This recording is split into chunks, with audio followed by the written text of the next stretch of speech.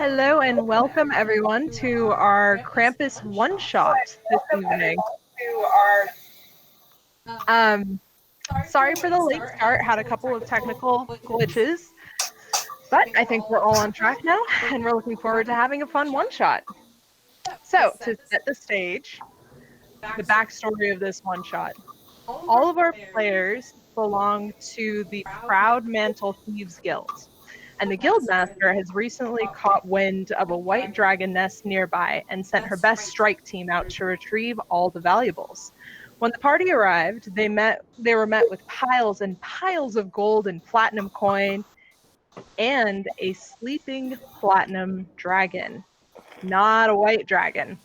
Platinum dragons are known to be goodly entities, but the lure of vast riches and treasure were too great for the party, and they took everything from the dragon and actually ended up smashing some eggs on the way home. So, as they made their way back to home base, returning with the greatest haul anyone had ever seen, they were met with festivities and celebration and halls of fine dining, and all of their guildmates were clapping them on their back.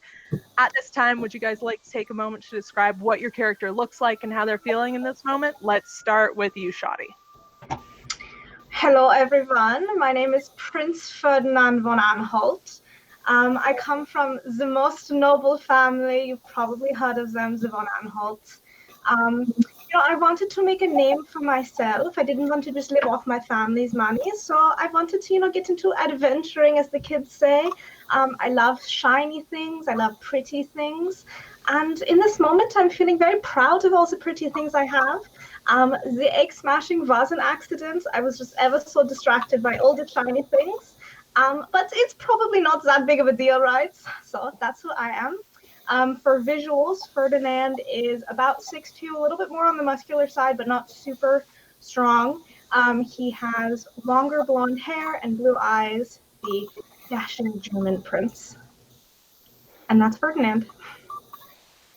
And Ferdinand is followed closely by a much shorter kobold. Cunningham, would you like to describe your character? I will be playing Nomrithorax the Resplendent. He's a kobold, about average size for a kobold, but is covered in a variety of old and aging paints in the various chromatic colors of the various dragons, because Nomrithorax is definitely actually a dragon and not actually a kobold whatsoever. So, with the adventure to take the treasure from the Platinum Dragon, Nomrithorax definitely destroyed the eggs on purpose, because that's what you do with rival eggs.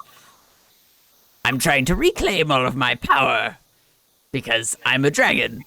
Totally a dragon. Terrible adventurers took all of my powers, and I'm trying to reclaim them back. And towering over Nomrithorax, we have a large orc. Crystal, would you like to describe your character? So we have a beastly half-orc who has a reputation for being a monstrous homestead devourer. He's seeking to add more scars to his body. He is quite tall, with black hair, yellowed eyes, and gray ashen skin.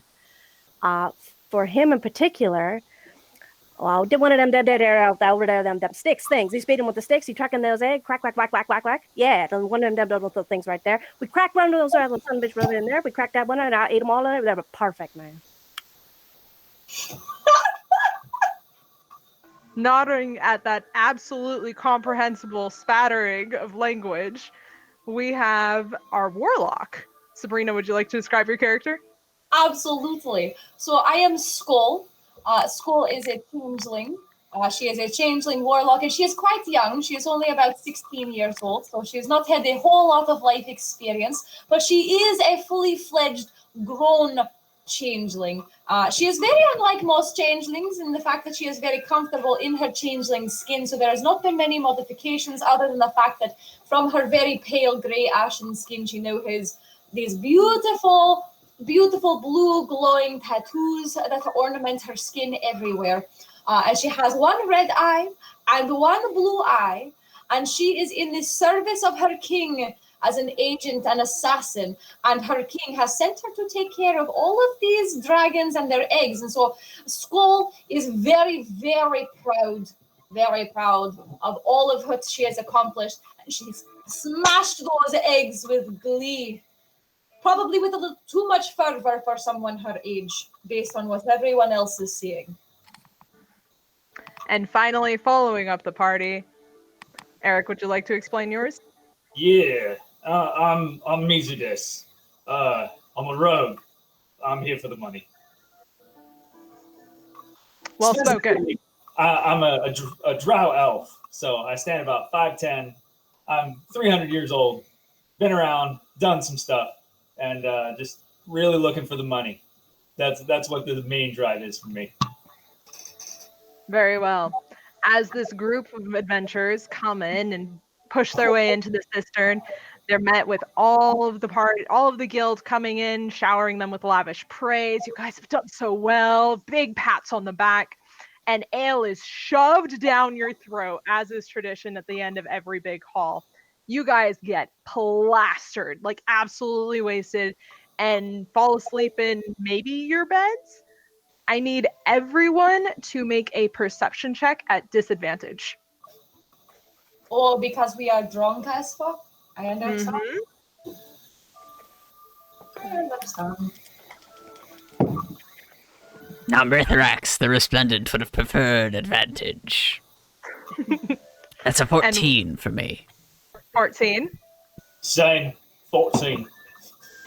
Okay. That would be a 17 for Skull. 17, okay. Which I'm very impressed with this roll, as I have no modifier. All right. What else do we have?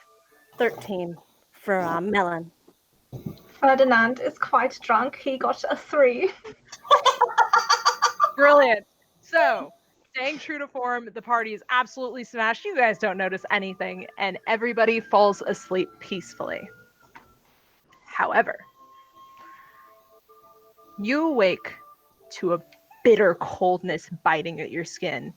You look around you, and all you can make out is a grayish horizon line that seems to be getting taller. As you kind of are like forcing your body, like wake up out of the drunken stupor, it hits you. You are sinking. You guys are being dragged down somehow. I need everybody to make a strength saving throw.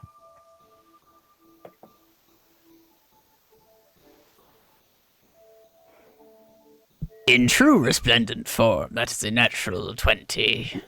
Ooh, total? 21. Okay. Oh. Skull is feeling the weight of how tiny she is and has only rolled an 11. Okay. Almost really drunk, because that was a 13. 13. Melon? But I was dying on when I got on 24. 24. Okay, so Melon, you are able to push your hands down into deep snow, but pull out from the force that's pulling you down. And looking up, you kind of shake yourself off. I'll resolve you in just a second. But you do see your other party members lying around you being pulled into the snow. And Ferdinand, what are we looking at? Ferdinand got a 10. Alrighty. So everybody that failed the strength saving throw, you guys drop an additional 6 inches into the snow. Everybody make another strength saving throw. And Melon, if you wish, you can assist one member. Who is Melon closest to? At this moment, let's roll for it, actually. We have enough players that this makes sense. So I'm going to roll a d6, and that will represent, actually, d4, because that's perfect. We have 4 other players. Okay, you are closest to Ferdinand right now. So, Melon on that area, you can't go lay down there. You gotta reach on over and go bop. Okay, so Ferdinand, you can roll with advantage. Rax would like to know, did he also fail at 21? Yes. 24. 24, that's a success. Unfortunately, School has rolled even lower, and School has rolled a 10. Okay, so Skull drops a full foot now into the snow and is starting to be swallowed up and held down further. You hear But- her shout out, "It is colder than a witch's teeth." Okay, Ferdinand, with advantage, what'd you get? With advantage, I got a 19. Okay, the DC is a little bit lower because someone's helping you, so that's enough to get you out of the snow. So right now we've God got bless 3. you, my friend. So now we've got 3 out, and we've got 2 sinking in. Nomritharax demands help from the mortals. How are you going to do that? Go ahead and roleplay it up. Mortals, help! As you see a little kobold arm shoot through the snow and waving Please frantically. understand, I can only get 21.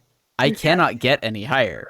If it is any consolation, I can only get a 19 myself. Both of them are going to die. Who am I closest to? Yeah, Melon's gonna ask the same thing as he drags out. Okay, so Melon would be closest to Nom, and Mazud, you'd be closest to Skull. So you guys can absolutely help out. Reach down and grab onto that hand that I can see, or whatever that I can see, just grab and start to yank out. Okay, go ahead and roll with advantage.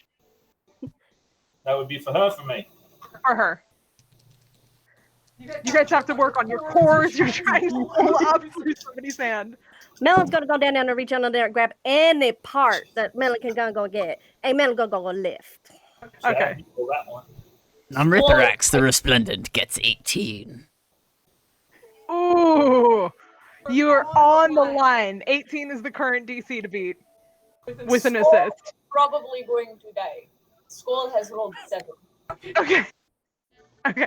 So you're trying. Okay. So Nom, you're able to feel a familiar arm grab around your torso and yank you out of the snow. It feels wet and cold, and you're happy to be able to draw breath again. Ah, I'm just drunk.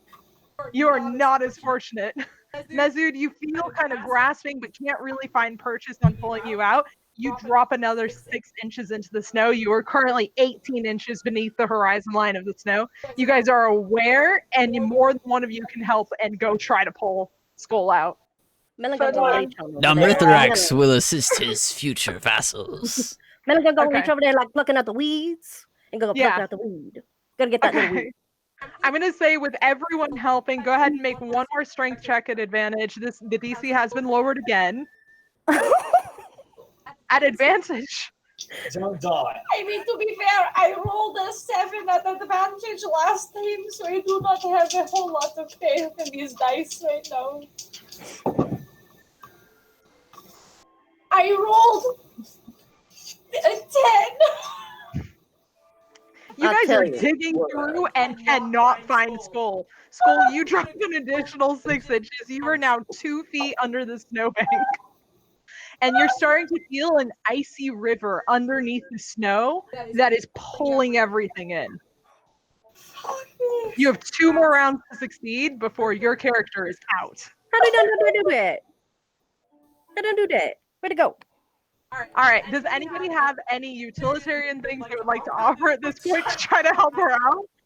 Ferdinand has his beautiful walking cane that can transport into his quarterstaff. He's going to unflick it in a fancy way and stick it in the snow to find her.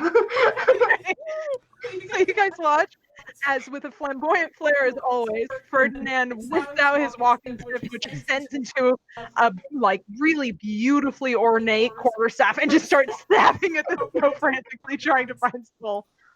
At some point, you should hear a very loud "oh" through the snow. I found her. She's down there. Stomach. Okay. I would say you have about 6 seconds to do that. Go ahead and roll an investigation check. Because you're checking around with your stick. So let's see if you can find her. Nomritharax will throw in some rope. Okay. You're just throwing rope at snow? Throw it to my future vassal to help them get out of the snow. Okay. You can't see them right now. Are they buried in the snow, or is there Yeah, the snow moved over moved? them. I did not realize the snow moved. I thought there was just a hole. We're at 2 feet, so right? you are sneaking in. She's 2 feet beneath the snowbank right now. The snow is covered over her. That's why Ferdinand is stabbing around with his quarterstaff. So Ferdinand did get a 19. 19. Okay, you definitely made contact. You're like, found her. Okay, so with that, what do you guys want to do? So Melon's gonna come on over and start digging Okay. repeatedly, going, "Dang, I'll wear the whippersnapper over here, and I got him through in there, so I'm gonna beat their ass." Okay. When I feel the staff make contact, may I attempt to grab? Yeah, you can grab it. Okay, I need you to make one last strength saving throw. You do have advantage. The DC is 10. For the love of God, please make it. The pressure.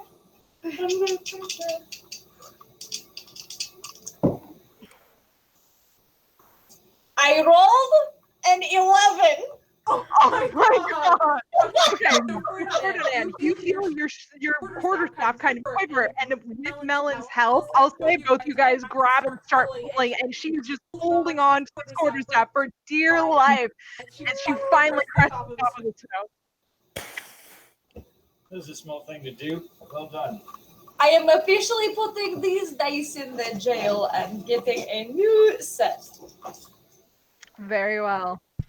So, as you guys are now all out on your feet, looking around, it's a blizzard. There is heavy snowfall and wind moving at kind of a diagonal angle. It's really difficult to see any more than 20 feet in front of you.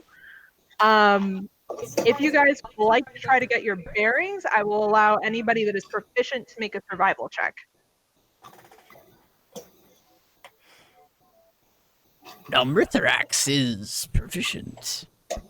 A dragon knows the world. I'm about as useful as a polar bear in a snowstorm right now. But not for everyone. That's 7. Skull is not helpful in this department. All right. Melon got choices in survival. Melon can do that about survival check to do so. Let Melon do survival. Yeah, go ahead. Melon, take our survival check. Melon gonna give it a 25. All right. So, Melon, you're reading this area around you. Something feels off. Something feels not quite typical or normal. You spent most of your time on the material plane, and while the weather moves and kind of falls, there's something, it's like a slight miss. Almost seems like a near facsimile. You're not sure where you are, but you know to follow your nose, and your nose is telling you to go north. Hey, y'all, brother, go right there. No, right here. Hey, later, you doing anything out there? You do this? No? Oh. What? Melon, you are Mithrax's top vassal. We're gonna go around there north here. Lead the way. We're gonna go to all freeze, and we all gonna move on over here. Let it go. North. We are going north. Okay, perfect. Where is north? That way. Apparently it's that way. Thank you. You know, dang old people not know what is north, and we're north. We're north. We're north. Skull is starting to think of you as a pet. We're gonna head Very north. lovely pet. All right, so it sounds like everybody's heading north, yeah? Yes. Following along. All right. So I need everyone. Actually, as you guys are pressing north, it is blistering cold. You were not dressed for snow when you went to sleep. I need everybody to make a Constitution saving throw, please. Our DC that we're looking for is 10. Not off too good start myself. Nothing beats a dragon's constitution of 16. All right, 16. Very nice. Man, I'm gonna go that there to 14 though. 14. Melon, you feel the chill, but you can shake it off. You've been through worse. Skull may need to put more dice in jail. I have rolled a 4. Okay, so Skull, this cold is pushing into the very essence of who you are. You are trying your hardest to keep your energy up and push through it, but you do take a point of exhaustion. Oh no. I've got 9. A 9, same thing. You're trying to push through it, but it's just biting at you, and it's taking so much energy to keep your own heat up. You take a point of exhaustion as well. Nomritharax, in all of his draconic cleverness, will use prestidigitation to warm his own clothing. Nomritharax is being an asshole and warming up his own clothes and carving his way through the snow in this little trudge. The snow bank is up to Nomritharax's hips. Like, this is deep snow. But you can see the snow starts melting ever so slightly around Nomritharax as he pushes forward. This is Constitution, yeah? Yeah, Constitution saving throw, please. Okay, so Ferdinand doesn't do well in the cold. He got to 5. Ferdinand, it is hurting you. Princes are not supposed to be left alone in blizzards. You are irate, and you take a point of exhaustion. You are now tired. This is so cold, stupid little lizard, keeping himself warm, not thinking about the prince. Did you say this out loud, or? In hushed tones to myself. Nomritharax, you may make a perception. What is your passive perception? Nom. What's your passive? 16. Were you trying to be stealthy? I mean, not necessarily. I don't think about the repercussions of my actions. Okay, I'm gonna say you probably heard that because you guys are traveling in close proximity. It's up to you how you would like to resolve that in RP. Skull decides to chime in as well and mentions, it is cold again as a witch's teeth, as I mentioned before, and no one is helping us. I am so small. You see, I have no warmth of fat on these bones. I am cold too. Nomritharax has heard your pleas. Let it be known, Nomritharax the Resplendent is generous. I will also cast Prestidigitation to warm 1 cubic foot of their clothing for the next hour. What cubic foot are you selecting for each person? Ooh.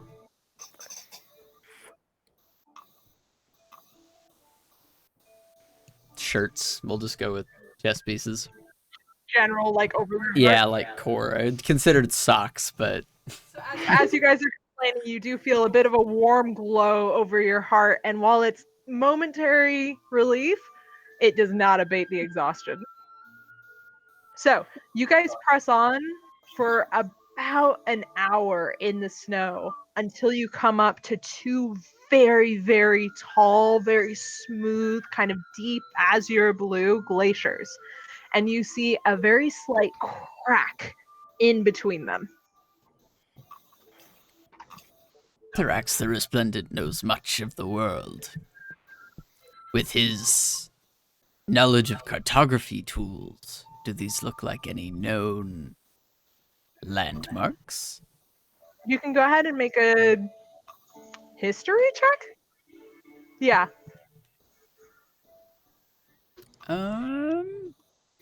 22.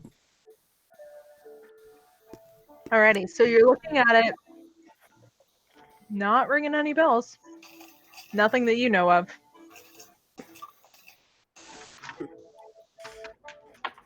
Nomritharax the Resplendent does not know this place. Be careful. How do we know to get here? In my vast princely knowledge, I would also like, should I make some kind of investigation or a history check? To see if you know anything about this glacier? Yeah. You can go ahead and make a history check. Okay. Nobody don't want Melon to do that. Nobody want down or do that. Melon That is Got going to be a 25. 25! That was the DC you needed. You remember reading about this glacier, this in a child's storybook of all places. And it is said to be the mouth to the cave of Krampus. Stein. Okay.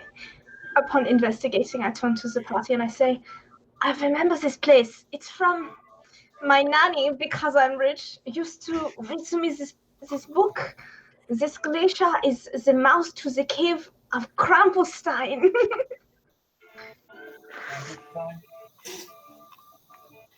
Bloody No, hell is that? Since she has said the name out loud, does the name ring any bells for the rest of us?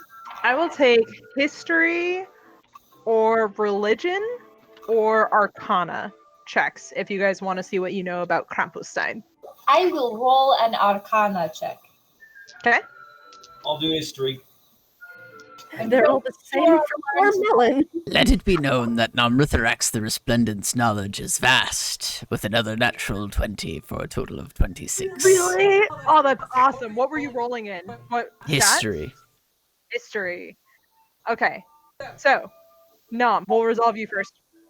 So, you know about Krampus. Namritharax the Resplendent. Not Nom. Namritharax. Not Nom. Not Nom. Namritharax the Resplendent. Namritharax the Resplendent. You know about Krampus. You've heard many, many legends about Krampus being Krampusstein being an evil counterpart to Santa Clausstein. And you know that anyone that causes great offense or trespasses, specifically around the time of the winter solstice, will be punished by Krampusstein. Thinking back to what your party had just done, you're realizing that you may have been taken into his realm while you were drunk. This is why you do not trust those metallic dragons, crafty things. They will curse you with Krampusstein.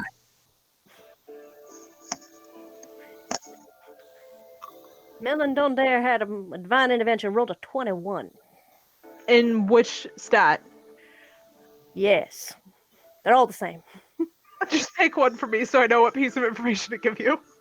I'm a done a religion thing. Mama taught me a Religion. thing. Okay, so with your deepened understanding, apparently, of religion, you know a couple of the things to kind of keep an eye out for with Krampus, but you also know that once Krampus kind of takes people, he doesn't tend to give them back or give them up easily, and people are usually entrapped and imprisoned in his realm. Just don't know you're not good. They're not good. Men done. School has rolled a 14 in arcana. You've heard of Krampus like once. Krampus maybe twice. You're not even sure if they're the same person. At They this are. point, I am only 16. I have not had many moons to discover life. All right. Any other rolls, or were the others very low? Children's stories are certainly no match for a fearsome dragon and his Not know anything. vassals. And Ferdinand? Ferdinand chooses to ignore that. He loved his nanny and his children's stories. All right. It is up to you. What would you guys like to do? You are currently standing, I will say, about 60 feet away from the glacier, so you don't quite know if the crack is big enough to be able to pass through yet.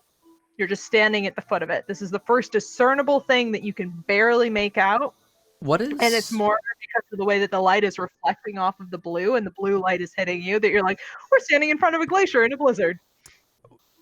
So, just to clarify, kind of environment. Are we in like direct sunlight? Are we in shade? Is it kind of covered You're because of the in blizzard? Blizzard. Okay, so like kind of dark. Yeah. Okay, just wanted to be You've sure. got between 20 to 40 feet of visibility at any given gust. And again, the way you can tell that you've arrived at something is from a like very, very kind of like hard to see shadow outline and a blue light that's being reflected back on you. Understood. Understood. So, not bright light. No. Excellent. Skull has decided to do two things. One, she is going to muse out loud, asking absent-mindedly to the air whether or not this Krampusstein it would please or displease my King Dwendal. And then secondly, she is going to use Mage Hand as a cantrip that she has to go out and touch the edges of this crack from top to bottom on each side. Yeah, you go feel that crack. Okay. So you guys watch Skull press on into the blizzard and lose visual I'm so honor. sorry. Yeah, it is Skull. Skull. No. It is Skull. I don't have enough life for this. Skull. So you guys watch as Skull, you lose line of sight on Skull completely. So Skull, I will resolve you in a minute. Is anybody following? But I did not go anywhere. You said you wanted to touch it. You're currently I 60. Mage Hand. Oh, does Mage Hand go 60 feet? Because I think you need to see where you're putting Mage Hand. 30 It goes feet. 30 feet, so I will 30 move feet. closer. Okay. Still lose line of sight on you. Okay, Because remember, line of sight is 20 to 40, so you're pressing on alone into the blizzard. gotcha. Umbritharax the Resplendent says we push on together. Melon's gonna growl angrily as it watches the little one that just had to be dug out walk on by her lonesome self down in that little crack right over there in the middle of the wall. Walk in the direction. Ferdinand? Ferdinand would like to quickly follow behind. He doesn't want to get left outside in the cold. Okay. Yeah, I'm going to follow along, and it's Mizudez. Mezudez? Mizudez. Mizudez. All right. I just keep reading it as my Zoods, because it's like my dude. Anyway, so, Skull, as you press on forward, you kind of are making your way with your mage hand, concentrating on keeping it up. You do feel the glacier wall eventually, and you notice as you get, I'd say about 20 feet away from it, it suddenly starts getting a lot lighter. And you get kind of excited. You're like, I found the way out! What do you want to do? I am going to very brazenly and rashly shout loudly to my party because unfortunately I am only 16 and I am not very learned or wise in this world. So I'm going to shout to my group, I believe I have found a way out, and I'm going to keep going. Okay. So you guys hear that. Would you like to quicken your pace or proceed stealthily? Give me a little bit of insight as to how you want to actually roleplay this. This only cleared up for her, just to be clear. As It's not super cleared up for us yet. kind of get to her point, it starts clearing up for you too. Okay. Am I remembering anything else based on my childhood story about like the way out or like how to get through at all? No. Okay. Nothing for Umbritharax either. No Not a escape. lot has been documented about this, unfortunately. Okay. Taking a look Melon around, what do we the religion see? or no? Sorry. Melon, then Nom. I was just asking, did Melon get anything based off the religion memory? Or nothing really? You understood from the religion base that this is kind of like a fear-based scenario, and there's not an easy and clear solution to get out of it. You don't know of anyone that has gotten out of it. Numrithrax, the Resplendent. My question was, do we see anything kind of standing out? Any runes, any carvings, any other beings? As you kind of approach Yeah. it? So as you guys keep pushing on and kind of break through the blizzard bank, about 20-foot radius of the glacier is pretty clear vision, and you guys can see there's a pretty solid crack in the glacier that almost all the way up to the top of it, and this glacier is probably like 80 to 120 feet tall, just eyeballing it. Like, this thing is huge. It looks like you may be able to slip it there. But you do not see any creatures, to answer your question, at the moment. You don't see anybody standing out. I am still using my mage hand to touch the crack before I go through it. Okay. So as your mage hand kind of caresses the crack, it slides down like you're petting a glacier.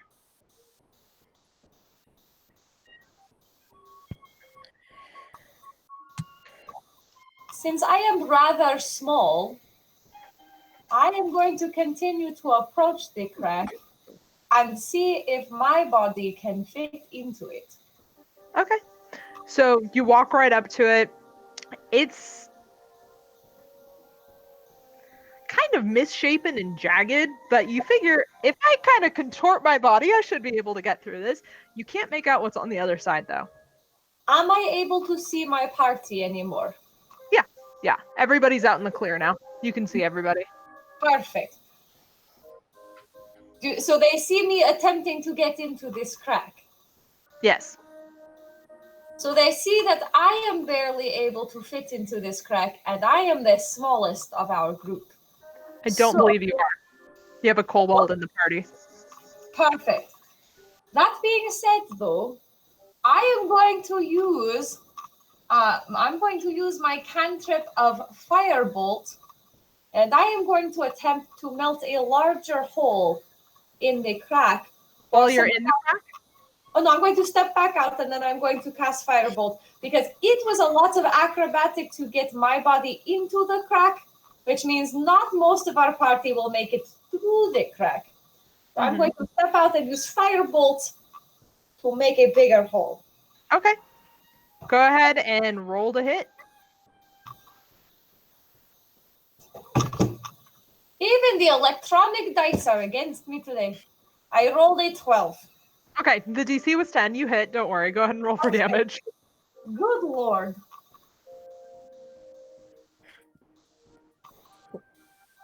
That is going to be 12 points of fire damage. Okay, so you guys watch as Skull kind of takes a moment and conjures up this flame and shoots it forward. It has a concussive force and a burning force with it. So it does kind of soften the ice and blows off a chunk of it. Looks like deeper into the cavern. What are your guys' passive perceptions? Is anybody above a 16? I have 17. Okay, so Melon, you hear kind of a... but it takes a few seconds. Like, it's not like an instant, like, oh, this just fell down a hallway. It's like a pause, like it's soaring, and then kind of fades off. I'm here, bang, bang, bang, bang, bang, bang, bang, but no, now, right in a minute, we're going to take a second or two, and then we're going to go. Has anybody got subtitles? You keep speaking, and I do not understand what you are saying. I think what our master friend has said is that they heard something deep within the crack bang around and fall to the ground. Is that correct, my friend? They got intelligence over there. The smart one over there. We'll save you first. I will take that as a yes. So Skull's first shot was about chest height for her, so around 5 feet above the ground. But I would like to continue to make more, because I know there are people taller than myself in this party. Okay. How long do you want to spend chucking fire at it before you guys go in? I am going to make at least 2 more shots, one at head height for everyone else, and one at like lower pelvic region.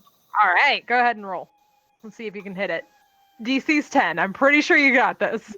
Yes, this time I have rolled a total 20. Perfect. And go ahead and roll your other one, then we'll take total damage, and I can tell you how much of the iceberg you're chipping off. And then I rolled a 15. 15. Okay, perfect. So 2 other successful charges of the firebolt, one hitting it above, a little bit above, so about in the 6-foot-ish range, and the other one hitting closer to pelvic height. Can I get total damage? Total damage, I rolled 8 points and then 17 points, so 25. Alrighty. All fire damage specifically. So with that, you guys see the ice kind of melts off. The impact of the fire bolt itself does kind of take some of the ice and just crack it. As the last one hits, you guys hear this deafening snap and shatter. Instinctively, you guys all look up and see that the crack is almost finished hitting the top of the glacier. Skull says, "See ya!" and darts into the now larger tunnel. All right, go ahead and give me an athletics check to see if we can get you through this little crevice. Guys, I got a -1. This is gonna be fun because I'm also at disadvantage from exhaustion. Yep. A 15. All right, so 15. It takes a second, and you kind of rip off part of your shirt in the process, but you are able to slide through. I need you to make a dexterity saving throw. Okay.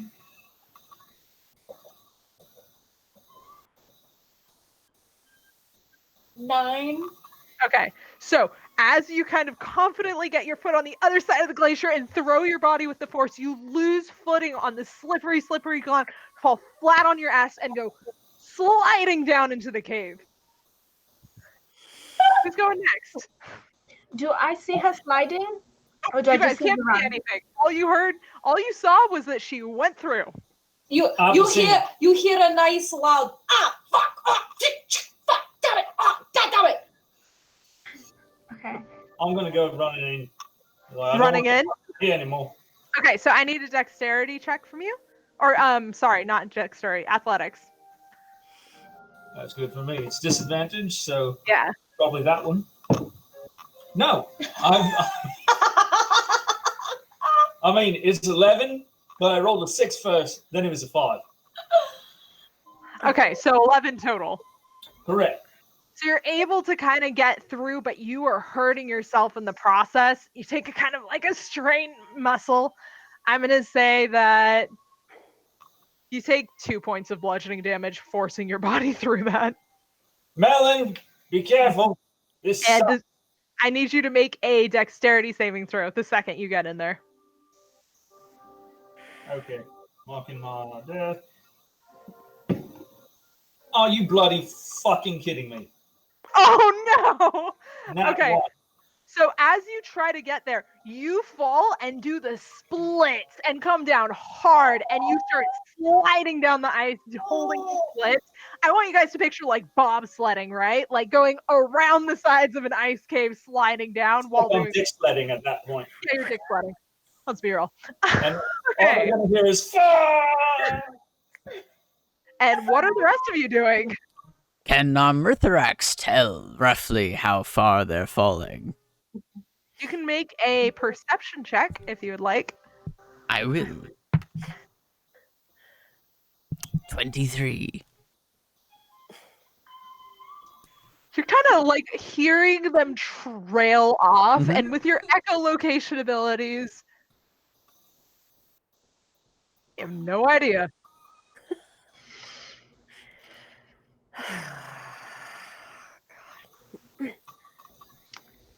Could be 10, could be hundreds of feet. So we don't hear any like landing. We just hear a slide. You just hear voices trailing. Got it. Okay. So there's no like at the end. Nope. Got it. All right. So it's not really helpful. Not yet, anyway. Okay. Mrithrax the Resplendent, in another display of generosity, will take a moment to attempt to melt down some more of the walls. Well, we'll attempt to do so with prestidigitation. What property of prestidigitation are you trying to use to melt ice? Chill, warm, or flavor 1 cubic foot of non-living material. So I'm trying to warm it. Okay. At your height? You can reach up a little. Make it a little bit more of a space is the goal. Okay. Okay. You can do that, sure. Cool. Warm. Yeah. So Definitely not chilling it and definitely not flavoring it. you watch a couple drops of precipitation start forming on the outside of the ice and start slowly trickling down. It's sweaty. Did it make any appreciable difference? No. Got it. Have a sweaty ice cube in front of you. Got it. It's a cantrip. I cannot give you that much power to cantrip. So Ferdinand would like to approach the opening and see if is it a flat, like walking through, or is it like a slide, like he can see it's a sliding down? Can't see anything. Can't see anything. Okay. It's pretty dark in there. He would like to walk forward and kind of just like, oh no. Okay, so you're gonna try to push yourself. All right, go ahead and make an athletics check for me. Okay, at disadvantage, right, because of the exhaustion? Yes. Okay. And Mrithrax, I will say, when you walked up to go sweat the ice, it's a clear walk for you. The earth bends for Mrithrax the Resplendent. It knows its place. You're very small. Apparently, Ferdinand von Anhalt was quite distracted by the dragon's comment and got a 5, so that was not a good athletics check. Okay, so you are stuck. You cannot move forward or backwards. You are currently in the middle of a crevice of a glacier. And as you're standing there, you feel a very subtle shifting of the glacier against your skin, like it's moving. Guys, I think half is falling. I feel it moving against my cheek. Do I keep going? Melon, at this time of watching everybody kind of and hearing that screaming going blah, blah, blah, down, blah, blah, blah, slapping on them crampons that he got in his pack. You got some crampons on his first feet. Gonna smash those right on there and gonna spike his. I'm gonna walk over there and hear the professor gonna go like movement. What? Oh, you gonna start pushing. You gotta push. Okay, go ahead and make a strength check for me. Wait, are you pushing the glacier or pushing me? I'm pushing you. Oh, be gentle with my clothes. They're so nice and pretty, please. Strength check, that would be Melon going down there 20. 20. All right, so you are able to push through. Ferdinand, I need you to make a sleight of hand check as you're trying desperately to protect the amulet around your neck as you are getting shoved through a glacier right now. Am I at disadvantage for this? Yeah, you're at disadvantage for all your abilities checks. You're exhausted. The disadvantage puts me at a 14. Okay, so you're able to kind of get up there and hold it, but you definitely see it, Melon. Like the second you came and started pushing, you see the hands kind of desperately go up to the neck and grab this gold chain that Ferdinand is always wearing. But Ferdinand, you get shoved through like a cork coming out of a bottle. And I need you to make a dexterity saving throw. Welcome.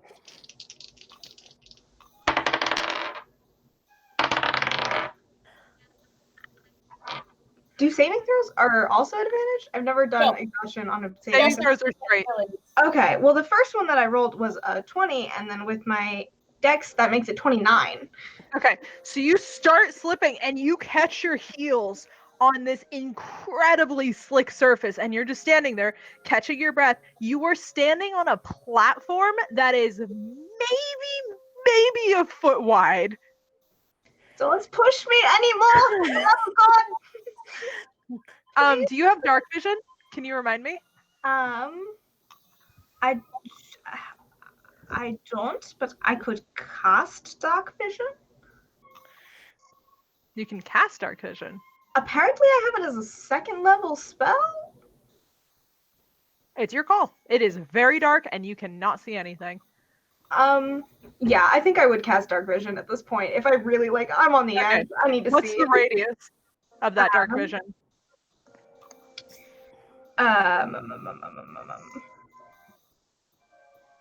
Range of 60 feet.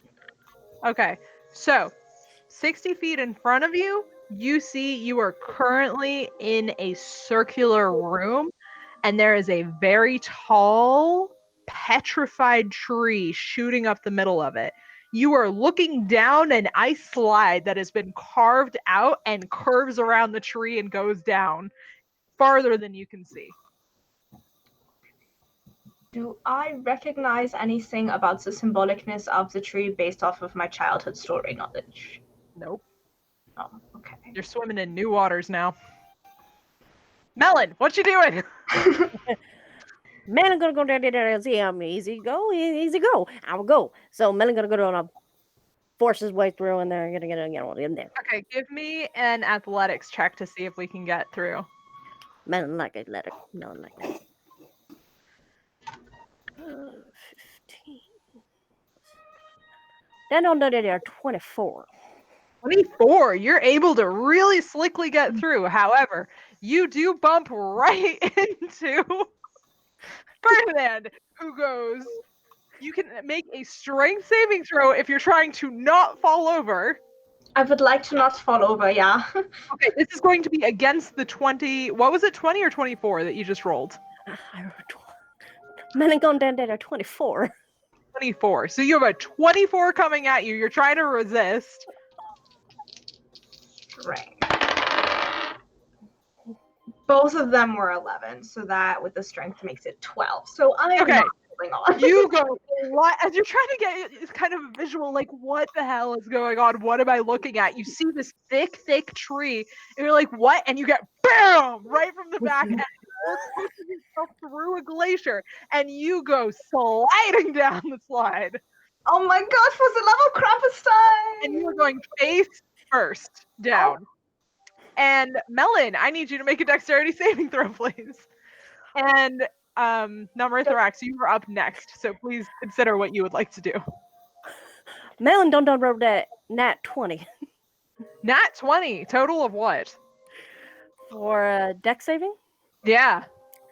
3 plus 3, so 23. All right, you're able to brace yourself on this very skinny piece.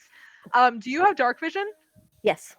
60 feet. How far? 60 feet. So you see the same exact scenario. You see a tree in front of you, you think. It doesn't look like a living tree, but a slide that is carved down that you've now hearing everyone kind of echo throughout this ice cylinder. You guys are all standing in various profanities and different dialects and languages. I'm also still wearing the crampons I slapped onto my boots too, just for that extra grip. Do I recognize the tree based off the religion check or no? Make another check for me. Make a nature check for me. Oh,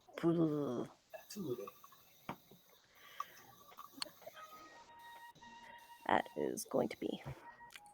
Then don't make that 15. 15. It's a tree. This is an ice tree. You know your tree. This isn't a beach tree. This is an ice tree. Oh. Tree. Where did that doctor go? Where did that man go? Slide down the slide. Oh. Do you want to go down the slide or do you want to wait for Numrithorax?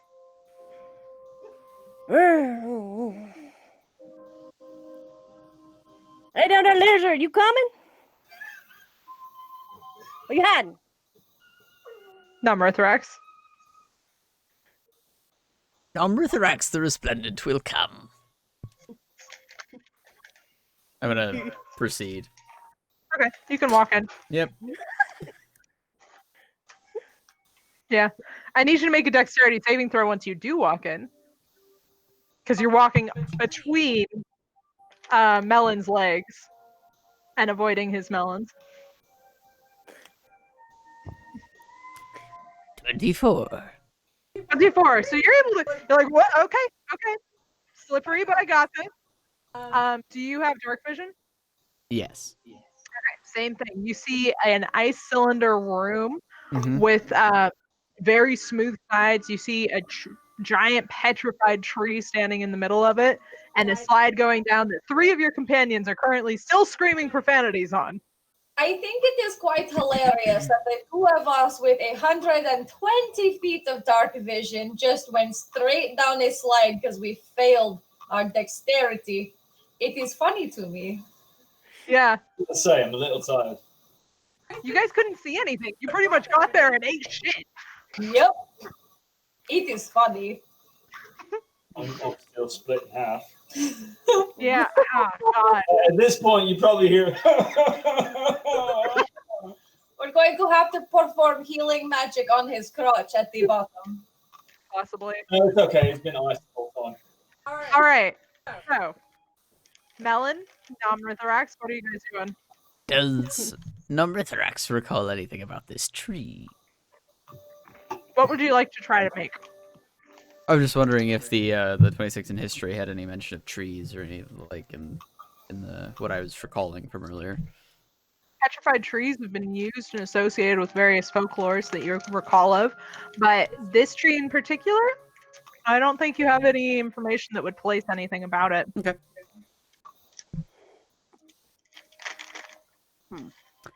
Ooh, actually, So you guys are just standing there chilling while everyone else is screaming and falling. I am an archaeologist. Of So course. my historical knowledge feature says I can correctly ascertain the original purpose and determine the builders. And I can determine any monetary value of art objects. Okay. It's a tree. Okay. No one built it. Okay. So it's just a petrified tree. If you're looking at the tree, yeah. It's not art. What Probably about be what worth about a lot. what about the ice slide? Does it look like it's constructed or natural? Ooh, make an investigation check. Okay. Natural. So, Melon, you watch as Nom 19. kind of like leans into it and starts inspecting the slide with his monocle. 19. Yes. Definitely looks like it was carved. Okay. By whom and for what purpose? You've never seen workmanship like this. It's almost like a completely different entity carved something like this or formed it by some magical or mechanical means. Okay. Fair enough. How valuable would it be? With a white fire? Priceless. Understood. One of a kind, truly. Melon, my top vassal. I believe we should continue and reconvene with the others.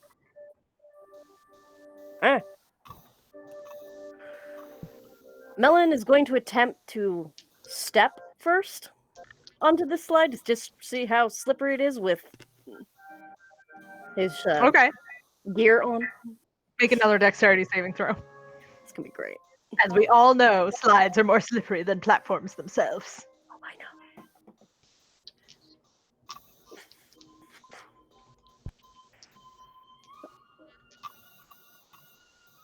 Advantage on dex saves that you can see. Well, not blinded. Oh, I have advantage.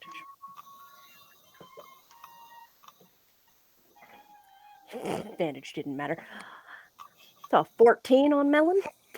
All flat on your ass and you were going for a ride. Not what you up to.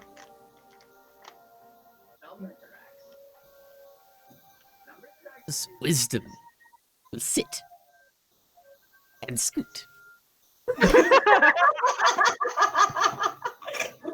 Man down over there, smart. Hey, you sit and scoot and go for a lovely cold straw. Okay, so whole party. You guys are sliding for 5, 10, 15, 20 minutes. Does this mean that our velocity is increasing as we You go? guys are at terminal velocity. I'm gonna be trying to slow myself down with these shoes, just a little bit. Go ahead and make a strength check for me if you want to do that. I'd like to unsplit myself. Yeah, that's fair. You absolutely can. You have enough control over your body to roll yourself back and forth. Numbrithrax will take his daggers and use them as guides. Okay. Now Number I'm correct done is now there. +20. It's a vibe. Now I'm done that I rolled that at 21. 21. So a couple times you're able to pump the brakes. You're like, too fast, and you put your feet out, and it kind of makes this screeching noise, and you feel the whole thing kind of quake a little bit as you do it, but you are able to slow down so you won't hit the bottom as hard as you could have. Am I noticing anything like on my passive, which is 17, like anything unusual about the area that I'm able to slow down in? Nothing. It's just a You're tube. still going as you're trying to occasionally like pump the brakes. Are you like actively okay? So for all my folks that have dark vision at this point, which I think is the entire party, what are you guys thinking? Are you trying to actively perceive anything in the ice? Are you trying to look at the tree?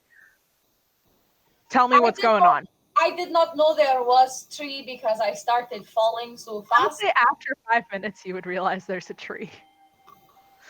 There's enough terror going on where you're like, well, I'm maxed out on adrenaline. What else is happening? For myself, since I am the first one down this slide, all I am looking for perception-wise is there a bottom? Is it coming? What do I do? I'm going very fast. Is there bottom right there? Am I going to die? You know, something along that. I will give you advantage when you do hit the bottom on a reaction to try to not fall or hit something at terminal velocity. So does that mean it will just be a blank roll since I am at disadvantage with my exhaustion? Yeah. Okay. If you were spending your entire slide actively trying to perceive the bottom, I will give you advantage on that. That is literally all Skull is thinking about because Skull cannot solve anything if Skull is dead. Got it. So, Mizudes is going to be looking for things to grab onto. If there's anything that he might be able to grab or use for leverage to slow him down. Okay, so reaching out, all you're getting is kind of like fistfuls of ice. I want you to like imagine like a bobsled, like perfectly carved, smooth ice bank that's sitting almost like 7 or 8 feet tall. So it's not like you can hold the top of it because you can't stand up. You're still just falling on your butt. So then at that point, I'd be like, well, fuck this. Pull out my daggers and try to... Okay, go ahead and make a strength check for me. Disadvantage. Just straight strength? Yeah. Because you're trying to jab it into the ice. I'd say that's straight strength. 11. 11. Okay, and with that, you kind of try to get it, but you can't quite get the right angle, and it keeps like sliding every time you get it. At one point, you think you got it, like on your 5th or 6th try, and you nicked a bit of your blade off, and you're like, mother... kind of getting frustrated. You're like, fine. At least it was my favorite one. All right, Ferdinand, what are you up to as you're sliding? So my first thought would be then the amulet. Is my amulet okay? And then to flip so I'm not on my face, like try and like roll around a bit, I guess. Okay. So now I'm on my butt, I presume. Just for clarification, just so I can see it with my mind's eye. Is it like the tunnels, like more like Matterhorn-esque, where it's like a singular thing, or is it more like funnel where we're like spinning in a circle and there's a tree in the middle, like we can see each other kind of?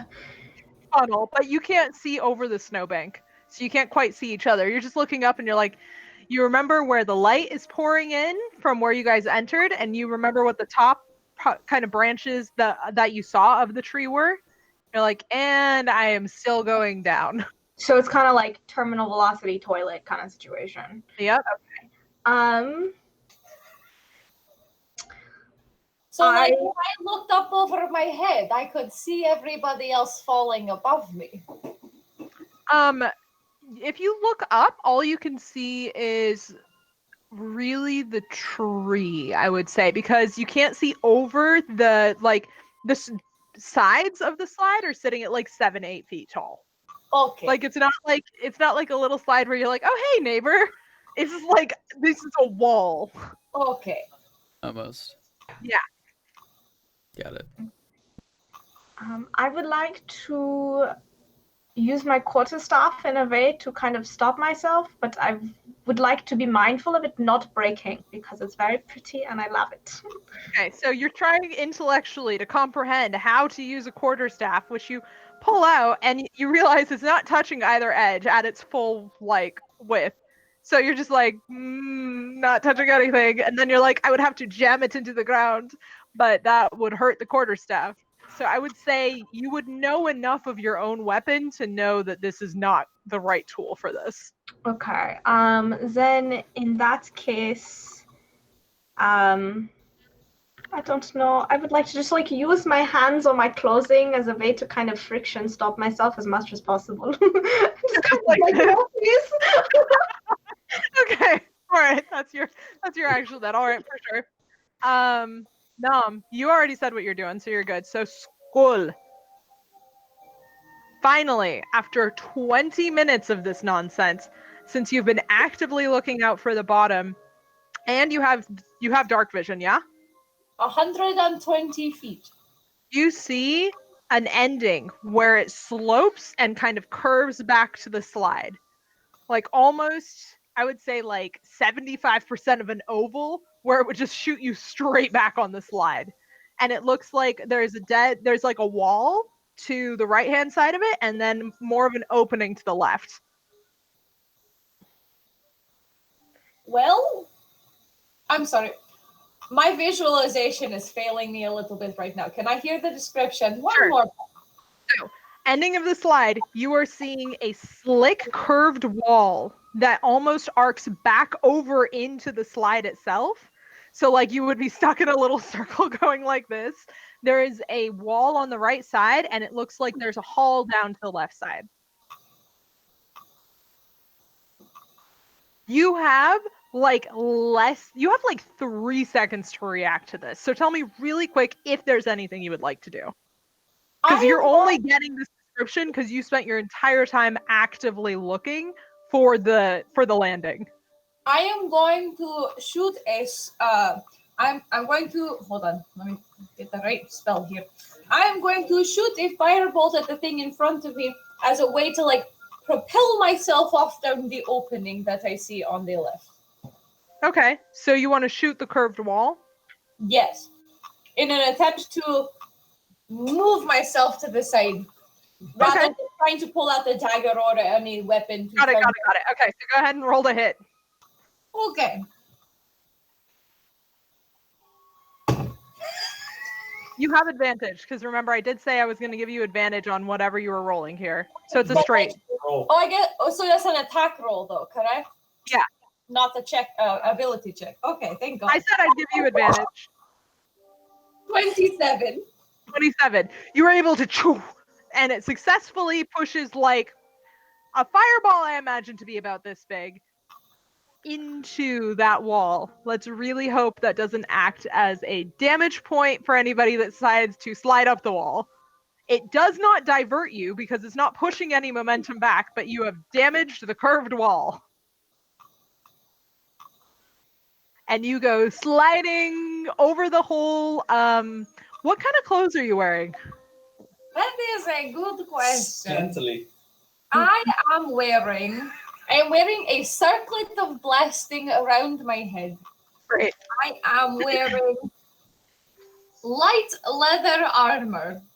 Light leather armor. Okay, so that has buckles and things. As you go over the hole, you feel your belt get nabbed into it and kind of yanked and snaps on your hip bone as you get like thrown back over, and eventually your momentum starts slowing at about the same time, I would say. Mizunes comes down the slide and starts going straight at it. You have 120 feet of dark vision too. You also have been trying to stop with your daggers, but you put them away. You're going full force into this. I need you guys to both roll me a d20. If you're within 3 of each other, 3 like numerically, you will hit.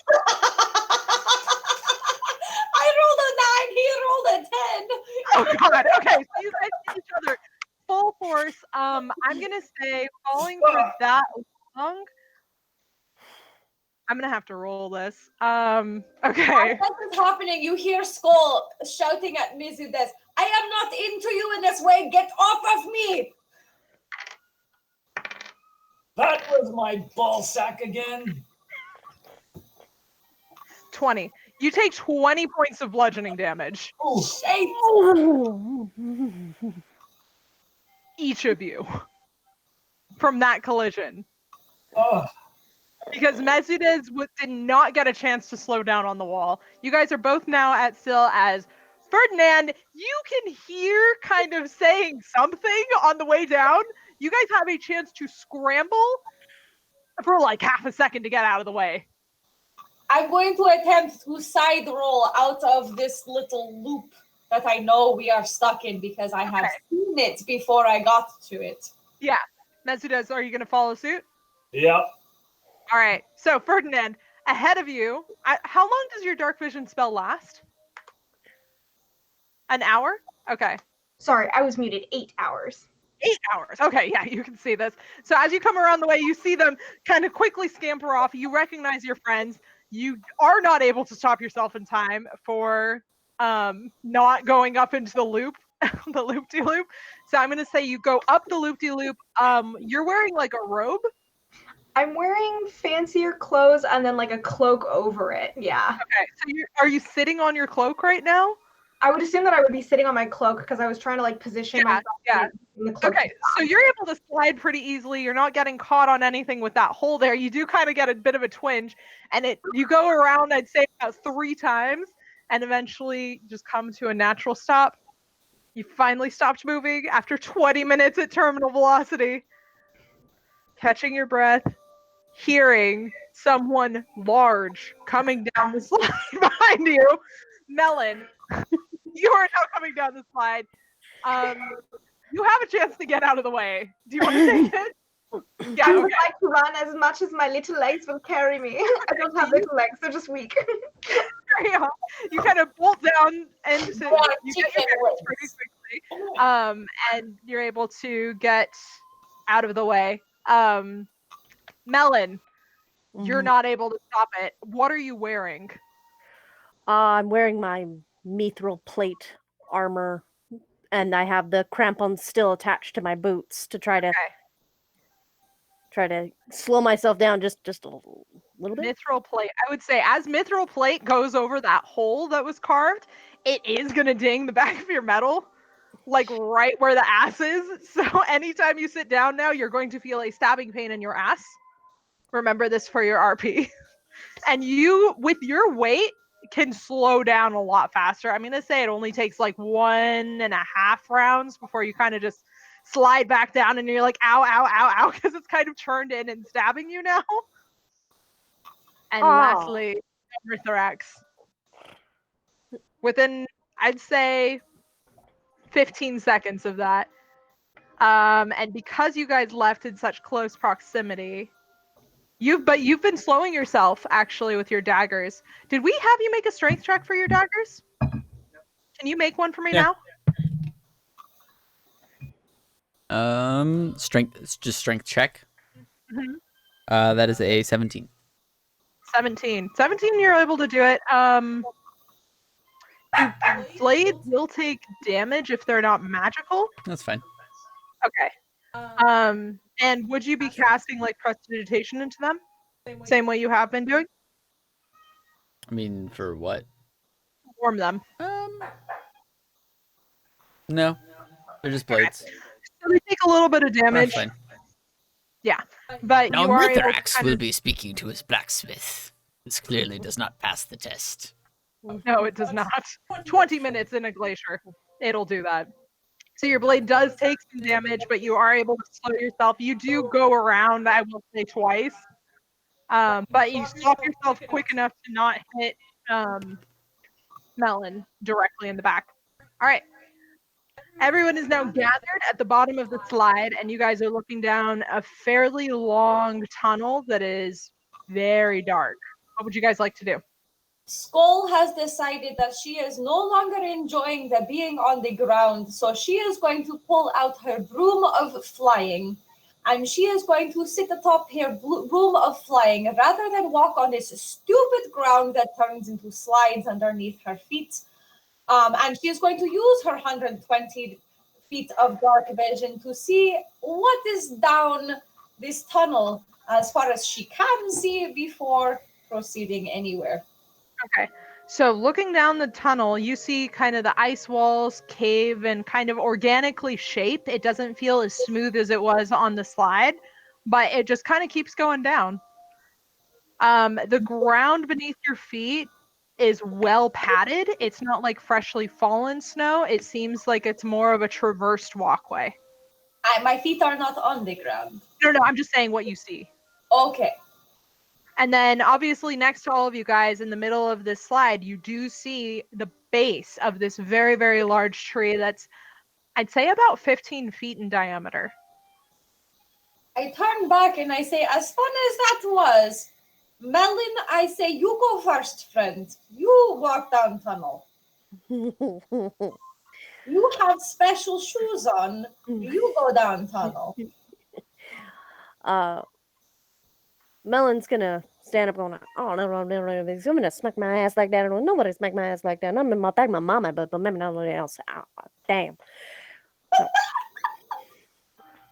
Oh, damn. So, Melon's gonna turn to the one on the broom going, what are you doing? What are you doing right now? Are you gonna be cleaning? What are you doing? Whatever. So I only have 60 feet. So obviously I can see the snow, I can see some of it. Yeah. It's pretty much So- the same versus 60 and 120 right now. It just keeps going. All right. I'm going to go a few feet and see what Melon's going to say, but Melon's getting really pissy at this point. Okay. Everybody else, what you doing? I'm going to be wallowing in pain for a few moments because that fucking hurt a lot. Fair. Numberthrax will continue forward cautiously, keeping pace. Okay. So we've got Skull on a broom. Nom is going forward cautiously. Mezudez is tending to himself. Melon is leading the charge. Ferdinand, what you doing? So I would like to. How far can I see down the tunnel with my 60 feet of dark vision? It's just 60 ongoing. feet. It's just ongoing tunnel. Okay. Yeah. And it's not slanted from what I can see, and it's pretty flat. Looks pretty level. Okay. I'm going to carefully walk forward, a little bit sore and very tired from everything. I want to have my quarterstaff out in case I can like feel something ahead of me because I cannot see that far. I guess like just being wary of things, I guess. Okay. Yeah. Cool. But just trudging on, yeah. Mezudez, I assume at some point you do catch up to the group. Once I realize I'm there by myself, like, fuck, might as well. Okay. As you guys are leaving, you hear a little, Melon. You hear a little kind of twig snap and a sharp inhale. Who don't dare do that? Who in here breaking things? Do what? What did we do? Who don't dare breaking things? What's going on? I didn't break anything. Did one of you break something? Don't like them chewing on it. What is going on? What is snapping? Snap. It is not my broom. It is in perfect condition. I do not know what you need. What Hey, get the balls! Do we hear anything as we're continuing on? Tell me what your passives are. 16. 17. 16. 12. 13. Melon caught it. Melon caught it. Melon's the only one that caught it. Was I able to tell if it was something I had done or if somebody behind me had done? Sounded like something behind you.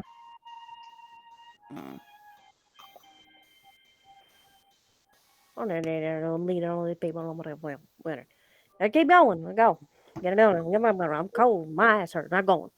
I'd like to try and take a look around to see if there's anything that I can see or hear smell. Okay. Go ahead and make a perception check. Are you looking forward or backwards? Backwards. Okay. Do you want to stop and like turn around? Just Because you guys are look. kind of. I'm sorry. This cavern is like 5 feet in diameter. So you guys are pretty like you can go side by side, but it's going to be really tight. Tight. So you guys are kind of single file right now, except for you're a kobold, you're tiny, you can do what Sure. you want. You're not going to stop the party if you stop walking. No, I'm They're not. just I'm gonna not walk planning on around. stopping walking. Just kind of look back, look forward, look around, like just trying to get a look at my surroundings. Okay. Perception. The 19. Sorry, say that again. The 19. 19.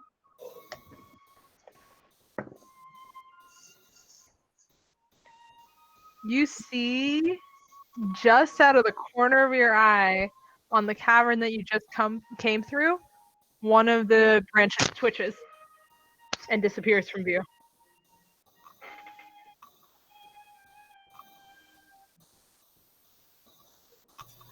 Vassals. Now Ritharax has noticed the tree might be moving. Keep a wary eye out. Question to the DM. Yeah. My mage hand that I brought out long before we went into the crack, is it still out? No. Mage Hand does not hold for that long. Okay. Then Skull would like to recall Mage Hand and have it float approximately 5 feet above and in front of her. Okay. Done. You guys see a kind of silvery, misty hand come and just hover in that area.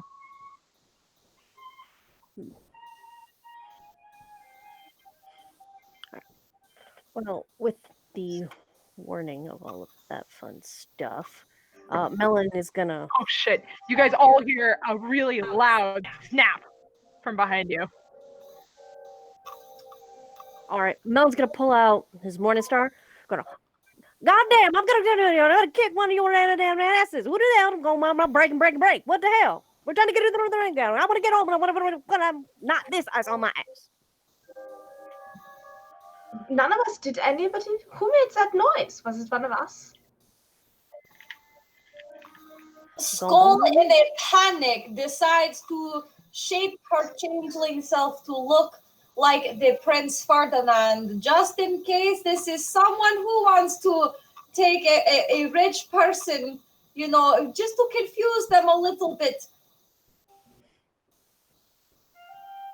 I'm very taken aback, but also very flattered. Wow, that's what I look like? Oh my god. But also, who is here? If none of us made the snapping noise, where did it come from?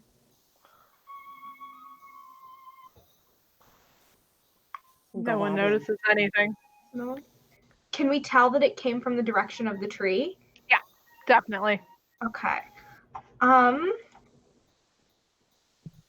Nomritharax is going to place a minor illusion behind Tell me the us. range of minor illusion.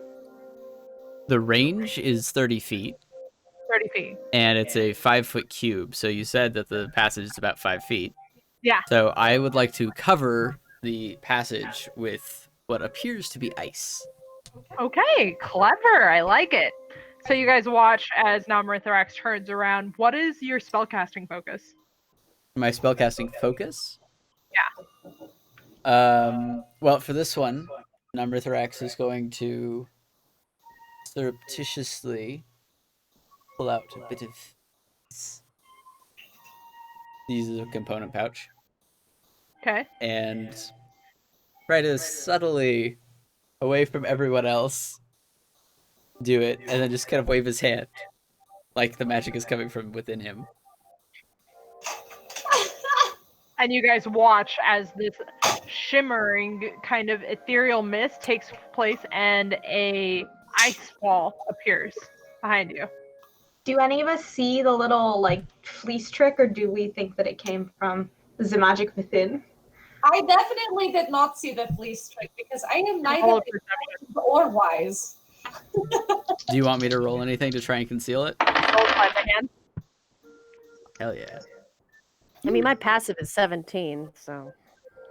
Okay, perception disadvantage is 9, but my passive is 12. My sleight of Let's see. hand was 28, so. You did not see it. No one saw it. You guys are all like, yeah, he's probably a dragon casting Wow. magic innately. I'm impressed. This is very nice. Nomritharax the Resplendent indeed. Thank you, my dragon friend. Tuck back the fleece. All right, and you guys press on I forward. have pulled the wool over their In eyes. Skull's slight fear of whatever sound happened, anytime she sees Prince Ferdinand even swipe hair to a different side of head, she is going to mimic. This is her scared face. She mimics Ferdinand in scared face. I'm gonna take this as the biggest compliment. I just think that like you want it to look like me because I'm beautiful. I don't register this as fear at all. I'm like, wow, oh my god, buy me a drink first, y'all. You do notice as you're watching Ferdinand's behavior that Ferdinand is very protective of a gold locket around his neck, and anytime kind of absentmindedly you catch him playing with it as you guys walk for about like 10 to 15 minutes further down this this very cold hallway. Is anybody producing any source of light? No, because I have 120 feet of dark vision. I have Okay. 60. Vision. So I Yeah, don't think it occurred dark to any of vision- us. Dark vision allows you guys to see easily in dimly lit areas. It does not give you the ability to see in pitch black areas, which as you guys press further into this cave, you very quickly realize that it is. So any perception checks in this light are going to be at disadvantage. Understood. Melon's gonna reach down into the back and go down and pull out that damn torch. Okay. And with that, all the disadvantage is dispelled. And you guys are able to see a lot easier. Mizudes is actually going to try to stay towards the back of the group and be as stealthful as possible. Okay. Go ahead and make a stealth check for me. And Nomritharax, I believe you were on mute when you said that. Can you repeat yourself? Yes, 22. Nomritharax the Resplendent will use his draconic magic to light that torch without mundane means. Okay. Prestidigitation. Got it. The torch should ignite as soon as you pull it out of your bag. I don't know. As- Thank you, little gecko. I don't know. As it does, kind of fades into the darkness behind and stays very stealthy in the back. Did you just call him a gecko? Well, I don't know what everybody about. When I think geckos over the back when I was growing up with my mom and mother, geckos were the yeah.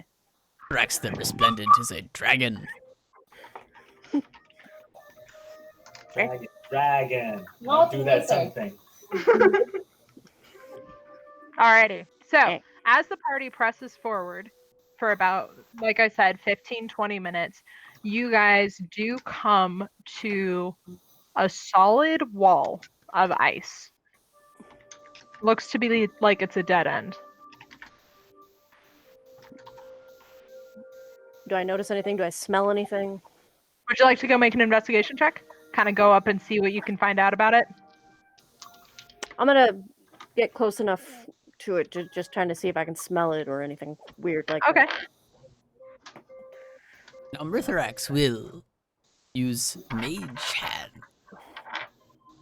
invisibly.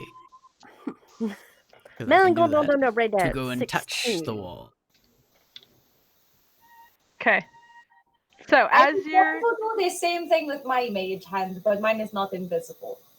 okay, so two mage hands go and touch the wall and elegantly stroke one visible, one invisible against another glacier. There's a lot of glacier petting going on with mage hands right now. As you get up closer to it, Melon, you do see that this has been etched before. It looks like the water is kind of slicked back over it and refrozen, but kind of deeper embedded into it. It looks like there's some carving in there. Like runes or words or anything in You're not particular? quite able to make it out, but something along those lines.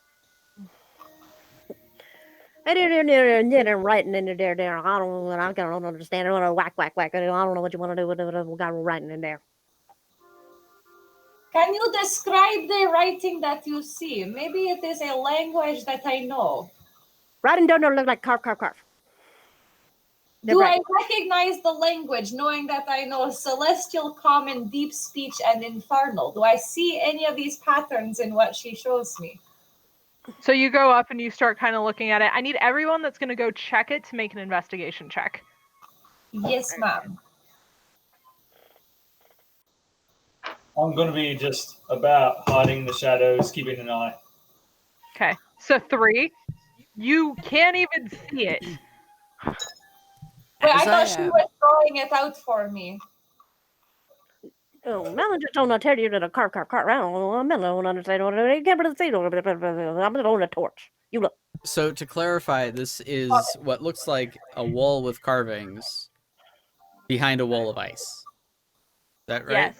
Okay, so it looks like Essentially. there's like a wall or something that's got carvings and language and script. It looks like where you ice guys know has- those little like clear things with like it's like a clear cube with like when it's lit from the right angle you can see like a little orca in the middle or like a little bear. It's like that.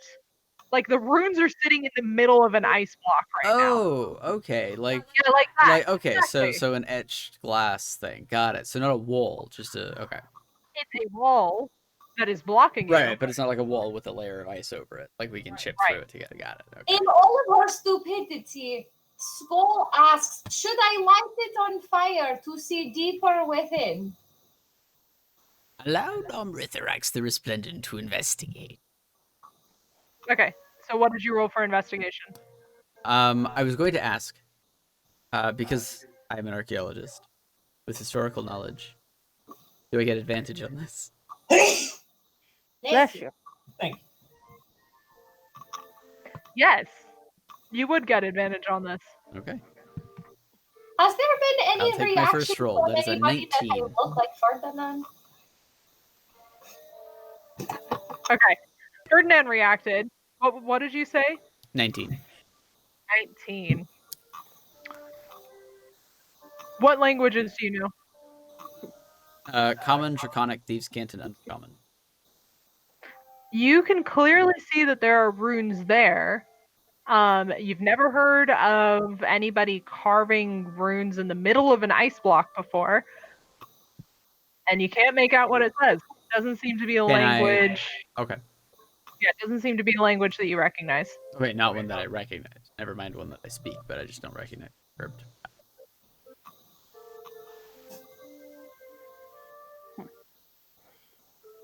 What do you think, Melon gonna take the torch and kind of just rub it on there, see if it does anything. Okay. You slowly see precipitation droplets starting to form the more you do that. Yeah. How long do you want to spend doing that? It's working.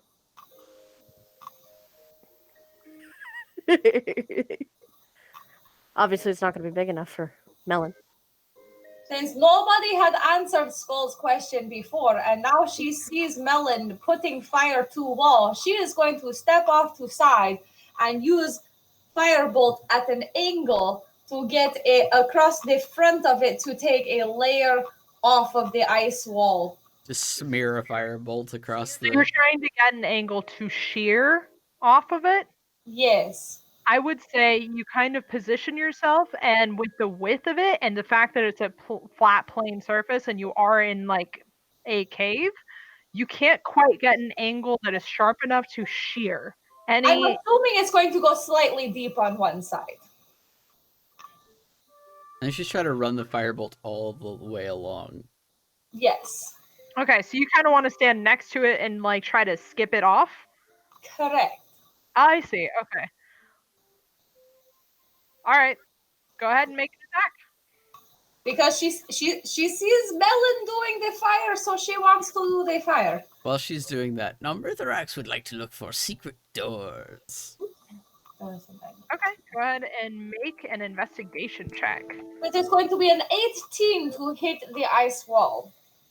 Okay, so You light your fire and shoot at it. And as she does, this huge frost wave shoots all of you guys about 10 feet back. I need everyone to make a dexterity saving throw.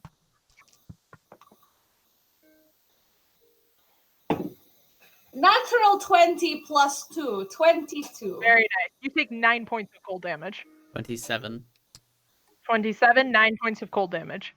14. 21. That's it. Both you guys take 9. 21. Everybody takes 9 points of cold damage from that. Sorry, and thank God we all survived. I'm not feeling too great, guys. How did you know to do that? How did you do that? The fleshy. So can we see, like, is it melted enough to where we can have a clear idea of the runes and writing that was underneath? Okay, so you want to go back up to the wall? Yeah, I want to go. So as you approach, you're unable to find the writing in the middle of the stone anymore. So was it burned off? Like it's just melted and gone? It's gone. Well, that was helpful. I I asked did the not see what dragon this- man. I asked the dragon man what he see. I get no answer, and I see fire, so I make fire. I did not. That's a wrong accent. I don't even know what's going on. I can't see anything. I switched to French. What's wrong with me? Dragon man, no, the magnificent. What did you see? Amrithrax the Resplendent saw runes suspended in the ice in a language I did not understand or recognize. Do you think you could draw them on paper? May I attempt to recall and record the runes? Yeah. Cool. I will attempt to do so. So you guys watch Mithrax kind of pulls out some parchment and some charcoal and starts etching. I'd say it's easy enough. You can recall it. You hold it up. Does anybody speak Primordial? Damn it, I almost took that one. No, I do not. It's not me. None of you guys know what it says. Nope. Okay. Is the wall thin enough to push through? Do you want to go try pushing the wall? Yeah, I want to see if it's easy to like push through, break through, get something. As you put your hand on it, the whole thing kind of fractures and collapses. Like what kind of collapsing? Like in shards? Like did it break from the point or just like? It seems like it just needed a little bit of activation, and now it shatters and falls. Can I see anything immediately behind it? More cave, More cave. more tunnel, more of the same. Well, if we don't know what the writing said, and it just looks like more cave, should we keep going? It's not like we can go back to the Amrithrax the Resplendent says yes. Then we keep going. At this point, I would like to take a torch out of my bag, also ask the dragon to light it, and then continue to go forward. Thank you, dragon. So you guys carry on for another 5 minutes, and you start seeing a light pouring in. Confident that you've reached the end of the cave, would you guys like to quicken your pace? What color is the light? White. White light. I've had enough knowledge of the outside where this is like, do I know that this is like snowy outside light, or this is something more artificial and fake? Make a nature check. Yeah, okay.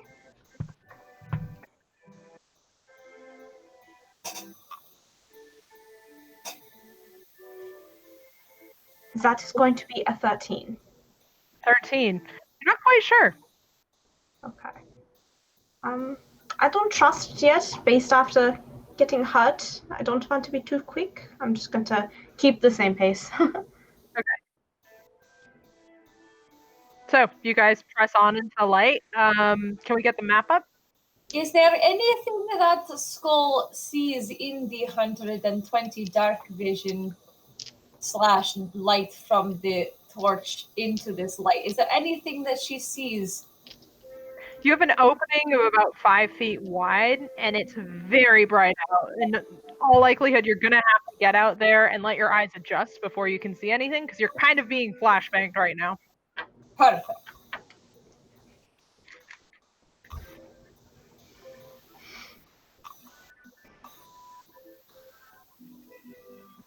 All right. So as the map comes up, I can start describing what you guys are seeing. Before you, you see a giant frost palace standing at about 100 feet tall with 2 large ice snow carved pillars in front of it.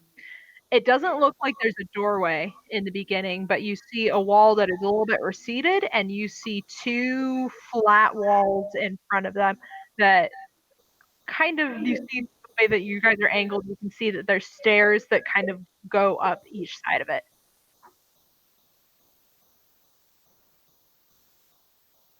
What would you like to do? On a side note, we are having some slight technical difficulties.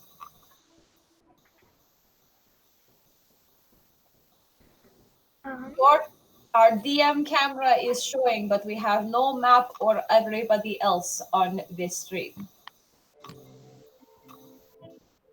How about now? Can you zoom in Everyone a little else bit? has popped up, waiting for map. There it is. Perfect. There's a little delay, so people know. Alrighty. So, that being said, what would you guys like to do? Are there any doorways that we can see from where we are after we've walked in? No. Currently, there are no doorways. Any good hiding places that I might be able to skulk behind? You see there's 2 kind of narrow passages that lead up the sides, but there's no like front door that opens up. While Skull has taken much damage and is probably hurting quite deeply, her pride and her teenage soul are very frustrated and does not want to show this to anybody. So she drops the facade of Prince Ferdinand and decides to look like Melon and push forward. Okay. So, moving forward, as you come to about here, you can very clearly see that there are 2 paths that you can lead. One of them, the one on the right-hand side of your character, seems to be a little bit in disrepair, and the one on the left-hand side seems to be better maintained. She tries to give her best emulation of Melon and goes, "Hey, good guys, everybody, you know should know that this go to the left." All right, do you guys follow suit? Yes. Melon's With gonna my come walking up and be like, I don't know, no sound like that. I know you don't understand like the, but go to I can't go to left. Why didn't you just say so? We're gonna go to the left. We're gonna go to the left. We're gonna go to the left. We're gonna go to the left. We're gonna move to the left. Don't gibberish. with my knowledge of all things fancy, like castles, would I know that the architecture, if staircases were leading to different sides? It's very fancy. It's very fancy. That's it. I have no other knowledge. Okay, this is great. In some I'm just gonna follow, yeah. In some places, it can mean that it's leading to 2 separate areas. In some places, it just means it's fancy and leading to one. You can get in there and find out. All right, I'm gonna follow the group up the left one then. Okay, cool. How And- much of this is it to the right? Mizudez and then Nom, please. Sorry. How much of a disrepair is the right-hand side? As you get closer, you are able to see that it's like somebody built a fortress out of snow and then it just kind of started like mushing. So it's like there's packed firm snow that you're like, this is a step I can step on, and then that is sludge that I don't know how deep it goes. And it's kind of like got dirty and gritty like texture to it. There's something like it's not, the snow isn't as clean. Okay. I'll go up the left then. Okay. So, as you guys press on, who is leading? I was going to pretend to lead, and then as soon as Melon gets close, I am going to do a quick little phew right behind Melon and let real Melon be in front. Okay. So, Melon, are you comfortable taking the lead? Yeah. Now I'm All right. gonna take the lead. But the steps are gonna bug the hell out of me. I'm gonna rub his derriere. Gonna be like, damn. Then my mama be like this. We gonna bang on my butt ass. Okay. So, Melon, Skull, then who? I will follow behind them. Ritharax will stay in the middle, flanked on all sides by his vassals. And then, Zudas, do you want to take up the rear? I'll be slowly stealthing up the rear. Okay. Go ahead and roll a stealth check for me. Now, Ritharax would also like to be stealthy. Okay. 24. So, I'm going to say since you guys are both stealthing, you're probably going to both stay in the back. Fair enough. So, you said 24, correct? I was 25. 25. Got it. And then, Numrathorax, what did you get for stealth? I got that is 27. 27. Very nice. Okay. So, confident as you press forward. Melon, you come around the corner and see an open kind of walkway. And as with two stairs that are running parallel leading up onto a taller platform, you see a fountain that is sitting in the middle with some sort of kind of creature in the middle of it. And as you step around the corner, you also see another being step out of the wall next to you. A creature made of the same wood of the tree that you had originally walked past has transported herself through the walls and is now standing there alongside you. And you see another one step out from behind the pillar. And I need you to roll for initiative. All of us or just Melon? All of you. Okay. Hang on, man.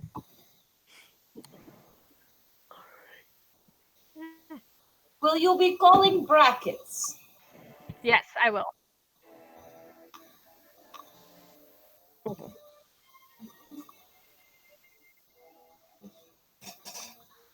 Alrighty.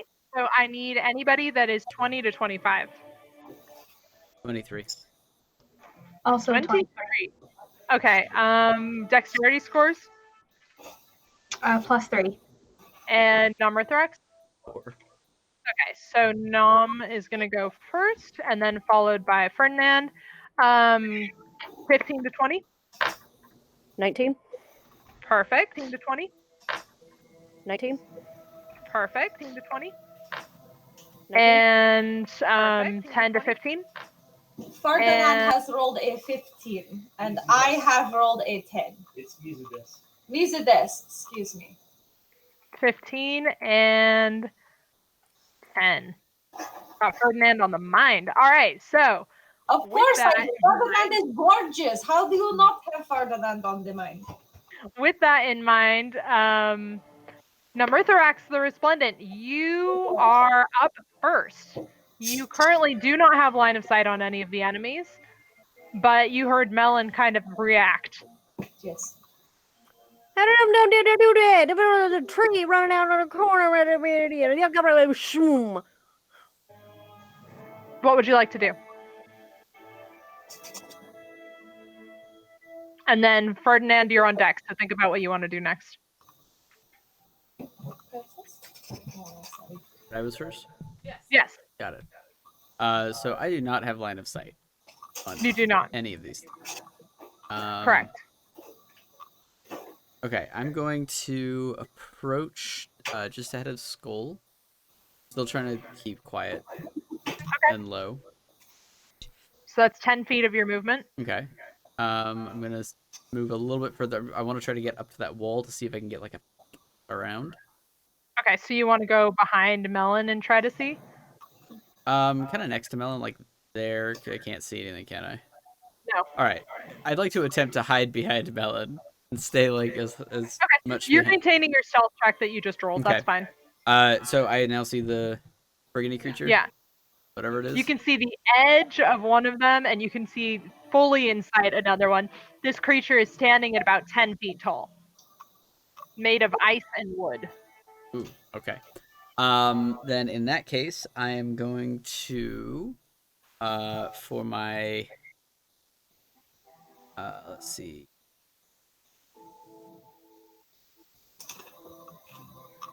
For my action, I'm going to apologize. I'm going to use minor illusion. Okay. And I am going to create an ice wall, another wall of ice, Okay. next to Melon to kind of make that Spriggan come around. Okay. Sure. So, Melon, you watch as an ice wall kind of in a similar fashion sparkles in the air and then takes form next to you. Does that conclude your turn? No. And then as a bonus action, I'm going to do. Let's see. Does it seem like they've noticed? Yes. Me now. After that, yes. Okay, then I'm gonna bonus action hide. Okay. Try to duck back behind the wall. Go ahead and make another stealth check for me. And hide. That is a 26. Okay. Yeah, you are confident you've hidden from them. Cool. That's good. Alrighty. So next up in initiative, Ferdinand. You're hearing all this commotion in the front of the party. What would you like to do? I would like to whisper to our wonderful magical dragon. My dear friend, what do you see? Large ice and stone creatures. Be careful. Okay. Do you whisper back? Yeah. Okay. I will allow you to maintain your stealth roll. Thank you. We're not going to keep pushing that limit, though. All right, Ferdinand. So then, hearing that there are beings that I can kill or attack because I'm a prince, I would like to come out from behind the wall to see how many there are and to kind of gauge my distance from them. Alrighty. So Ferdinand moves up next to Melon. Would you mind clicking on Ferdinand? There. Okay. So you currently see one is within 15 feet of you. I will say to do that, you would have spent 5, 10, 15 feet of movement. Okay. So you can go in and attack Spriggan 3. That is well within your range. Yeah, okay. I do have 60 It's an feet illusory of wall of ice there. There is an illusory wall of ice, so you see a shape standing behind the ice. Okay. I think I'm going to go for this brigand number 3. Okay. Yeah, I'm gonna go for it. So you charge ahead, and as you get close and kind of brush up against it, you realize that this is an illusion, and you can punch through it. Okay, so I would like to do the doosh with my princely fists through the ice to punch whatever's on the other side. Okay, so 2 unarmed strikes. Go ahead and roll to hit. Okie dokie. The first one is coming. a 13. 13? Yeah. 13 barely hits. Okay. Do you want me to roll the second one as well? Yeah, go ahead and do that. Okay. Just for time's sake at this point. The next one's a 9. 9 does not hit. Okay, so go ahead and give me the damage for the first one. Okay. Damage for the first one, that is going to be 8 points of damage. Alrighty. So, Ferdinand, you punch through an ice wall that you are somewhat confident will not hurt your hand, and you feel this connection, and you see this shimmering of this creature kind of pulling back. It is cold when you hit it. Does that conclude your turn? I think so, yeah, because it's a bonus action is the 2-weapon. So yeah. Okay. You Can are I- a monk. Yeah, I'm new with monk. I'm sorry.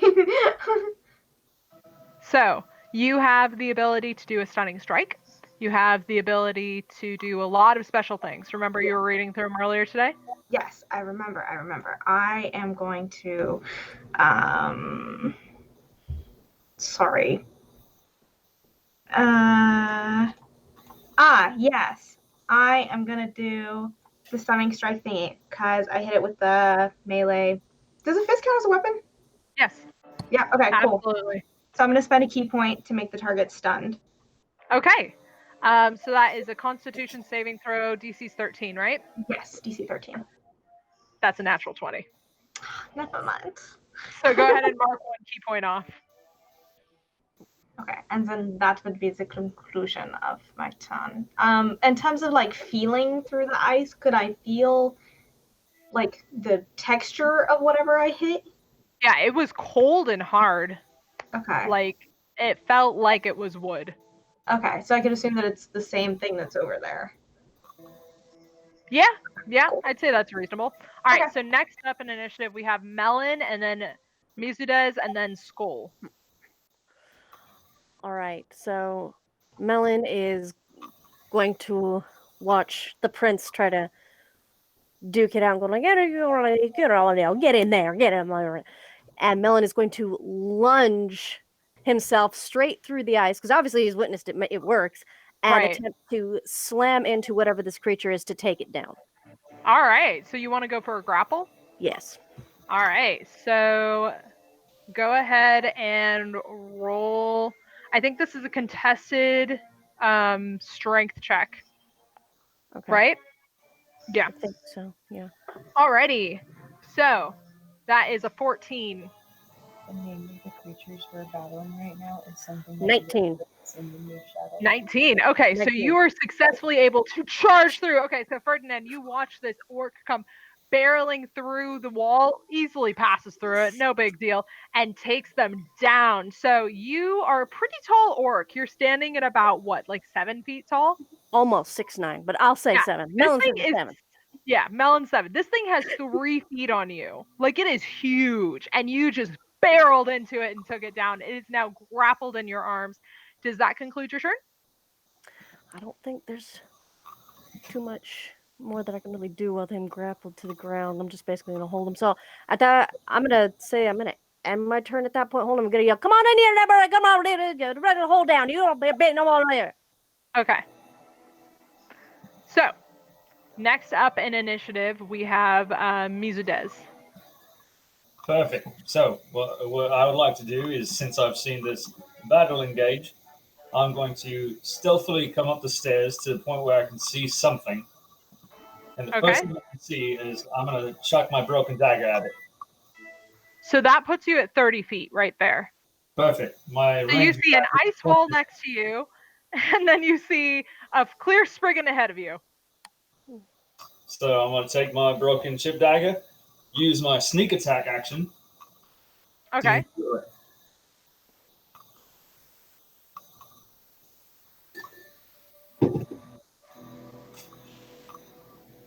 And 15. 15 hits. Go ahead and roll for damage and add your sneak attack. Perfect. Oh, 5d6. Very nice. Let's see what this is. All right. So it's 1d4 plus 3 for my piercing. So that is 6 points of piercing damage with that. Okay.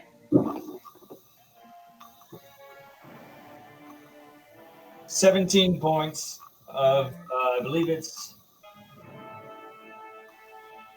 just additional damage. Okay. Yeah, perfect. So you guys watch, or Ferdinand, you can see this clearly because Melon is grappled with this other one on the ground. You see Mizudez come up and expertly arch his dagger forward, and this thing goes hurling through the air and seems to cut something vital in the chest of this creature, and it kind of like curls into itself for a second and then re-strengthens itself. Well, I'm gonna take a fucking bonus action to hard pass that shit. Fuck that. Okay, so do you go ahead and roll a. I'm gonna say, how much movement do you have? 30 or 30? 40? Absolutely. You can dip back around the corner where Nam is standing and kind of push him out of the way. Can you roll a stealth check for me, please? Not 20. It is a disadvantage. So hang on. 22. Oh. 22 disadvantage. Perfect. You're fine. 31 with the nat. He has a plus 11 to stealth, guys. That's wild. Okay.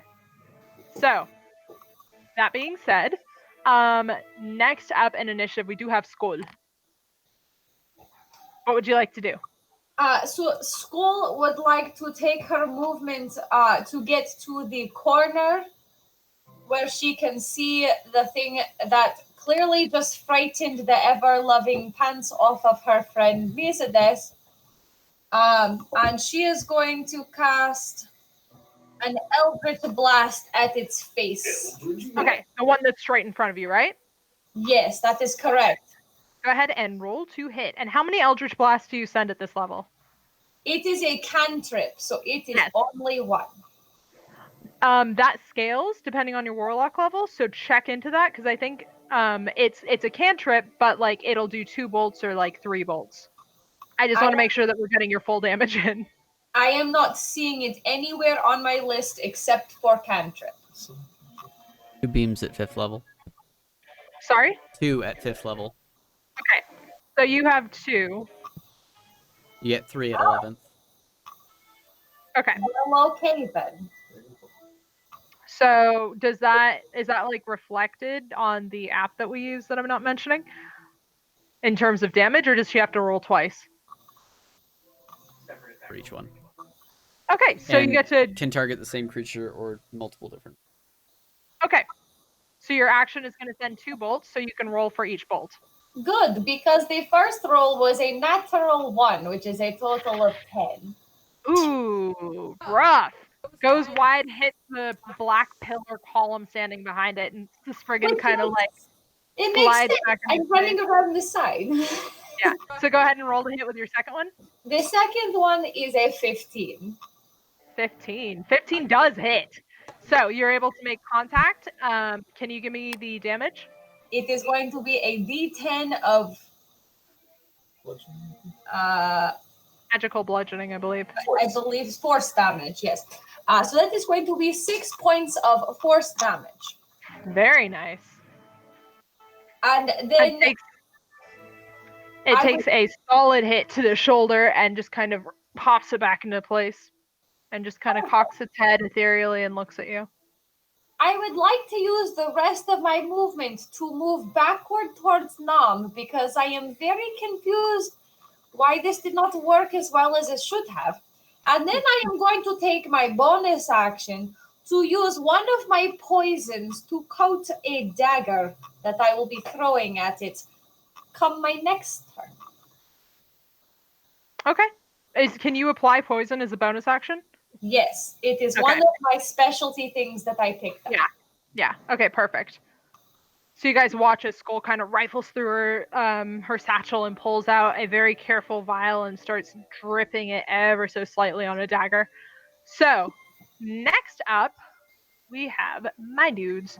So Melon, you are currently grappled with one that is going to take his action trying to break that grapple. So that's another contested strength check. If you can roll for me.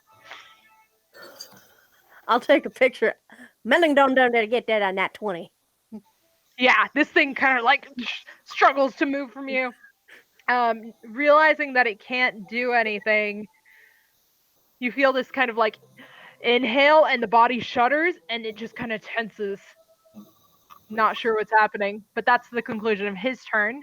The other Spriggan is going to move up to about here, I'd say. So you can see Nom, Skull, Ferdinand, and Melon from where he's standing. And you guys watch this kind of blue light flicker inside the chest of this Spriggan as you feel like this inhale of air around you. and he reaches out and exhales this huge frost cloud, envelops your entire area. I need everyone to make a dexterity saving throw.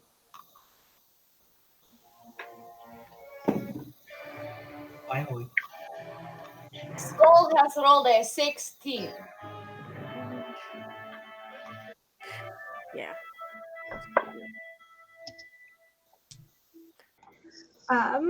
Ferdinand rolled a 13, but I would like to use Do you want to wait till hear the result before you use anything? yes. Okay. So DC was 12. So Okay, did anybody fail in that group? No. No, see. Okay, then everybody takes 8 points of cold damage. That was a dexterity saving throw. Dexterity, correct. Evasion means no damage for me. Perfect. Very nice. Gotta love those rogue abilities. Yep. All right, and that concludes their turn. So we are back up to the top of initiative. Nom, it is on you. What would you like to do? Given just getting blasted in the face with a frost breath. And nothing affecting it because the elements do not bother dragons. Nom is course they going don't. to charge forward. Magical rapier drawn. And declare, beware the dragon's bite. And I'm going to attack. Okay. Because I have pack tactics, I will have advantage. And because I have an ally close to me, I'll also have my sneak attack. Acceptable to you? Yep, that makes sense. Go ahead. All right. Okay, I will take the advantage. That is a 26 to hit. 26 hits. Go ahead and roll for damage with your sneak attack. Okay. That is 1d8 plus 5. That is 11 points of piercing damage.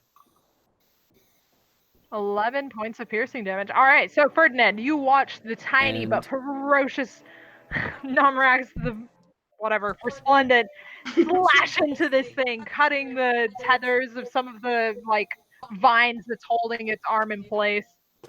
And then It is starting to look a bit rough. I'll add my sneak attack damage.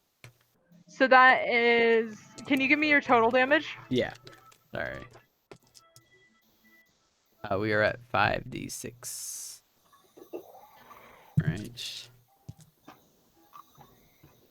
Okay, so we've got 13 additional. So in total, that's 24 points of damage. Very nice. Yeah, this thing is looking a bit beaten up at this point. Okay.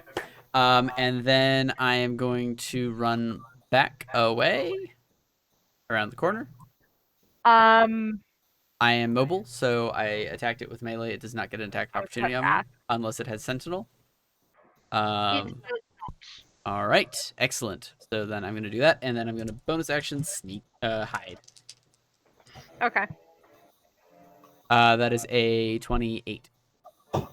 28. Yeah, that absolutely works. You are confident that you are hidden from the view of this creature. Cool. All right, Ferdinand, you're up, and Millen, you're on deck. Okay. I do want to point out from the dexterity saving through that I also have evasion, so I didn't take any damage from that. Oh, perfect. Yeah. Right. Okay, so I am going to, at this point, transform my beautiful stick into an even more beautiful quarterstaff and go for the Spriggan. To your left or right? Melon is currently on top of the one on your right, and they are on the ground. Okay, so I wouldn't be able to, like, get at it, per se? You have advantage on the strike, but the AC is higher. Okay. Yeah, then I'm gonna go for the other one that's not being grappled. Does it have any like holes and stuff in its tree? Like, is it pretty cord? It has holes and kind of has some pieces that are breaking off at this point. Okay. Is there something you're looking to exploit? Yeah, I want to try and go for one of the hole spots. I'm assuming it'd be like in the joint area and try and like wedge a limb off or something. Okay. I'd say you can see one in the shoulder socket pretty easily. So you want to get your quarterstaff in there? Yeah, I'm trying to get it and wedge off. Roll to hit. Okie dokie. That is going to be 10.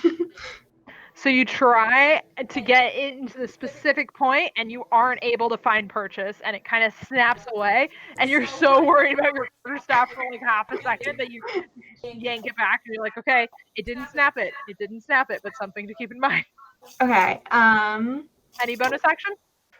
Yeah, I'm going to do the 2-weapon fighting again. I'm going to try one more time to try and get him with the quarterstaff. Okay. Yeah. Okay. So go ahead and roll a hit. That one makes it a 12. That does not hit either. Wonderful. Repeat of my actions. Okay. Then I think. Ooh, hold on. Let me double check. You don't heard. Go ahead. May I think. offer player assistance for a new class? Yeah. You should have 2 attacks per action. Yeah, that was the 2-weapon thing, Both. right? No. You have 2 attacks per attack action. And you got a bonus action. And you get a bonus action on top of it. Okay. So then for my bonus action, then I can take another hit? Yep. As a monk, you can always bonus action unarmed strike. Like whenever. Okay. And then I'll just. And if you Spirit want to is- spend a key point, you can do Flurry of Blows, which is 2 unarmed strikes as a bonus action. Okay. I appreciate the insight. I am very new to Monk. No, that's fair. That's fine. Okay. It's a one I shot. appreciate our GM being Have at. merciful. Thank you. So I guess role playing it out, it would be in the frustration of missing with the quarterstaff. I'm going to like put the quarterstaff away, or just like get it out of the way so I can like hit In it. combat, you would have to drop it, and then you can hit it. Yeah, I'm gonna. You pick it up after. That's fine. I'll give you a free action, but just you wouldn't have the time to like fasten it away. Yeah. Securely. I guess I would just drop it to the side so it's not like in the battle zone. I would just kind of like flurry of blows. Okay. Okay. And then for that, do I roll the unarmed strike? Yeah. Okay. That is I'm very bad with math. I'm so sorry. It's okay. I just want to double check. Yeah, okay, 15. 15 hits. Okay, perfect. And then I'm just gonna press a button on the unnamed app. On the unnamed app. 8 points of damage. All right. He is looking rough. Okay. And then that'll be the conclusion of my turn. Okay. So make sure you're keeping track of your key points. Yes, I'm marking them down. Thank so you. Melon, it is up to you. What would you like to do with your turn? So, like many of us, I haven't played a character like this before. While I have in grapple, am I able to try to do an unarmed strike at the same time while I'm holding it down, or is the grapple strictly the grapple? Absolutely. Yeah, you can. I'll let you get an unarmed strike in there. All right, I'd like to go and just try to get him really hard and really fast into the what I'm assuming is in the throat area if I'm reaching it right. Sure. All right, and that will be. That's a 16 to hit. 16 hits. Go ahead and roll for your damage. All right. I'm gonna get that down there 5 damage. Very nice. This is the first time this one is taking damage, though, I will say. Yeah. So you get a little bit of a chip in there. It's still kind of struggling against you. For my second attack, am I able to do another strike at that? Yes.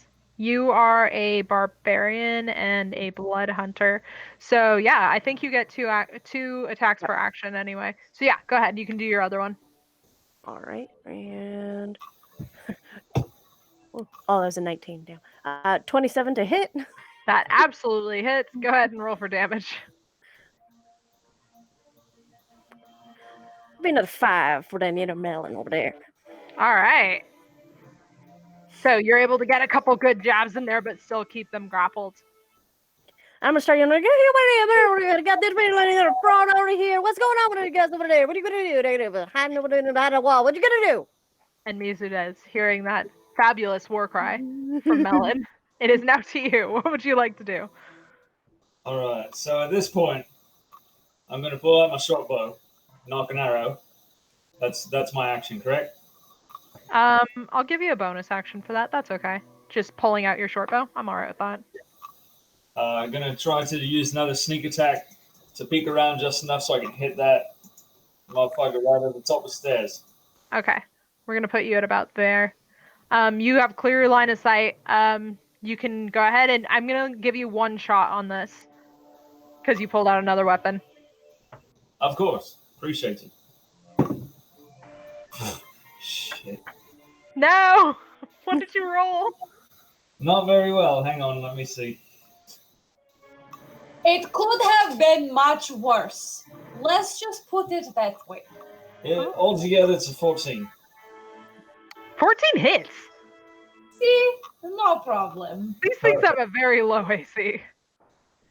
Thank goodness. So since it was sneak attack as well, that's 5d6 plus 1d6 plus 3 for piercing damage. Shit. Didn't roll very well on that one. That doesn't matter. Look at how many dice you have. Okay, so 8, 10, 14, 15, 17, 19 points of damage. How would you like to do this? I want to see that motherfucker shatter in some way. And that is exactly what happens. You line up the strike expertly and kind of ready your bow and release, and this thing kind of swirls through the air and hits this perfectly tensed point, and the whole being just shatters into a million pieces.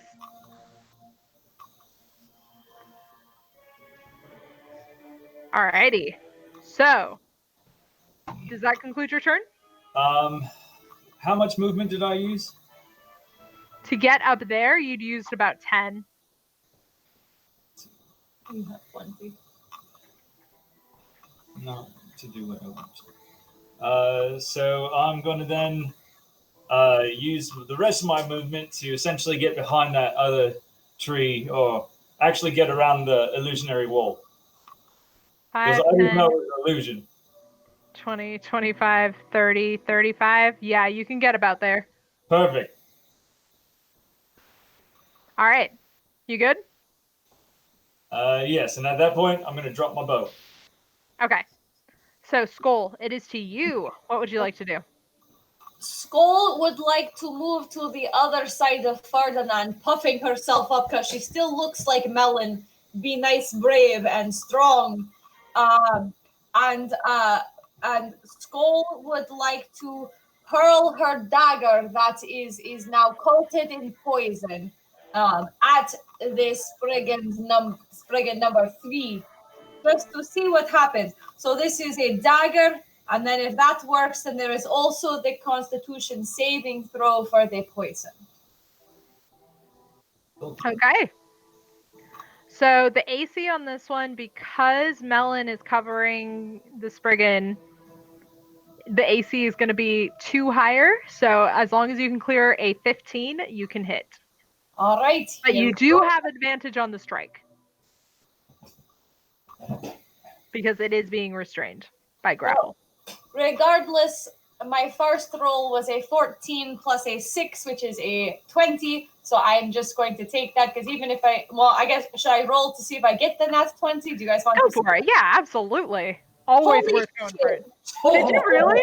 I did. And this is why it's always worth rolling for it. Perfect. Oh, that's I have awesome. rolled in that 20 plus 6. So go ahead and double your damage dice for this round. So this is just the damage for the dagger, correct? And then because the dagger is coated in poison, that is a separate thing. Yeah. Yes, Okay. exactly. So I will be rolling 2d4. It is going to be very exciting, guys. Not 3. 2d4. No? There it is. Ooh, hey, snap. I rolled a 7 off of 2d4 plus 2, so that is 9 points from just the dagger alone of piercing. Very nice. And then very, you very have nice. to succeed on a Constitution saving roll of 14. And I will make that now. That is a natural 20. Damn it. Rolls of the natural 20s. So it does succeed. Correct. And it does not say that you take anything like half damage if you succeed. So you have succeeded. The poison has done nothing. Okay. Perfect. So, you did take a nice little chunk into it, though, which is very, very nice. And that does conclude my turn. Perfect. So, that being said, it is now the Spriggan's turn, who is going to bite into the shoulder of Melon in the middle of this grapple, being very frustrated, is tired of trying to escape, and is just going to try to chew her way out of this. That is going to be. Are you kidding me? A nat 1. Perfect. I am so glad after you Yes. nat 20 that Constitution saving throw. Yep. So, Melon, as you're holding this thing down, you feel these jaws, like the jaw is like going wild next to you. You can kind of feel it grinding on your neck. You're like, I hope I don't get a splinter. Nothing happens though.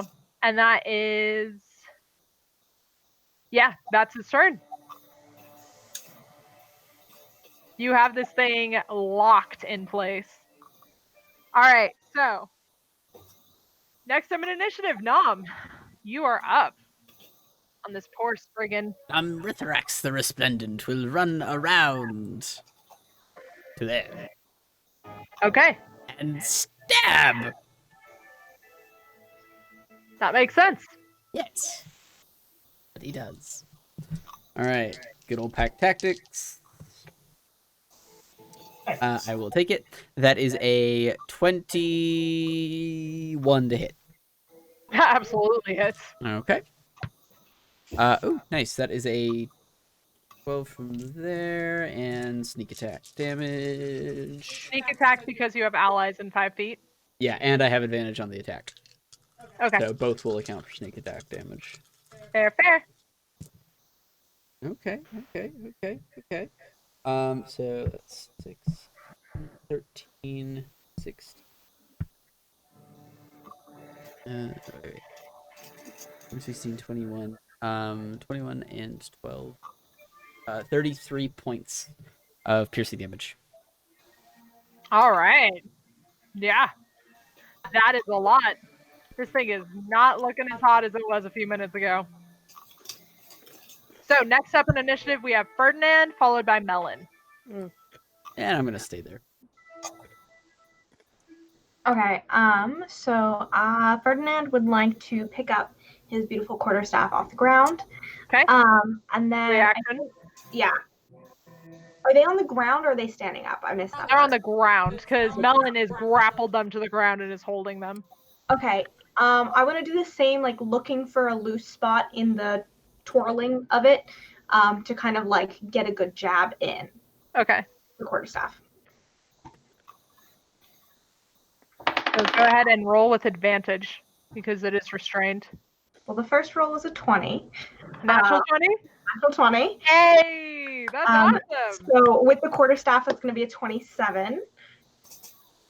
Perfect. So double your damage dice for this. Okay.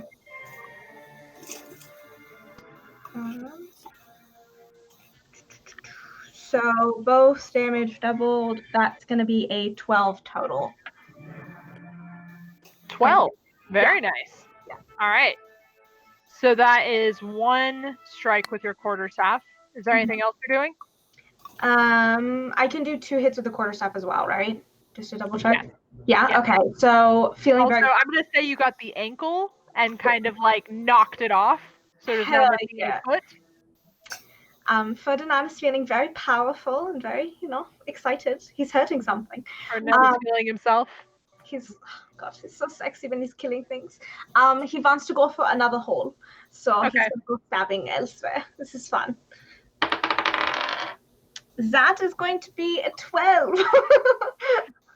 You go and right as you're like, this is definitely gonna hit, the being jerks its other foot away, kind of anticipating this attack, and you find no purchase with your quarterstaff. For fuck's sake. So out of frustration then, I'm going to use a key for an unarmed strike, and I would like to kick the tree. Okay, absolutely. Go ahead and mark your key point off and roll the hit. See if you can kick the tree.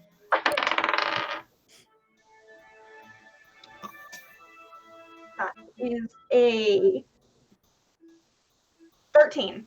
I had to do math in my head. 13. Yeah. That barely hits. Oh,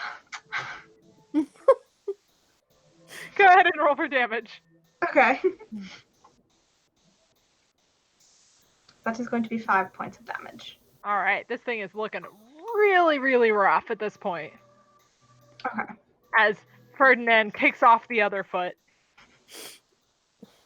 And that would be And my... next up, Melon. What do you want to do? You're feeling it's fighting you less and less as your allies are doing damage to it. All right, so Melon's gonna continue to have it grappled and is gonna take his Morning Star and attempt to bludgeon it. Okay, so are you attempting to do non-lethal damage or improvised weapon?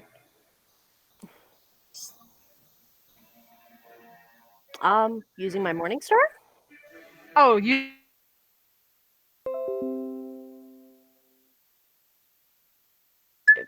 If I can. While I'm still holding it in grapple. Just swing at it with my Morning Star. Okay.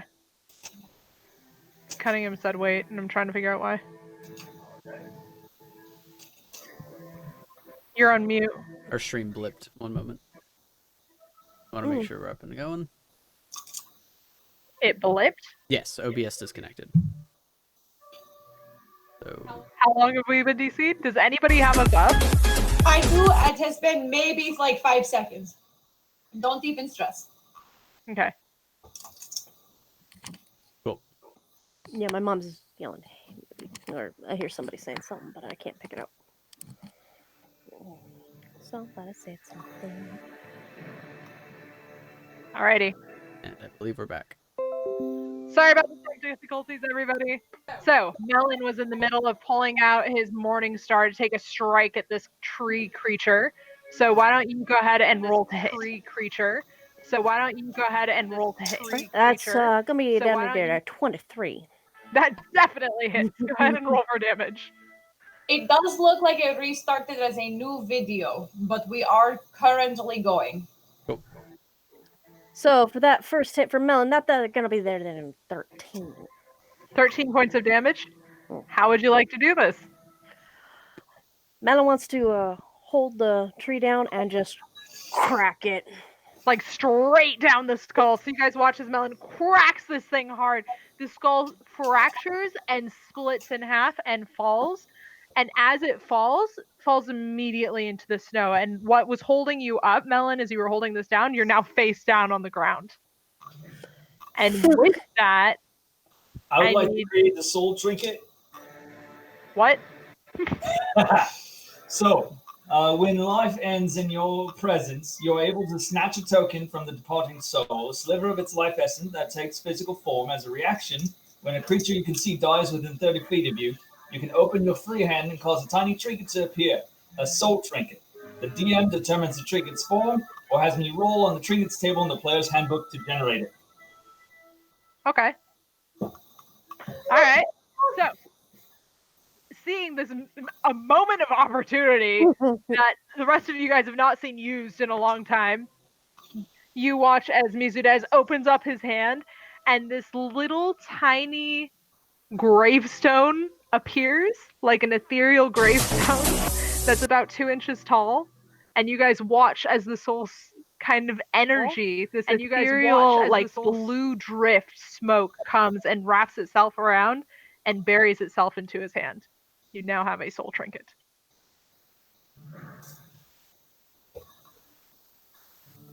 And I go stealth. And you stealth. Okay. Before you stealth, I need everyone to make a perception check. I passive 17, or is that not good enough? Make a perception check. Skull has rolled a 10. Okay. Skull, you're good. Everything's fine. Sorry? What is the light like in that room? Currently it is well lit. You guys are fine. Yeah. No, I have disadvantage on bright light. No. Oh, you do? Oh, Yeah. wait, I also forgot. Really? I have to roll at disadvantage because of the exhaustion thing. Yeah, exhaustion We're is going to light. keep the 10. We're going to keep the 10. Okay. And I got 13 myself. 13. You guys are fine. What else do we got? 4. Not 21 doing for me.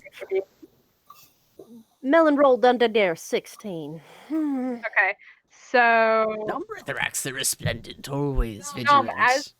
as you're turning your head around, on the top of the fountain, you see this very quick red, like, whoop, and then a little puff, and it's gone. Like a light or a bird or a... Like a piece of fabric that just teleported. Question to the DM, because you can see my image of everything. How similar red is it to my one eye? You guys, it's a pretty traditional Christmas red. Perfect. Excellent. I will... there's some red cloth. You hear this voice as soon as you start talking. Say, "You saw nothing!" Nom is the only one that hears it. Do I recognize that voice? Or anything? Like, does that make any sense to me? No. Just to clarify, did it sound masculine, feminine, old, young? Old and masculine.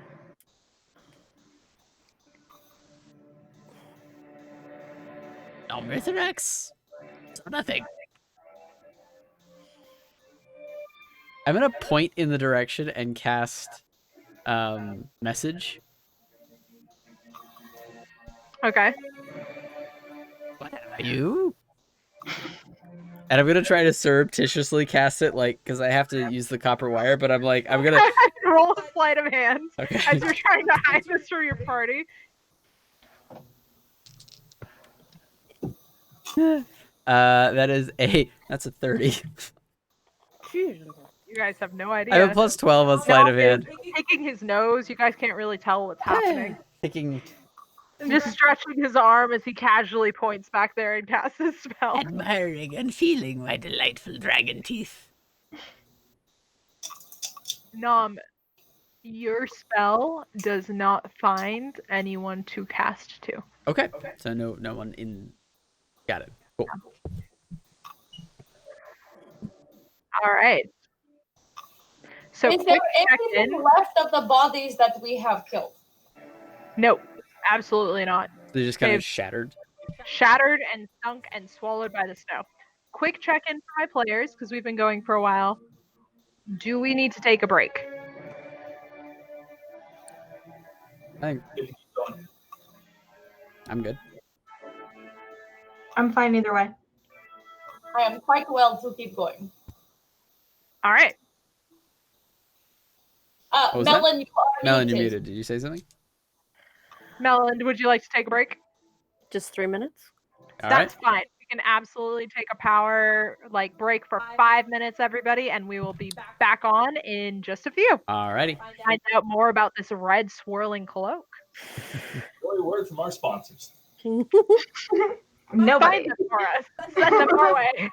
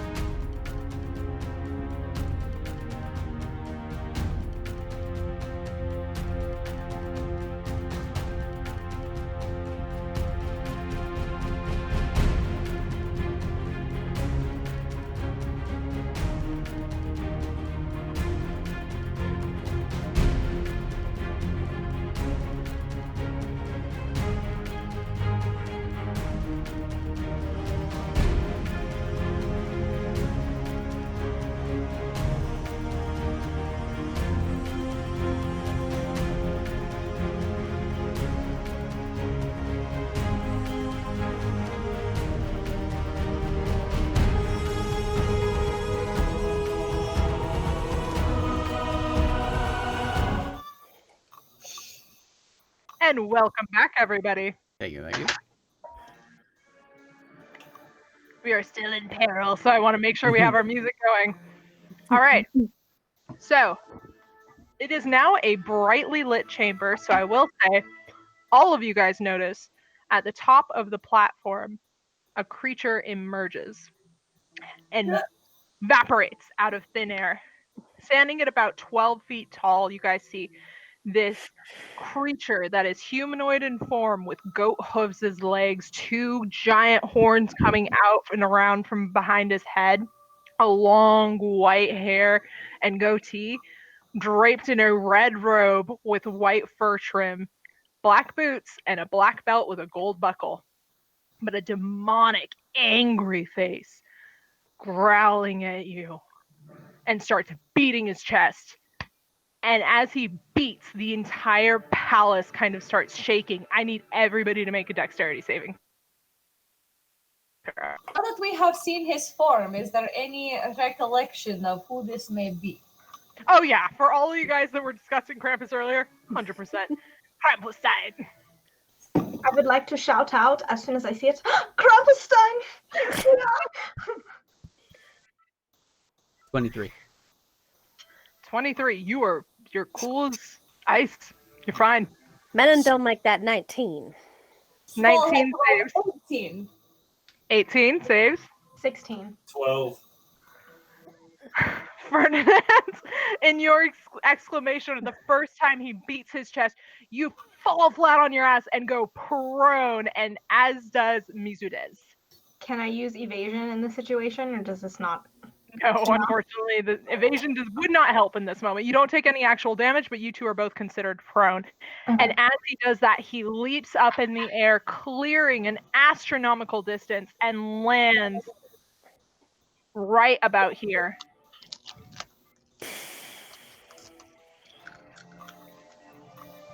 I need everybody to roll initiative. Okay.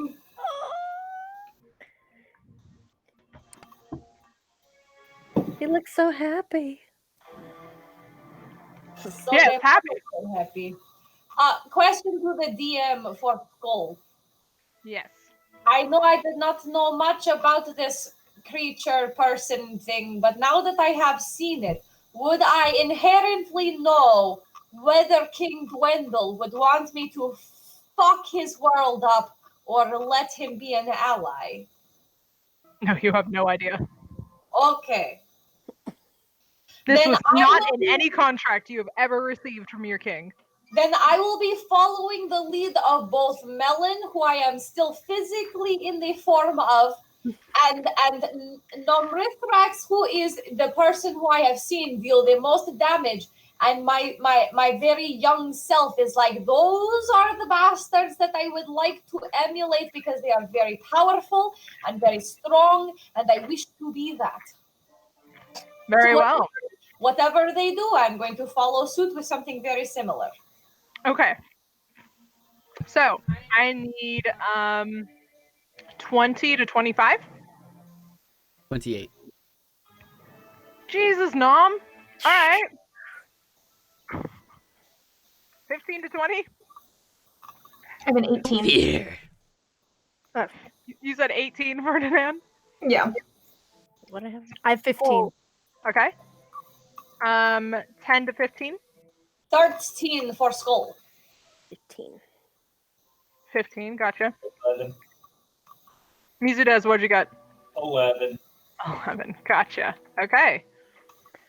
So that puts Nom first at a 28. My God. Nom, Was what that you a gonna do? natural 20? Jesus, that's such a high number. It was a natural 19, not a natural 20. Very close. Very close. Very close. That's a huge initiative bonus, man. Yeah, alert. Plus 4 to Dex and plus 5 from alert. So it's a plus 9. Okay. Anyway, Nam is going to alright, so he's there.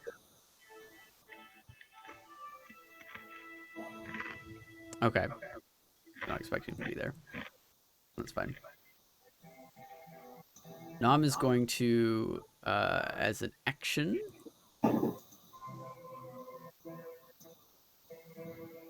No, I'm sorry. As a okay. Nama's actually just gonna run. Nama's gonna run? 10, 15, 20. He's gonna run back in this direction.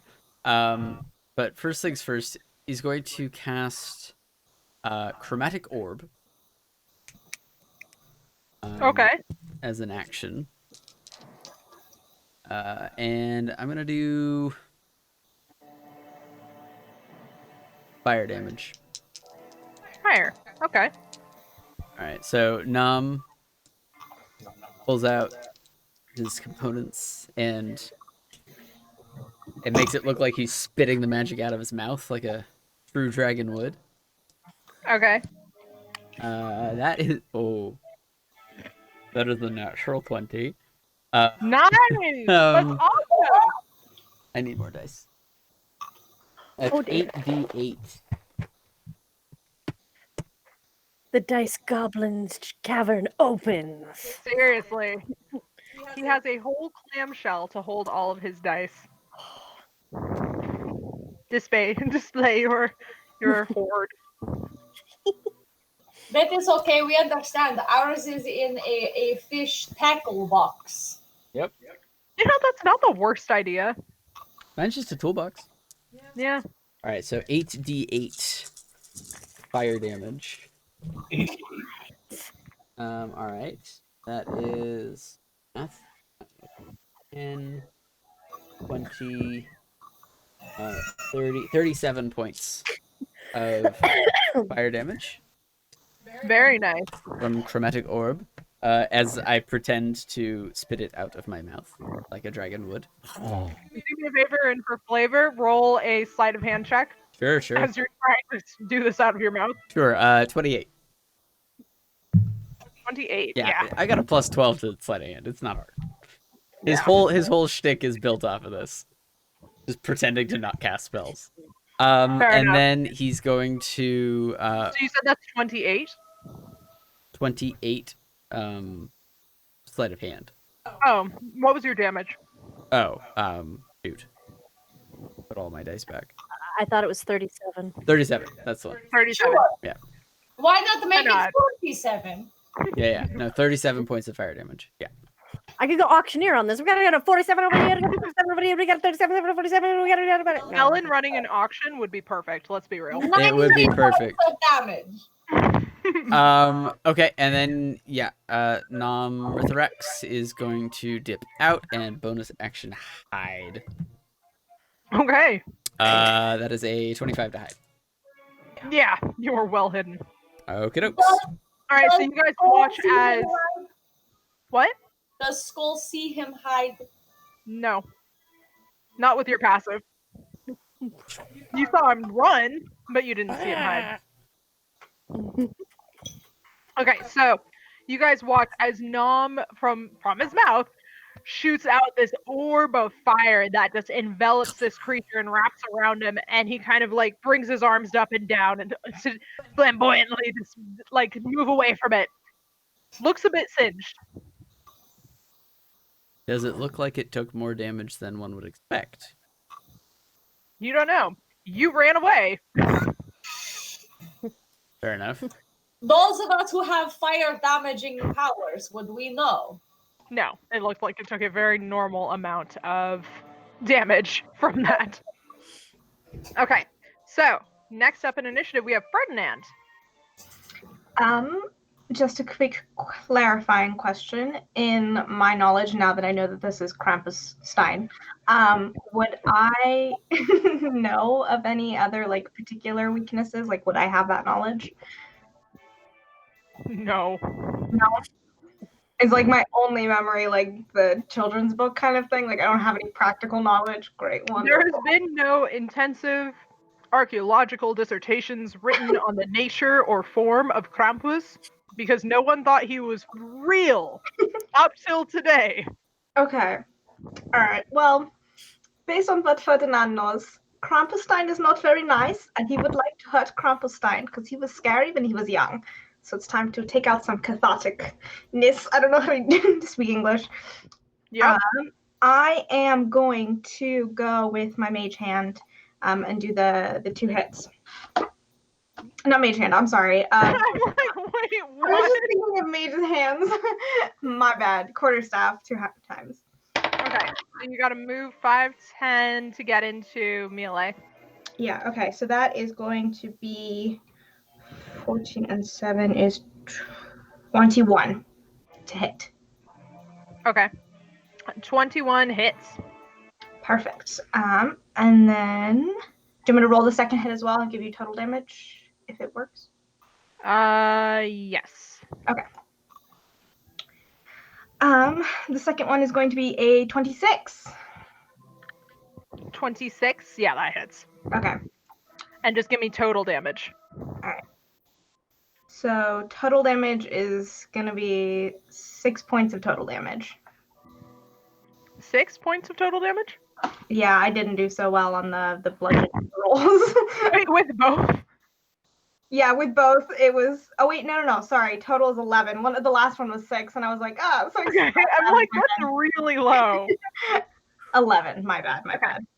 So after DM loves you. after Ferdinand takes that strike, Krampus is going to take Krampusstein is going to take a legendary action and is going to disappear Okay. and reappear back here, but 30 feet in the air. Flying. Flying.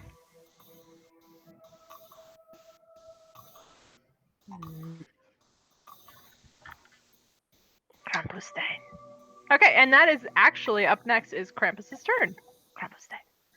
And taking a hint from Nom is going to release a chromatic orb on the entire party. So that is going to be targeted specifically at Ferdinand right now. A 32 to hit. Yeah. Just barely. Just on the cusp, really. Ferdinand, Okay. big and strong. What are you talking about? So that is going to be 13 points of cold damage. Ferdinand does not like the cold. And it says it has a range of 90 feet, but only hits one creature. So that was my mistake. It is only hitting Ferdinand. And is going to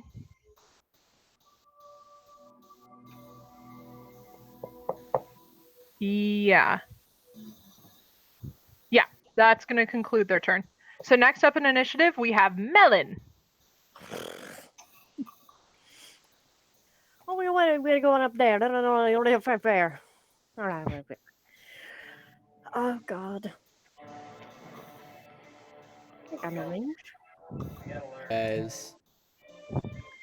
Hmm? We gotta learn. Tasha likes throwing flying things at us. Every one shot. Y'all never roll ranged characters. You never roll healers. Every freaking That time. is why I have a Well, shuffle. I am on a broom of flying, so there is that. There is Also, that. the one time I was a healer, it was not necessary. Oh. I'm trying to think of what on Because the earth. monk was stunning. My lovely Ferdinand. Monks can stun. Yeah, I was looking for that, and then you were like, legendary action. And I was like, well, all right. Apologies. I should have asked if your turn was done. That's fine. Melanie, got anything? I got nothing I can throw, and everything has to be close range or not, so. Do you want to move closer? You can take the dash action and run up to it. I just read the last comment. Trying to figure out how high can I jump? Is that half of my walking distance is jumping? Cunningham, can you rule on this? Yep. How What's much my is the jumping jump height? distance? I think it's like 3 feet plus your strength modifier. Let me double check. You do have like a 10-foot tall fountain next to Krampus right now.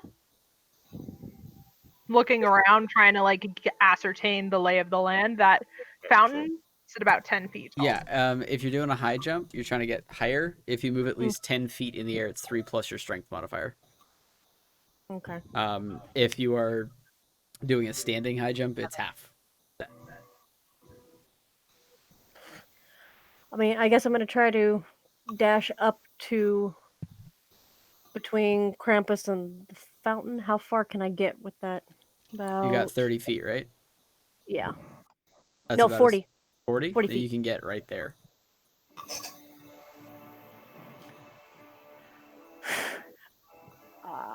Trying to think if there's anything else I can really do at this point.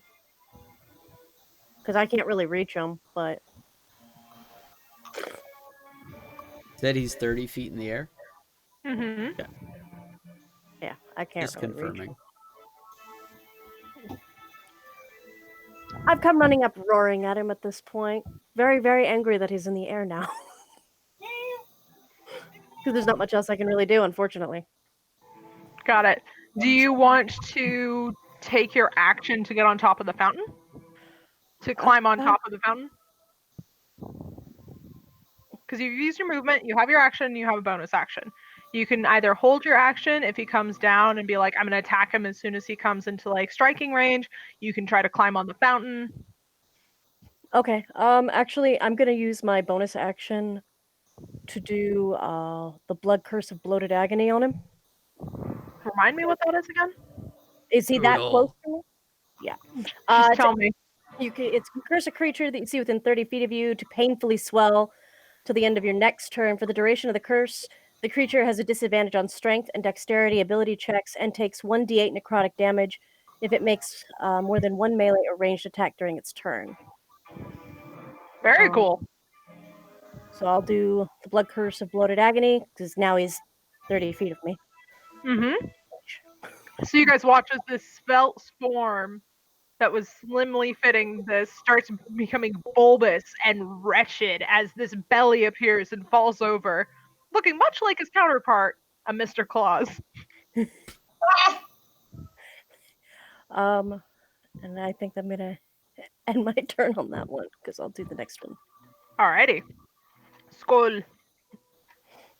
Skull, based on the map, would like to use 30 feet of movement to move 3 above and 1 left of Ferdinand. Okay. And then would like to cast Blight. Okay. In which case, Krampus must make a Constitution saving throw of 17 or higher. Okay. That is a 15 So on the that saving throw. you are going to take 9d8 of necrotic damage. Whoa, that's a lot. Okay, go ahead and roll it. Let's see what we get. Hence why I chose this spell.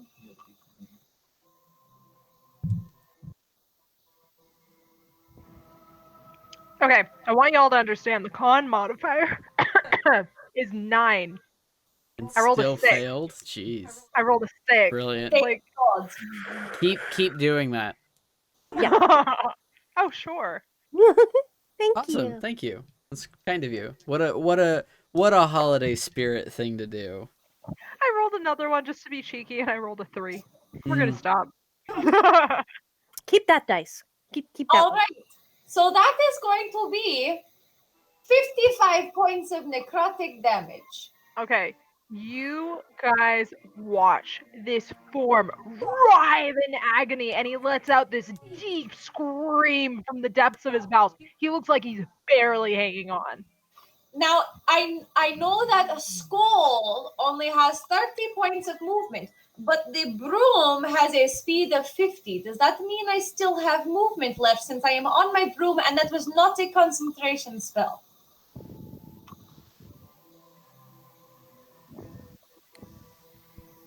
Tell me what the components for that spell are. Like, is it verbal and somatic and material?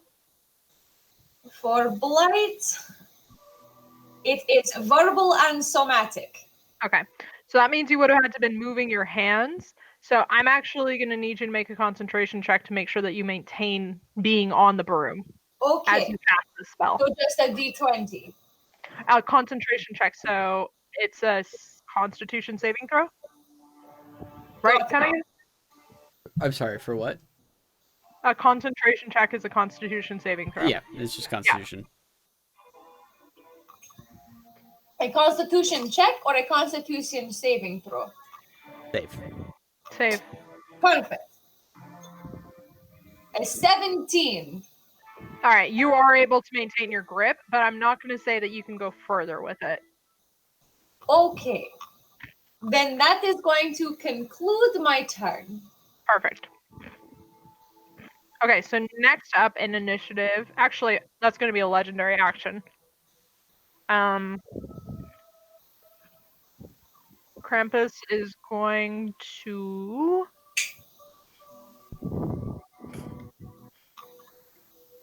teleport down on the ground next to 5, 10, 15, 20. Oh, and to be fair, my broom is only hovering approximately 5 feet in the air. It is not super high. Krampus is teleporting from his standing position down next to Skull and is going to reach out and touch you and cast Touch of Frost. So I need, actually I got to make sure that this hits.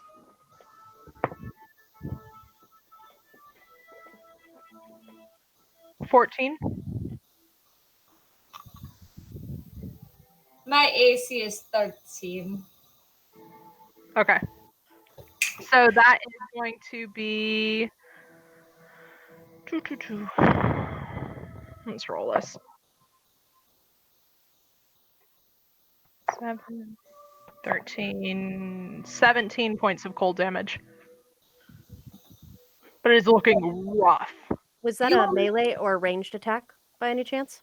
Technically, it would be a melee spell attack because had to reach out and touch.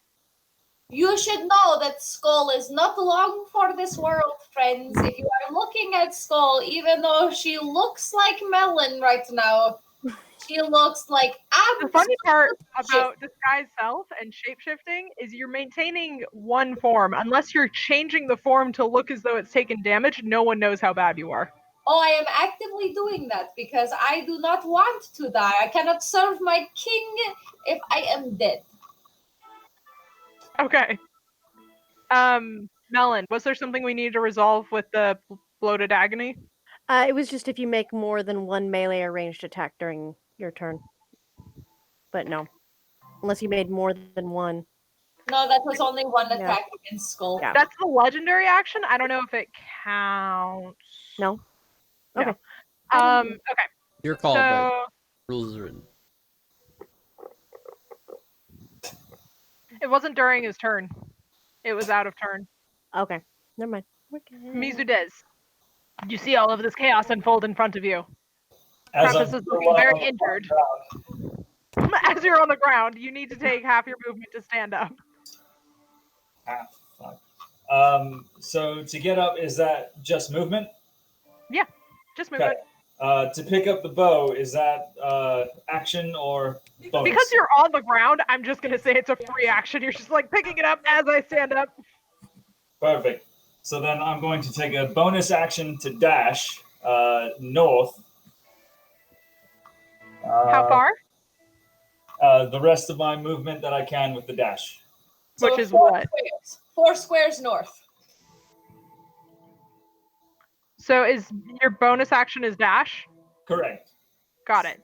The uncanny dodge. Or the cunning action, excuse me. Got it. But you're taking your full dash, so that means 40, so that means 8 squares north.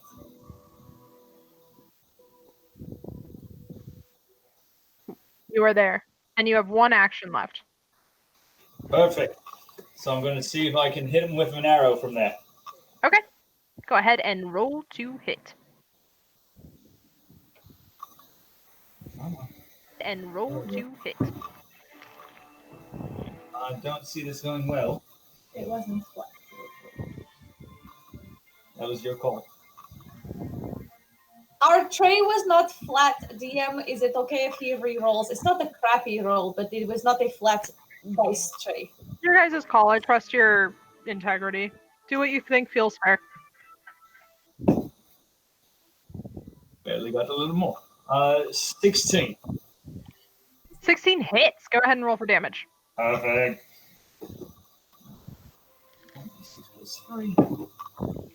6 points of piercing damage. All right. So Mizudez kind of knocks another arrow and lets it fly with a certain Lord of the Ringian elf-like precision, sailing through the air and hitting Krampus straight in the heart. You see this flash, really bright flash, and it condenses into this kind of orb of concentrated blue light energy and shoots through the air and leads down the hallway of the path that it was standing on.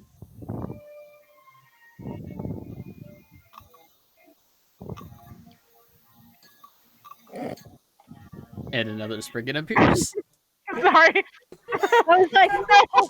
You're like, wait. I'll run right back. All right, so it disappeared kind of to the west. Yeah. Okay. And flew down that hallway between those two pillars. Okay, got it. We are well lit, so this is not like it disappeared in darkness. Just No. and then Exactly. just kind of condensed and then dipped out. Got it. Are we still in initiative? No, you are no longer in initiative. Okay.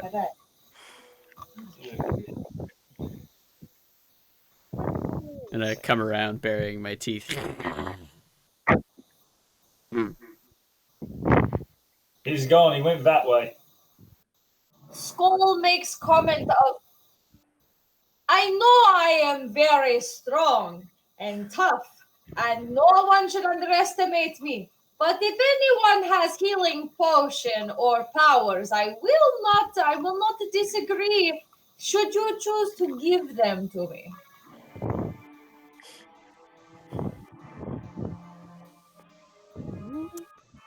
As you say this, you hear this cacophonous laughter echoing in your head. Very funny, friends. I would like to not die. My king needs me. We did not make joke. I just don't have anything to give you. You hear the voice say, "You will never serve your king again." Who said that? You bastards! Do we hear that voice? Nope, Nope. no one hears it. Dang it, you don't want to hit our head on what's going on with their will. I think she is going crazy. You do not hear the voice of the monster? Oh man, I'm not gonna want that. Not What does currently. it say to you, small one? It said I will never serve my king again.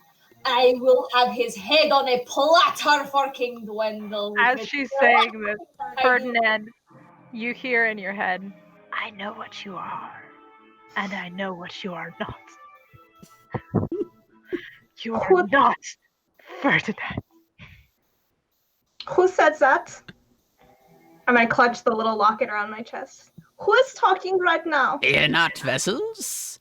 I think this creature is trying to tear us apart. We all know where our loyalties lie. With me. Come! You hear this voice in your head, Skull. "Ask Ferdinand who he really is." Based on the fact that everyone is acting very oddly now and hearing things, and I'm assuming I might see a little bit on their faces, I turn back into my fear shroud, which is Prince Ferdinand.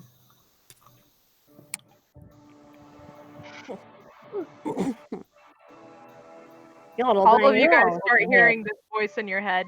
"Ask Ferdinand, ask Ferdinand." Do I also hear it? No, you don't. Wait, we all hear that voice now? Ask Ferdinand who he really is. Ask Ferdinand. And it's like voices like layering on top of each other. Ask I'm going Ferdinand to who he really is. I'm going to run and stand next to the real Ferdinand in my scared, also duplicated Ferdinand form. And I'm gonna like lean over and be like, yo, what the fuck, man? What is happening?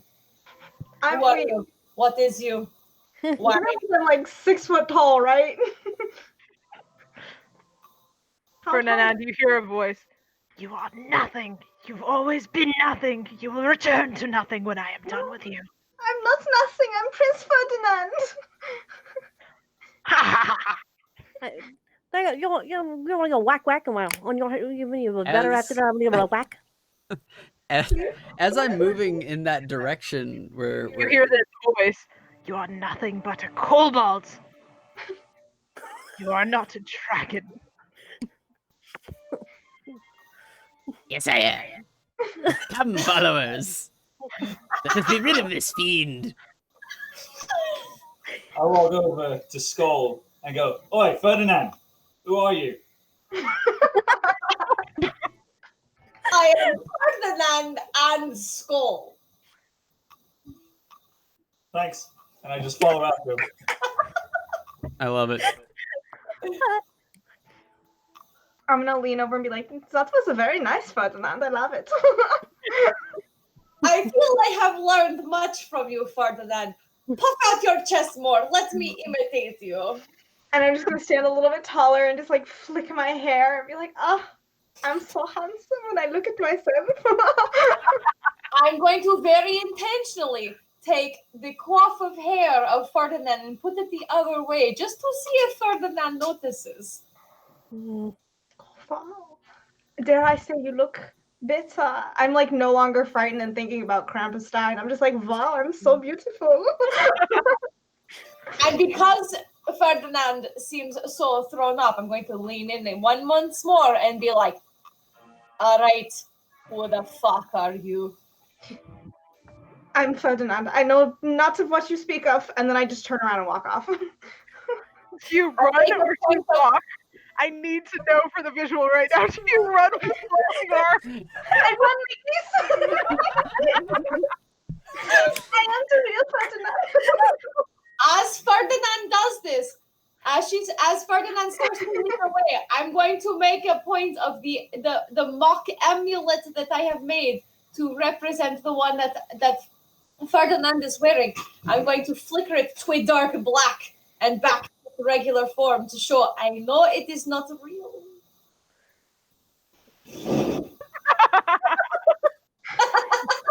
All right, what would you guys like to do next? I'm going to proceed in stealth mode. Okay, go ahead and give me a stealth check.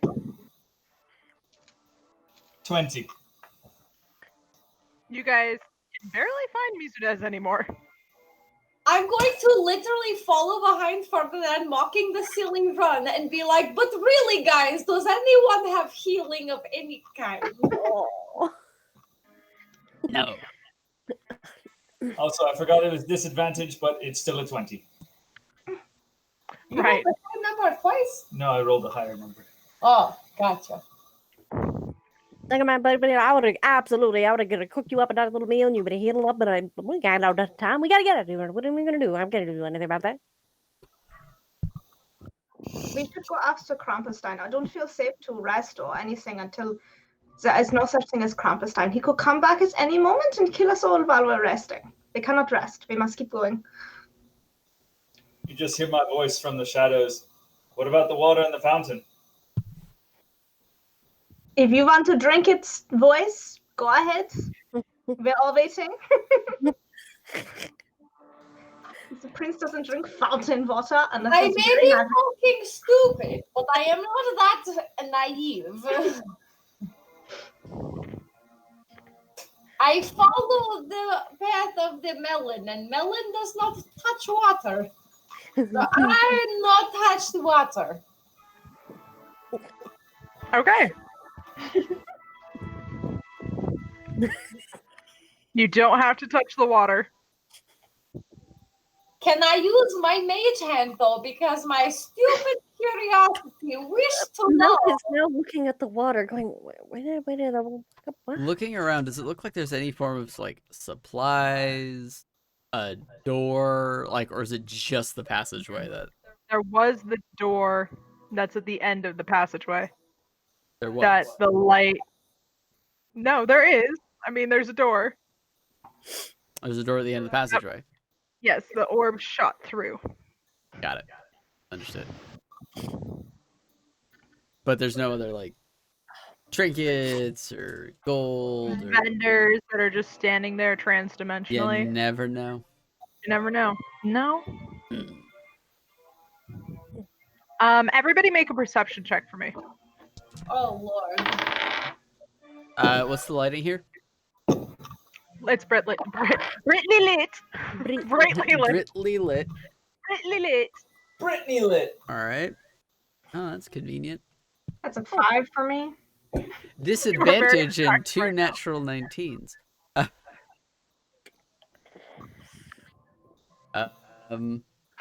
10 for skull. So total's 25 for non-Mithrax. No, something looks a little bit strange about the eagle kind of form sitting on top 26 for Melon. of the fountain. Strange in what way?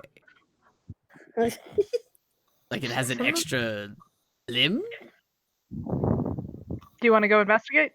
I am using my mage hand to scoop into water. I'm going to Mage hand passes through the water without anything happening. ready my rapier. Okay. Dragon sting. It is 10 feet above you. That's fine. And then I'm going to mage hand. Okay. And I'm going to touch it with my mage hand. It passes through as though nothing's there. Passes through the eagle as though nothing there. Yes. Minions, it seems as though the bird is illusory. I'm gonna move the mage hand toward like is it so is there like a column and then like a bird statues on top of it kind of thing? Yeah, it's like sitting on a little sphere at the very top. Okay, so the bird I'm gonna pass the mage hand through the sphere. Mm-hmm. And does that go through as well? No. Okay, so just the bird is Yeah. from what I can tell. May I make an arcana check to determine What are you trying to discern? what the point is? That would be investigation, not arcana. Okay, fair enough. Fair enough. May I? You are at disadvantage unless you are getting up there to look at it. I'm gonna look at. As you're pondering, you look at the ground and see the very long shadow that Melon is casting. Yeah, no, I was just about to say I'm gonna look at Melon. Tall minion. Melon, lift me. Hang on, you better throw him. Where you gonna go? Oh, I'm just looking up. And be grateful you have this chance. Melon is going to go up. Excellent. Okay. Ah, yes, the dragon's view. So as you get lifted up, Melon picks you up and lifts you. You are facing the wall, not the fountain. You're up. You just said up. Turn me towards the fountain.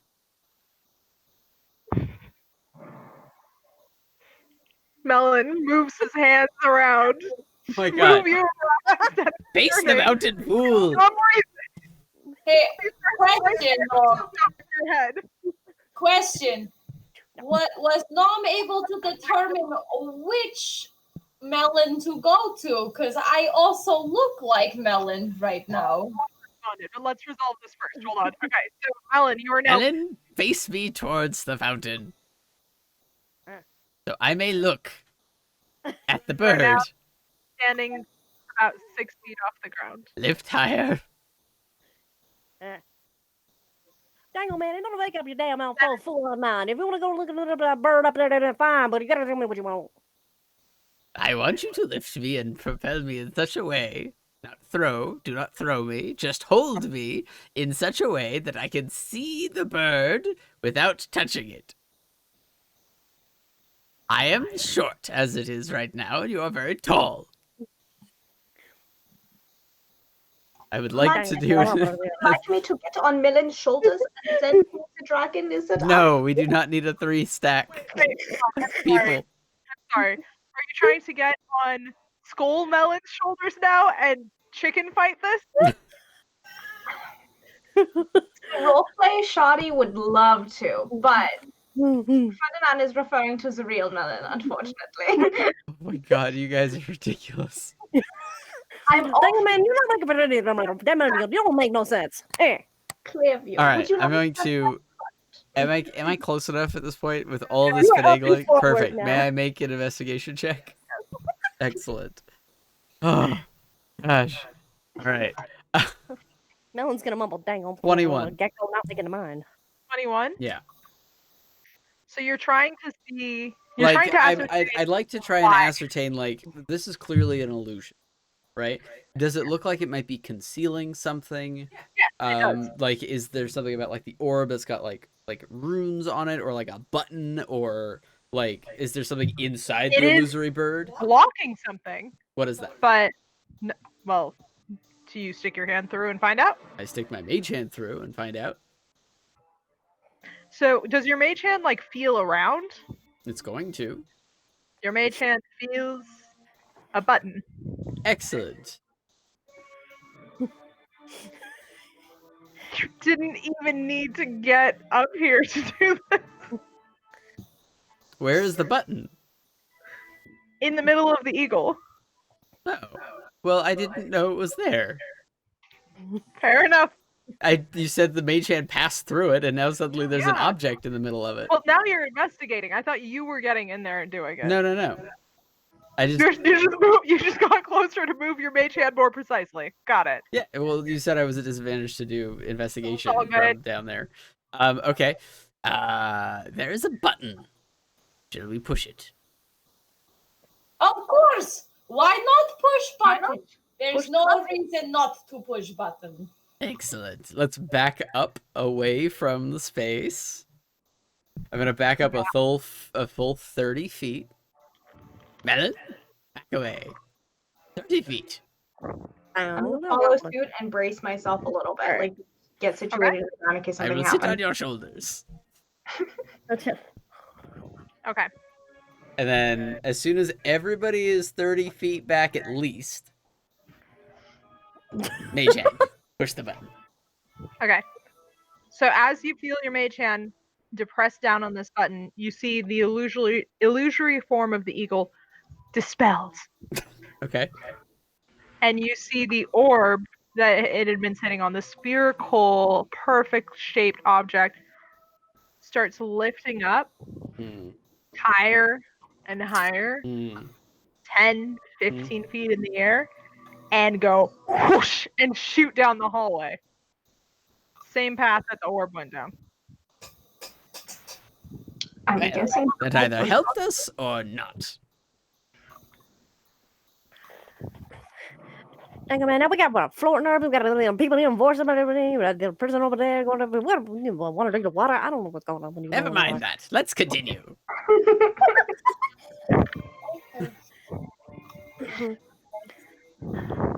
Follow the Melon's tiny gonna dragon start man. to go. Melon's gonna go.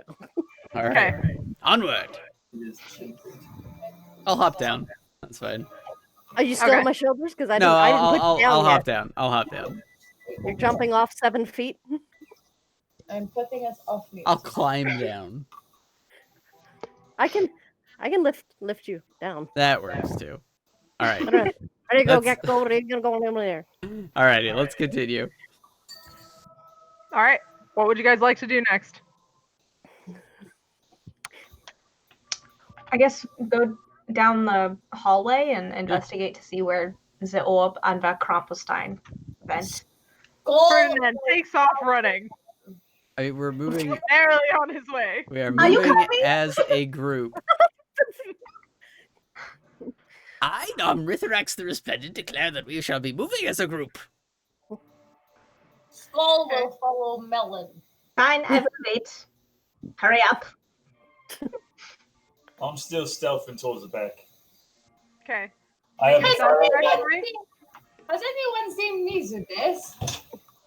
It's probably hiding somewhere. Most likely just hanging in the back. Ferdinand, as you approach the door, you see a door that now has a hole blown clear through it. What height is the hole? What height is the door? The door is sitting at about 8 feet tall. Okay. The hole that is through it is sitting about 4 feet off the ground. So I'm going It to. is roughly the size of a basketball. So I'm going to kind of like lean over and look through and see if I can see where the hole is going, like what's on the other side of the hole. Okay, so as you're peering through the hole, you see a stone altar, and you see a littering of gems and gold sitting on top of it. Guys, there's very pretty things behind this door. I think I'm going to go in, yeah? And then I would like to. Is there like handles on the door? No. No. Were they blown off by the orb? You don't know. Ferdinand's the one that went up first. Can I push against it to see if it'll just open with force? So you push with all your might. Doesn't seem like it's responding to force. Okay. Can Skull see the door and Ferdinand in the lighting we currently have? No, currently you see the back of Melon's head. I would Okay. like to move forward and squeeze between Rex and Melon. Just right between them. Get my head like right between their shoulder blades. Okay.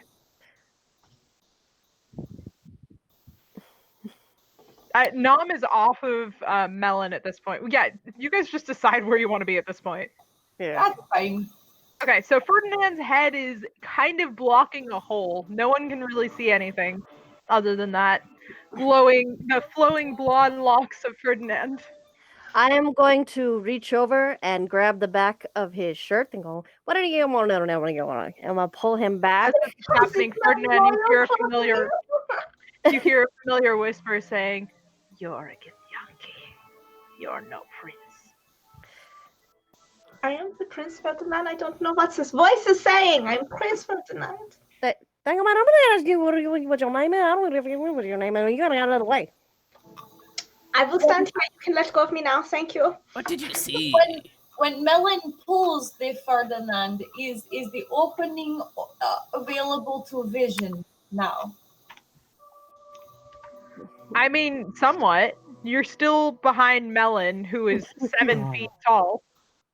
So Skull is going to do a lunge through them and be like, "Get the fuck out the way," and then cast Firebolt one more time today. We'll see if there's more. We will see. At making the hole a little bit bigger for our tall friends to go through. Okay, go ahead and roll the hit. Because unfortunately, Skull is very low in intelligence and wisdom. Yeah. Plus 9. That is going to be a total of 20. Okay, so as you unleash this firebolt, why don't you go ahead and roll damage? It is going to be 2d10 of fire.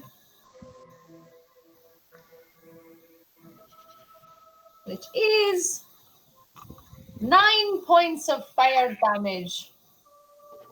Okay. As you release this fireball, you guys see this ethereal purple To be firebolt. specific, firebolt. You see this ethereal shimmer kind of hit flush over the door the second that fireball hits, and it gets redirected straight at you. Oh, fuck. You take all the damage from the firebolt. This is a spell reflective ward. So, Skull is now on the ground and unconscious, friends.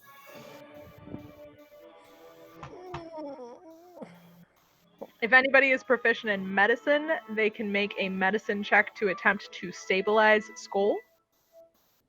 I only got a +3. Anybody has a medical kit?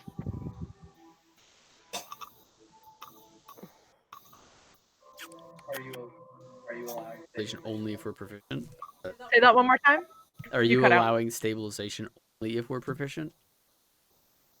We're going proficient first. If no one's proficient, I will let you guys make attempts. But we're going to be doing death saves in between. Skull is very stupid and unwise. It is okay if she dies. She had earned it. She's Well, Insert Tiger King. is anybody proficient? If not, I'm going to No. try. I have a +3. That's all I got. So no. You are more proficient than I am. That's for Alright. sure. Okay, so I need one death save from you. Mirthrax is going to attempt to stabilize Skull. Okay, before you get to that stabilization, I need one death save from you. I So can roll a d20. If you roll 10 or above, 20. perfect. That's Actually, two nat successes. 20 in my games, you're up. 1 hit point. Oh, very cool. Yeah, nat 20s are special right now.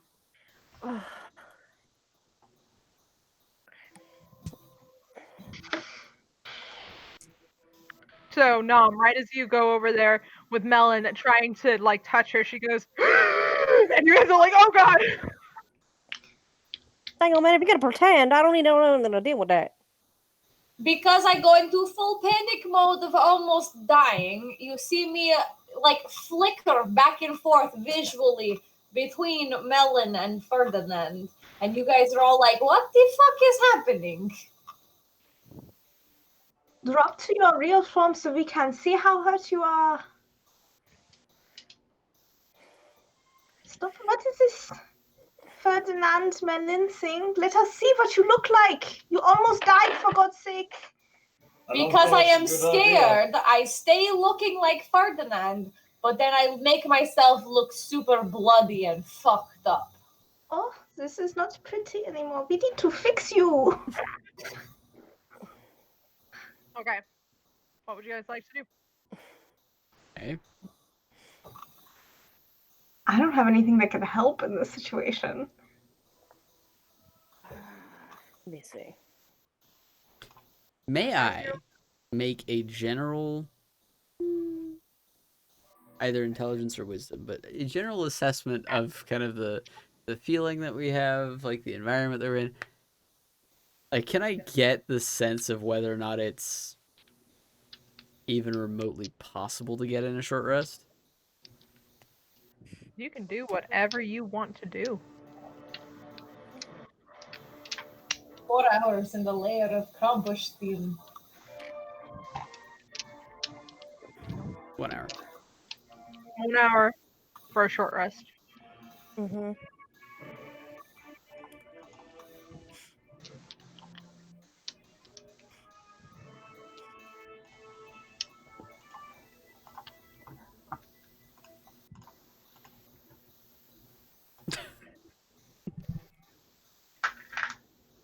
I love it. I love how we're all just sitting here.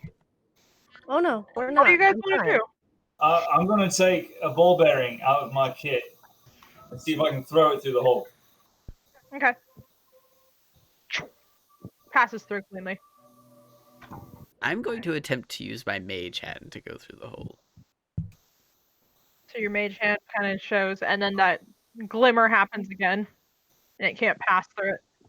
All right. Do I see any like arcane like sigils or carvings or runes or anything?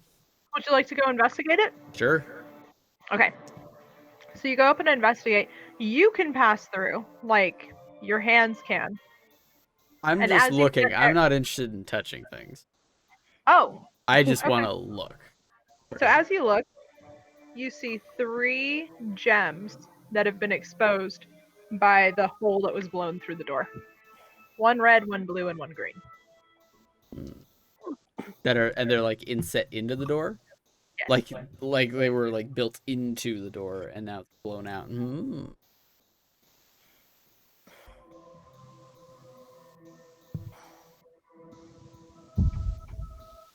Yes.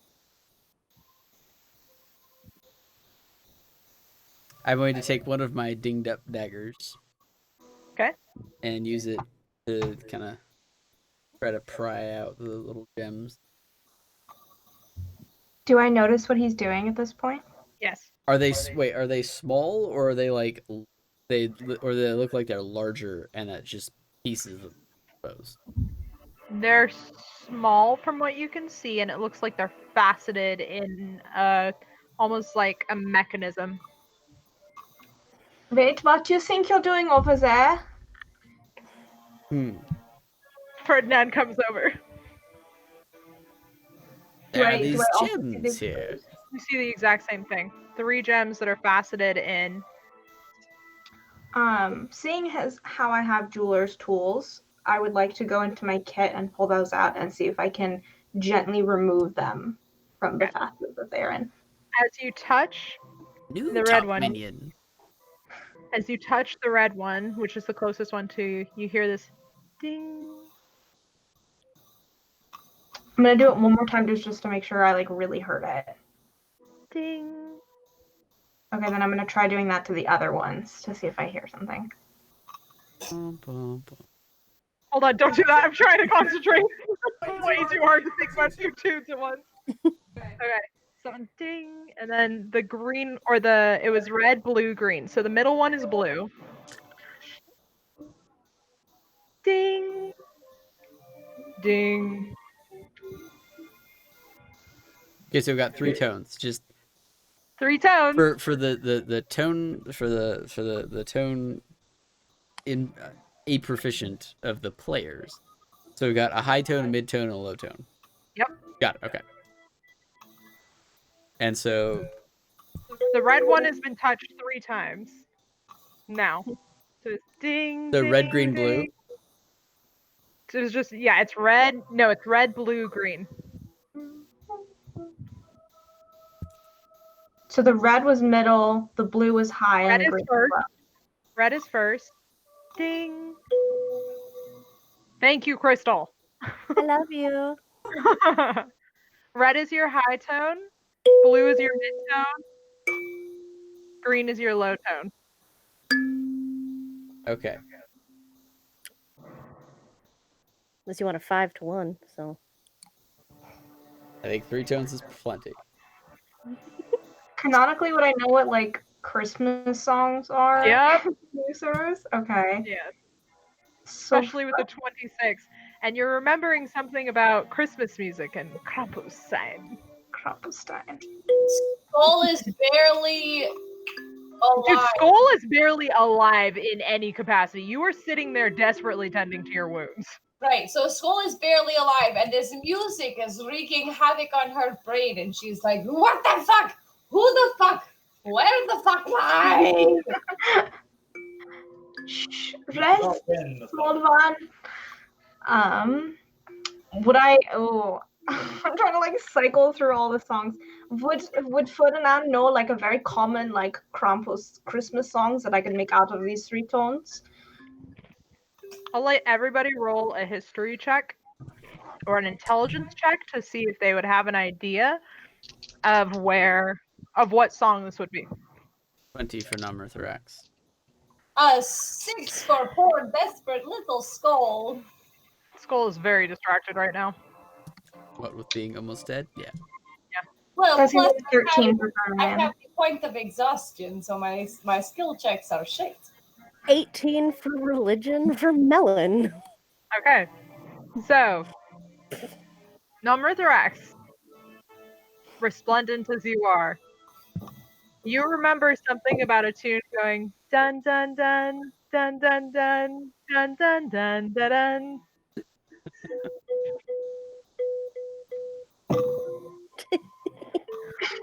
Oh no. Dun, dun, dun, It's been so long since I dun. played the piano, so you guys are gonna do this to me?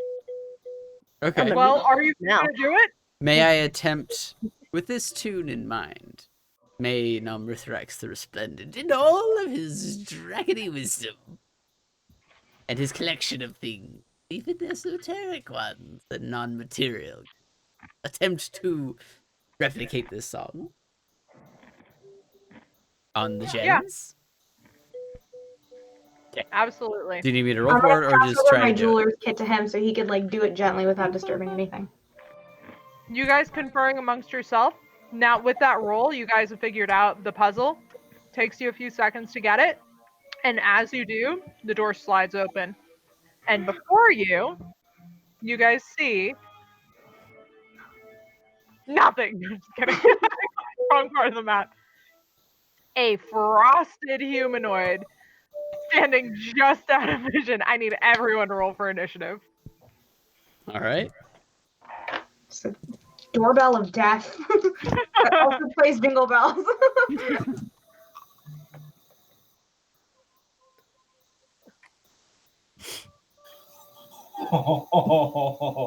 Well, that's a good thing. Okay. Sure it is. So 20 to 25? 22. 22. 15 to 20? 19. Okay. 10 to 15? 15. 15. 5 to 10? I've got an 8 over here. 8 for Ferdinand. Skull, what did you get? I rolled a natural 1 plus my modifier of 2, so a total of 3. Very fitting. 3. Got it.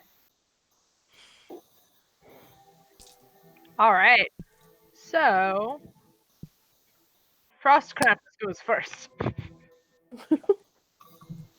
Okay.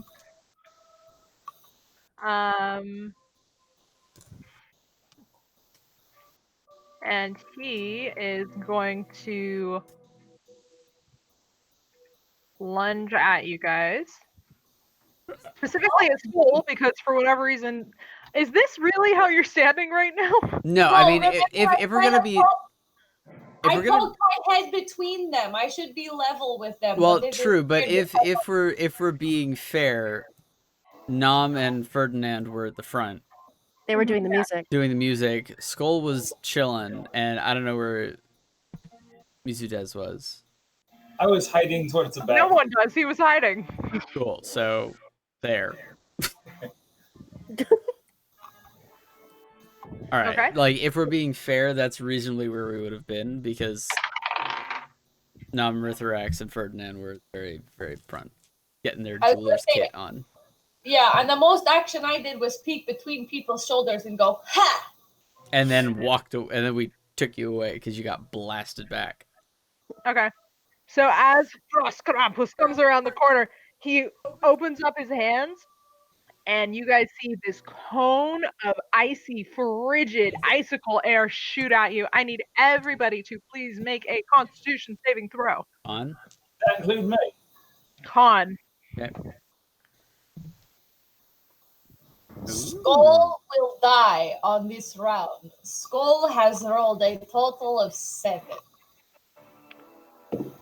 Does that include Mizudez? Just clarify? He's behind a wall? For this? Yeah. Mizudez, were you really sitting behind a wall for like 15 minutes? With not for the 15, I would have checked my ball bearing and then probably going back to like hide behind it. Because like, oh, that works. Fuck it. I'm gonna let them do that shit and just fucking hide. Okay. Cool. If that's how you want to roleplay your character, so be it. I'm gonna say that the range on this is a 60-foot cone. So no, Mizudez probably doesn't have to make this. Okay. That's a 20 for number Rex. Okay. Would I be able to use deflect missiles on this attack? Nope. Fug. Right. Okay. Yeah. Ferdinand has an 11. I don't know what that means. Okay. Melon? 25. Melon, you succeed. And you will only be taking 18 points of cold damage.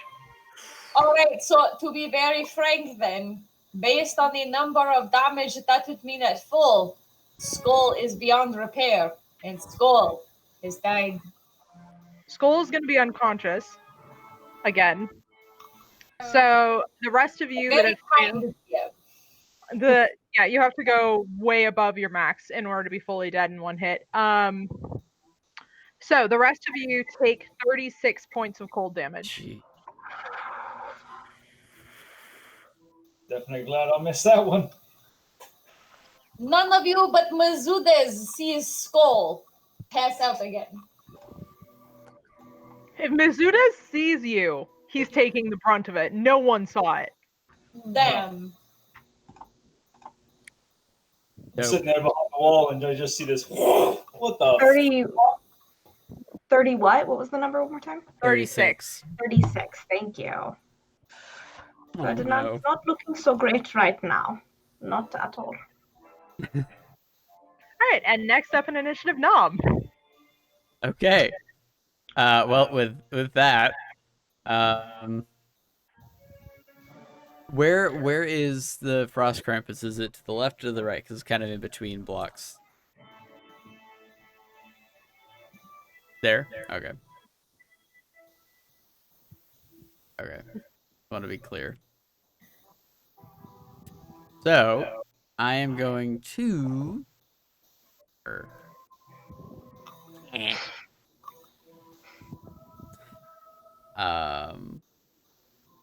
Alright, I'm going to run up to him over here. Okay. Do I see these Spriggans? Or am I ignoring those for map's sake? No, you can see them. They're just watching. Okay. Awesome. I am going to make an attack with my rapier. Okay. Go ahead and roll to hit. Jokes. That is a natural 19 plus 9, so that's 28 to hit. 28 to hit. 28 hits. Absolutely. Go ahead and roll for damage. Oh, very nice. That is 13 points of magical piercing damage. Magical piercing? Magical piercing. Good. Okay. And then I'm going to run away over here. And bonus action hide. That is not an area you can run to, unfortunately. Oh, is this a bridge? No, I just forgot to put walls there. Okay, so it's just a hallway. Yes. Understood. Okay.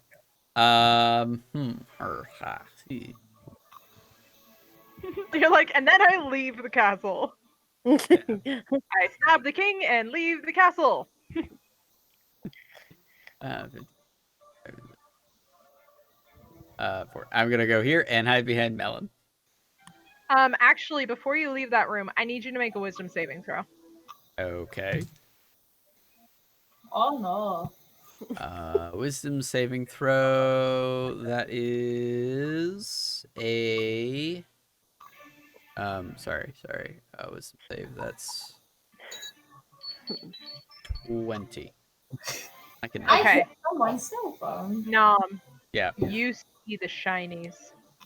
You want to stay with the shinies. It's very difficult for you to walk away, you being the dragon that you are, from a pile of loot that high, but you're able to kind of steel yourself and say, I'll come back for it, and you're able to walk away from the treasure.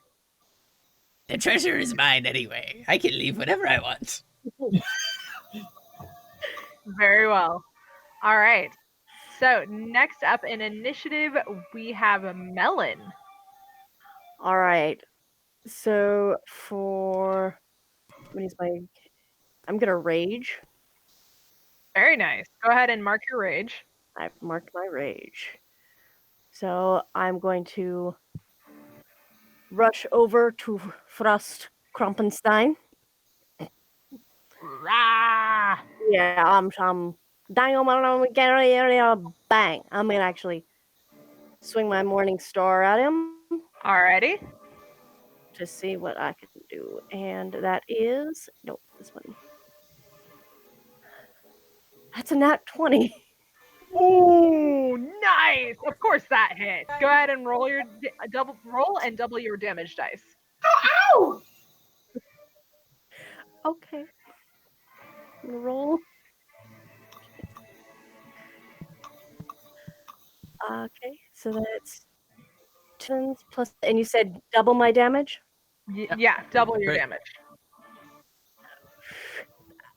if I'm doubling that, I'm going to be doing 40 points of damage.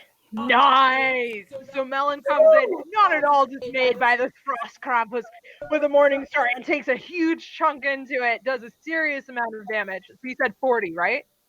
Yeah. Perfect. Nice hit. Bean kind of takes a good thing. It lays a solid crack into the ice. All right. I'm going to swing one more time with my Morning Star. Let's see if this one hits. 14. 14 does not hit. So you try to strike again, and being deft and aware of your blows now, he leans down. Does that conclude your turn? Because I raged 2 attacks. Yeah, that's going to be the end of my turn, right? Because my rage was my bonus action, Rage is technically. bonus action, yeah. Yeah. So now Frost Krampus is going to make a legendary attack and pulls out an Ice Morning Star and takes a slash at you. And that is going to be a 24 to hit. That hits. Okay, and that is going to be 7 points of piercing damage and 9 points of cold damage. Okay, so 16.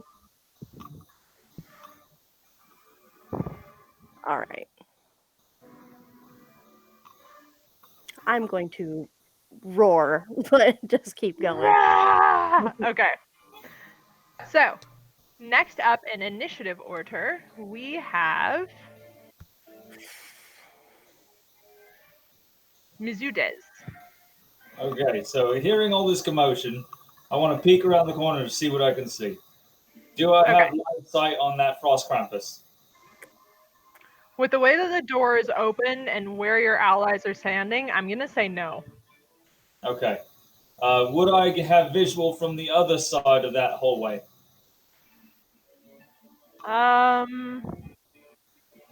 Yeah, but it would be half cover. Half cover? Okay. I'm going to see if I But can... you do see Skull down. Oh, I see skulls down at this point. That's right. Yeah. Fuck. So what I'm going to do is I'm going to go over to Skull and drag him to where I was. Okay, so that is 5, 10, 15, 20. How much movement do you have? 40, but I can use my 40? bonus action for a dash for my... Okay, so if you bonus action dash, I'd say that you can drag her back because you are moving at half speed when you're carrying somebody. Perfect. I'll use it. So, yeah, I would say with the dash, you can move her back past here, and now she's out of direct line of sight. Perfect.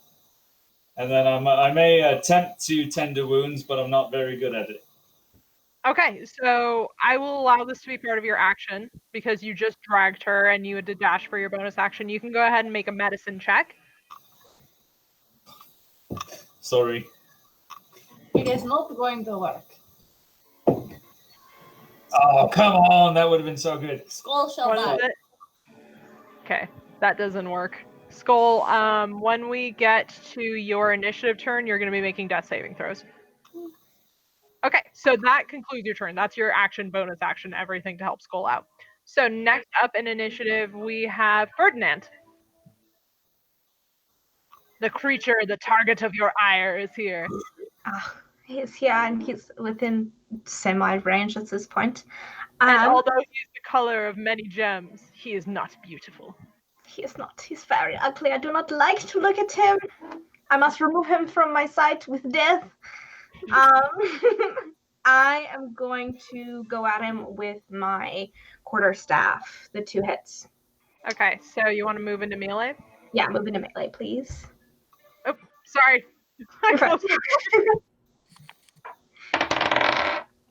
The first one is... Hold on 1 second. The first one is going to be a 9. That does not hit. Okay, let's see what the second one is. Coming from a mile away, he just kind of moves his shoulder out of the way and is like, what? I'm angry. I'm very angry. And the second one is a 22. That hit. Go ahead and roll for damage. Are you Ahaha. using your quarterstaff, right? Yeah. Okay. Okay, so the quarterstaff damage is going to be 9 points of damage. And then I'm also going to use a key point to do Flurry of Blows, so I get 2 more hits. Okay, so you dropped your quarterstaff at this point in order to do that. Yeah. Okay. So go ahead and mark off your key point and then roll the hit. Alrighty. I believe Flurry of Blows is 2 additional attacks. Yeah, 2 additional attacks. So go ahead and roll. The first one is going to be a nat 20. Woo!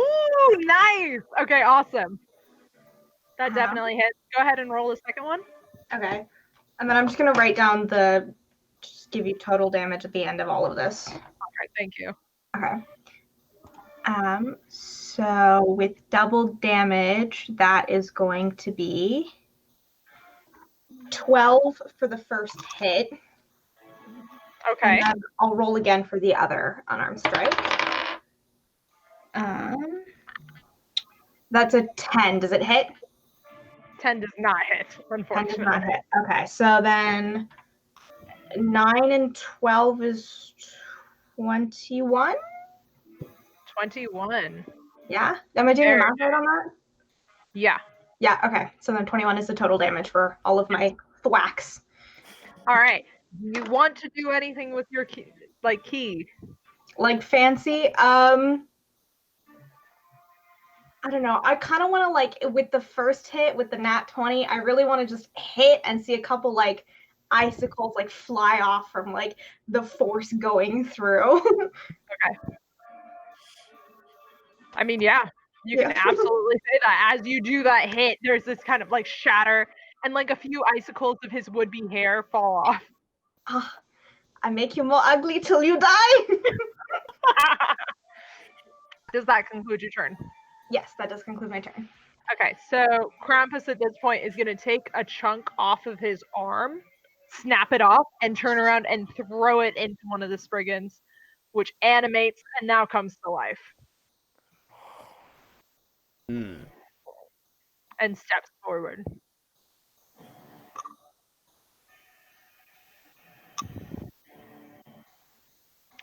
And next up in initiative, we have Skull. I need you to make a death saving throw for me. Perfect. I was going to say Skull sees none of this and has no emotions because Skull is on ground with brain not working.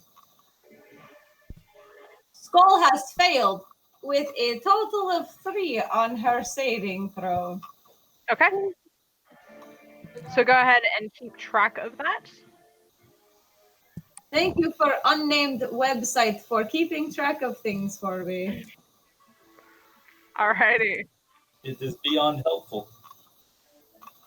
Very beyond.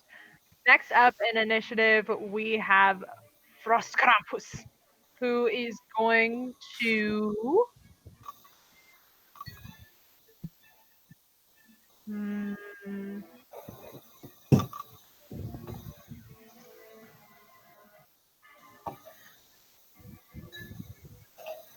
Get that. Actually, it's just going to do a multi-attack against both of you guys. So each of you guys, she's going to take a hit with her ice, or his ice Morningstar.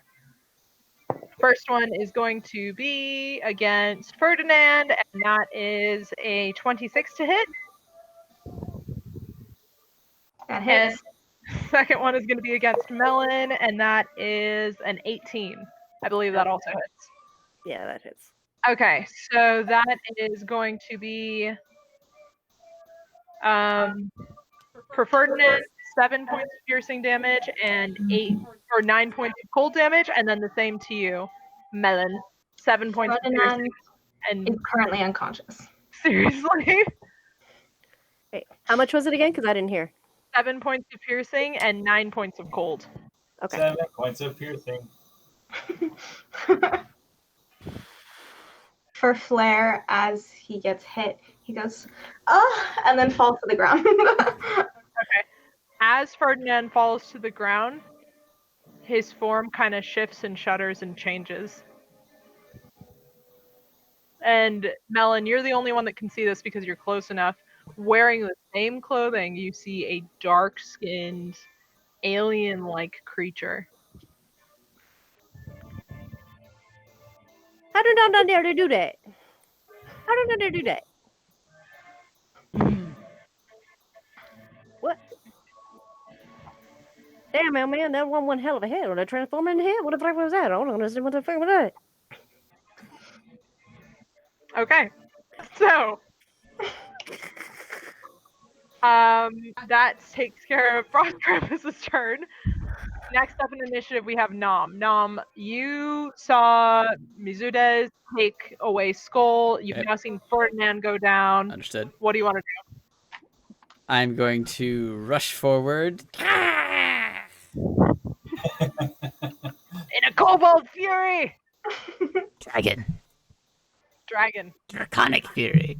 And I'm going to an attack with my rapier. Okay. I'm gonna do so with advantage For pack tactics, for yeah. pack tactics. What'd you get? Natural 20. Dude, you guys are killing it with We the are nat 20 going tonight. what? Alright, let's hear it. Oh, you get that on sneak I attack guess sneak too. attack too. That's 10d6.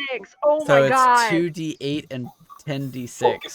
All right, I gotta write number. Dude. All You right, can use so some of my that's fingers if it helps. Ah! 12. Everybody hold up fingers to help count. So 17 base, no freaking way. All right, That's amazing. I've never crit on a sneak before. Dude, you have 2 players down. This is the time for I it. know. All right. Johnny's So taking notes for you. 10, 19. Are 10 and 19 part of the numbers, or are you adding them in your head? No, I'm adding in my head. Sorry.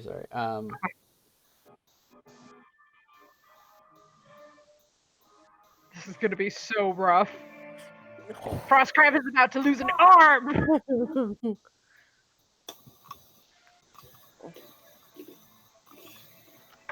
That is 62 points of magical piercing damage. 62. 62 points of magical piercing. Yeah. Holy shit. Did it? Say the words, So, Tasha. what Say I'm it. gonna do Do it. is, You want to do it? all right. So, in true dragon form, It was exactly 62. Namrithra. Exactly No, 62. Holy shit. It was Namrithrax the exactly. Resplendent charges forward with a rapier flying on the wind, as a true dragon will. Flap, flap, flap, flap, flap, flap. For flair and like little illusory wings to appear. Like the dragon it is. And he's going to... So how tall is this Frost Krampus? It's like 12 feet tall. Awesome.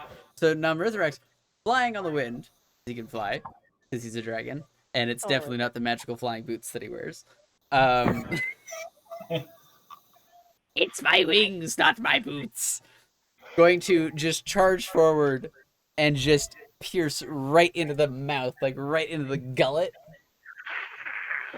You guys feel these ice shards shooting out as this happens. And then do a little flip and a superhero landing with the rapier right in front. As Frost Krampus falls behind him and condenses into a familiar blue light, which shoots into the gem pile behind you. Question for the DM. Yes. Because I was knocked unconscious, what has happened to my broom? It's on the ground. Okay. Okay. So. Is the Spriggan still up? Yep. Okay. Both of them? One is active right now. I will say, however, as that happened, the magical kind of bubble that was sitting in front of the gem table dissipated. Excellent. Then as a bonus action, I would like to throw a dagger at the Spriggan. Which one is Okay. active? It's number 7, the one that's closer to us? Yeah. All right, cool. Just I'll within... hide the other one for now just to make it a little bit easier. Okay, perfect. Just within range, thankfully. Yeah, perfect. So I will roll that attack. Not with advantage. I know what my daggers do. Okay, they are a +8. So that would be a 17 to hit. 17 absolutely 17 hits, hits? yeah. Okay, perfect. Thank you. Yeah, just within range. That is 8 points of non-magical piercing damage from the That's fine. thread Does dagger. as much damage as you think it would. Cool. Okay. We are not out of initiative. Good to know. So, that was Nom's turn.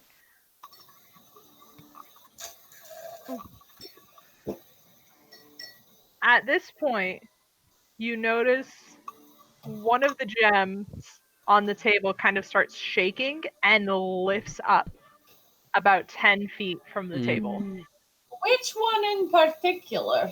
You don't know, you're dead. No. No, just kidding. You're not wrong.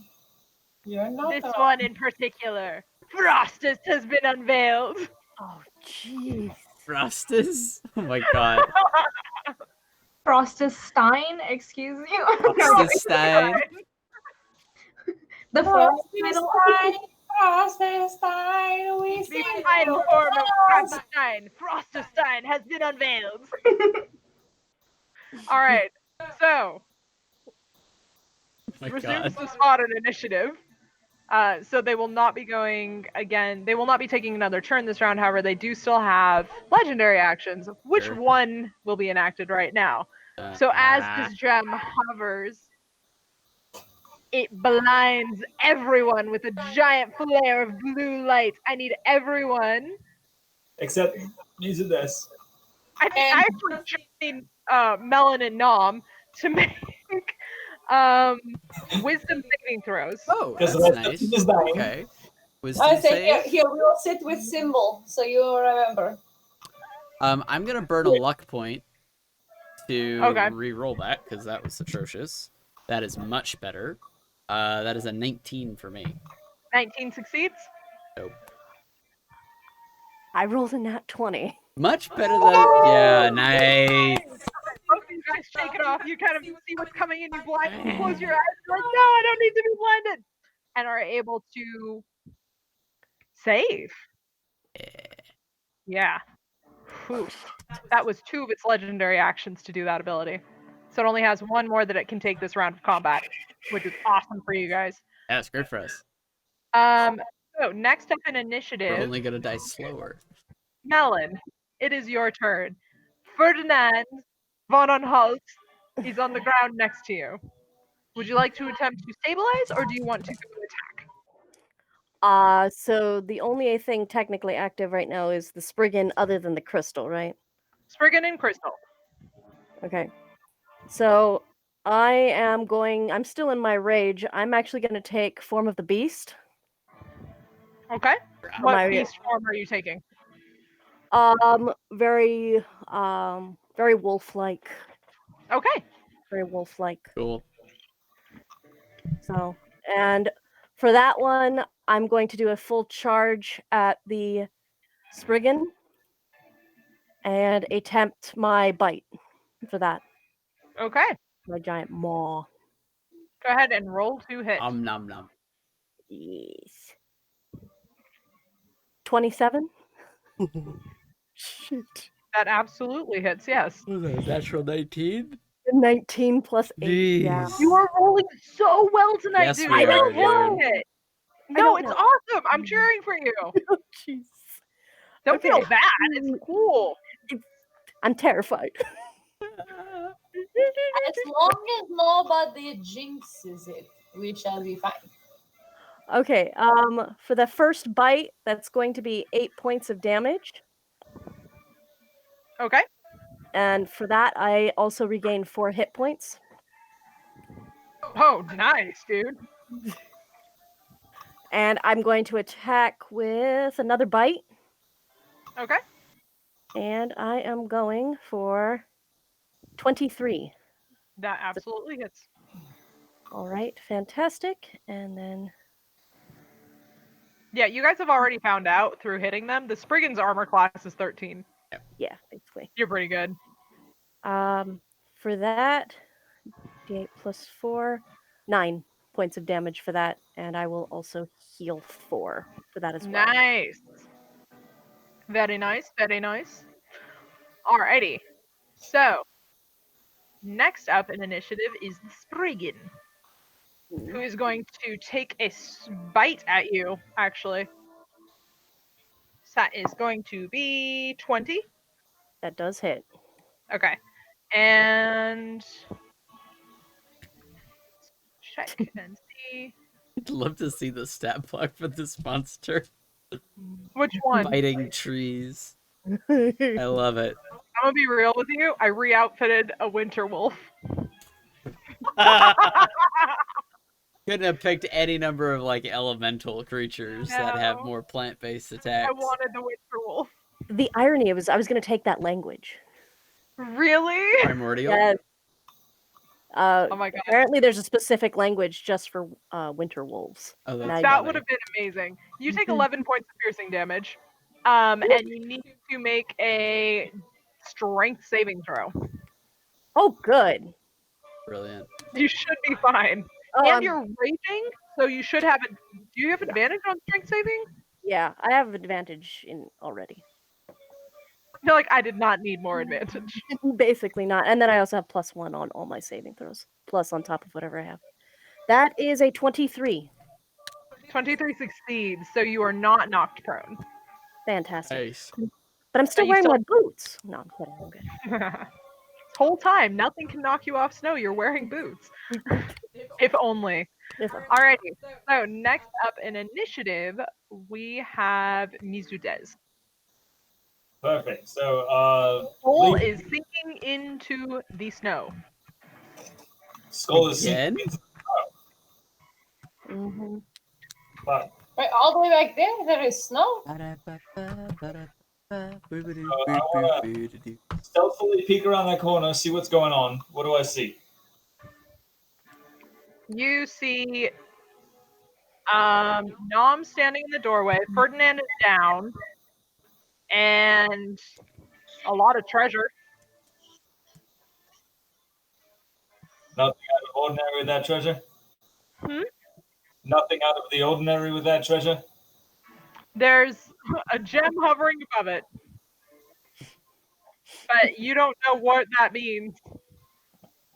Well, in my life, a floating gem is never a good No, I'm gem, so I'm going to take standing a in the shot doorway. at it. Make an intelligence check for me, and we'll decide if your character knows. True. I probably won't because my intelligence is not very good.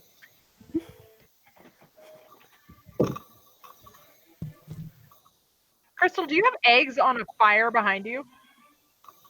Yes. Regardless, you motherfuckers, this man over here just rolled a natural 20. Yes! I will absolutely say you know. You're like, that shit ain't right. And you can absolutely attack with confidence that you are doing something right. I am shooting it with my bow. Got it. Fuck this gem.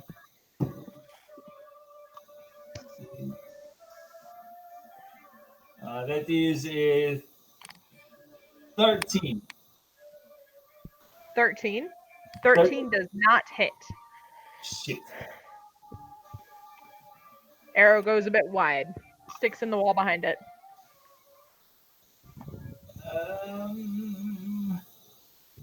I'm going to take my bonus action to bitch about it.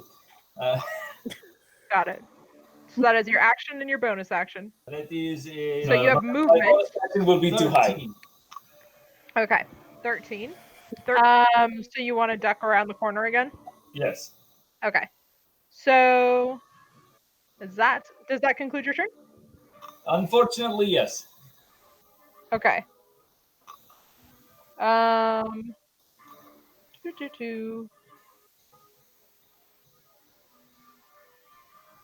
Roll a stealth check for me.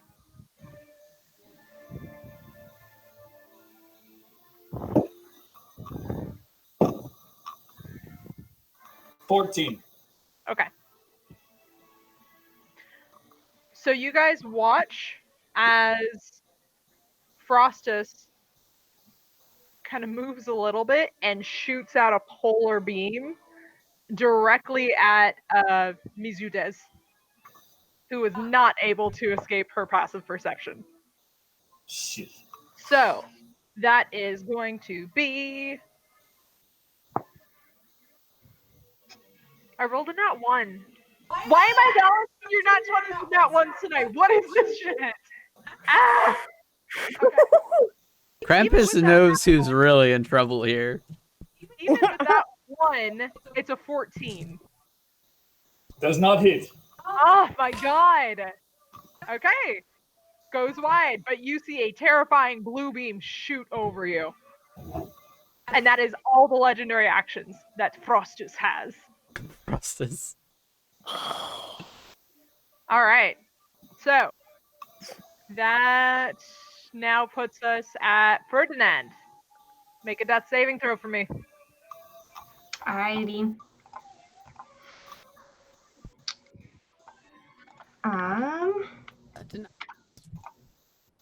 Okay. Is it a D20? D20. Okay.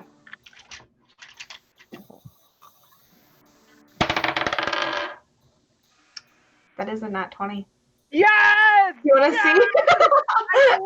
That's awesome, dude. That's so great. Okay, you are back up with 1 hit point. We need a counter on the stream for how many nat 20s we Yeah, get. no, we really do. Like, we're We need clearly a not bot. cool. We're not cool enough to have like an entire team of people dedicated to our stats, but this has been wild. Insanity! Yeah, I might just start keeping a counter. If we ever get to that point, we will absolutely keep stats. I'll go through the VOD later and before it gets put on YouTube and check the By stats. the way, we put all our stuff on YouTube. Yeah. Goes up every week. Go subscribe. New content, new art. Go check it out. Watch the other streams. Yep. Okay, but like for real, 2 of the people on this current stream made some really gorgeous art for our other steady campaign, and they deserve that recognition. Yeah. Okay, so what's Also, one of them is going to be doing artwork for her character that we'll put up on Instagram. The fabulous Ferdinand von Anhalt.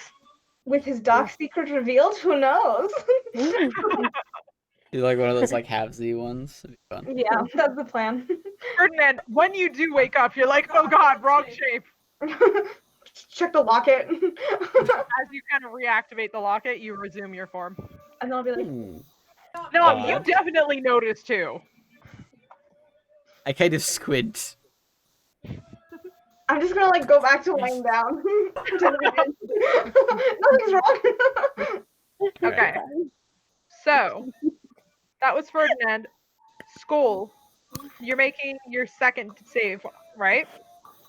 Unfortunately, as Skull is very close to death at this point now because Skull has rolled a 4. Okay. Skull is now a foot into the ground. Oh my god. Fucking hell. All right. Hey, to be entirely frank, guys, it is okay. If Skull dies, it is the first character that Sabrina has ever led that will be dead. It is okay. That's wild. Oh god. Okay then. And it's a one shot. Have fun with it. It is Okay. okay. Basically. Go kill Krampus on behalf of the teenagers Krampus. dead in your hallway. Oh my god, that's so I cool. need all my minions. Okay. So, next up, it is now Frostus's turn. And you just sigh. Okay. And with that, Frostus spins its form, which you can only tell by one singular beam of light, and focuses on Nom and Melon. And that is going to be Stupid request, but I'm going to put my head down. 16. 16 to hit Nom. Does that hit you? By a hair. Ah, okay. Oh, wait. I did the math wrong. I'm sorry. That is 15. Not Does 16. not hit as Oh Nom my shoots. god! Ah! Gotta stay honest. Gotta stay honest. Gotta stay true with my rolls. I rolled a freaking 2. Okay, and then shoots, and then you see another one of the same beam that was shot out. It strikes at you, but you kind of dart out of the way just in time. So next up, Melon. Same ray is coming at you. That was not a 2, unfortunately. That is a 27 to hit. Absolutely hits me. Okay, so that is going to be 14 points of cold damage. Melon is now frothing at the mouth and completely angry. Hey, at least you're maintaining your rage. Yeah, oh yeah. Okay, so next up in initiative order, we do have Nom. What would you like to do? Ooh, Nom. Nom, nom, nom, nom, nom, nom, nom, nom, nom. He didn't name that character while he was hungry at all. No. Nomrithrax will run towards Frostus.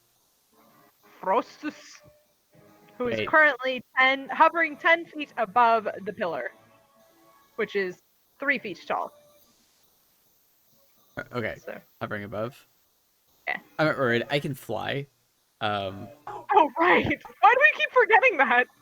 Because it hasn't been an issue for me lately. You had the whole scene with Melon where you were climbing on the shoulder. Yeah? Why not? All right. I have for limited sure. time to fly. I'm not going to waste it when I have minions to do my work for me. He must establish dominance over his minions. Okay, quick look at this thing. Does it look like it's ice? Make an intelligence check. Okay.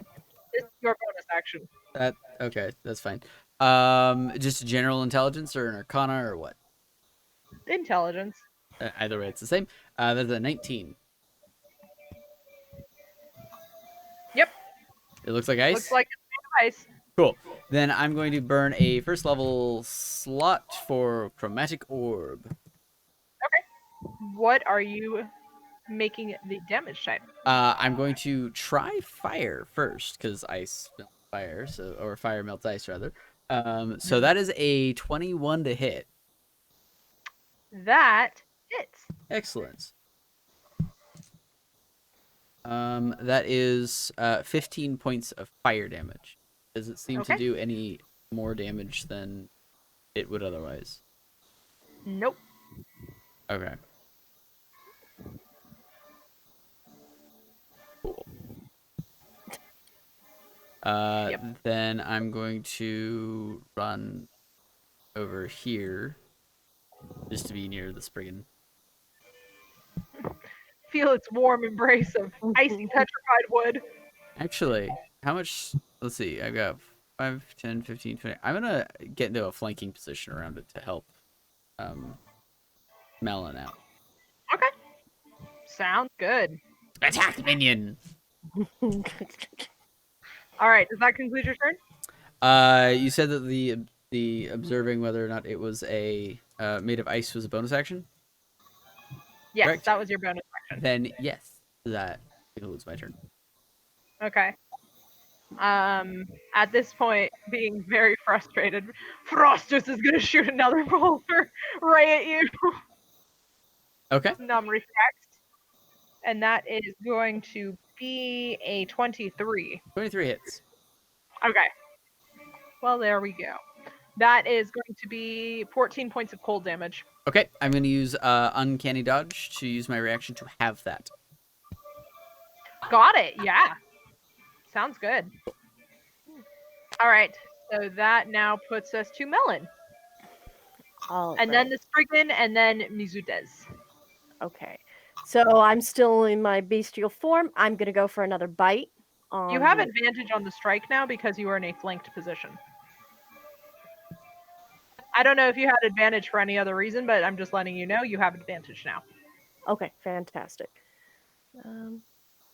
Your dragon overlord is flanking on your behalf. Okay, 20. 20 hits? Fantastic. Kill it. Do it. Tiny Sith Lord Kobold following you around, insisting he's a dragon. Jesus. All right. That first hit is going to be 5 points of damage. Okay. And I'm going to heal 4, which is lovely. I'm going to go for another bite because I'm going to need it. Oh my god. Okay, that's a nat 20. For Dude, 28. what? I'll send you the screenshot. I believe you. I totally trust all of my players, but that's insane. Form of the Beast, bite to hit, 20 plus 8, 28. All right. Have at it. Double your damage dice. Oh my god. Okay. I think you found your best character so far, Crystal. No kidding. Absolutely brutal. Hey, you know what? Maybe that command worked. Maybe I just need to, do it. You know, Then I'll just I'm command. fired. You know, Nom, I think you could have gone Mastermind Rogue if you want to be giving people I had commands genuinely considered it. It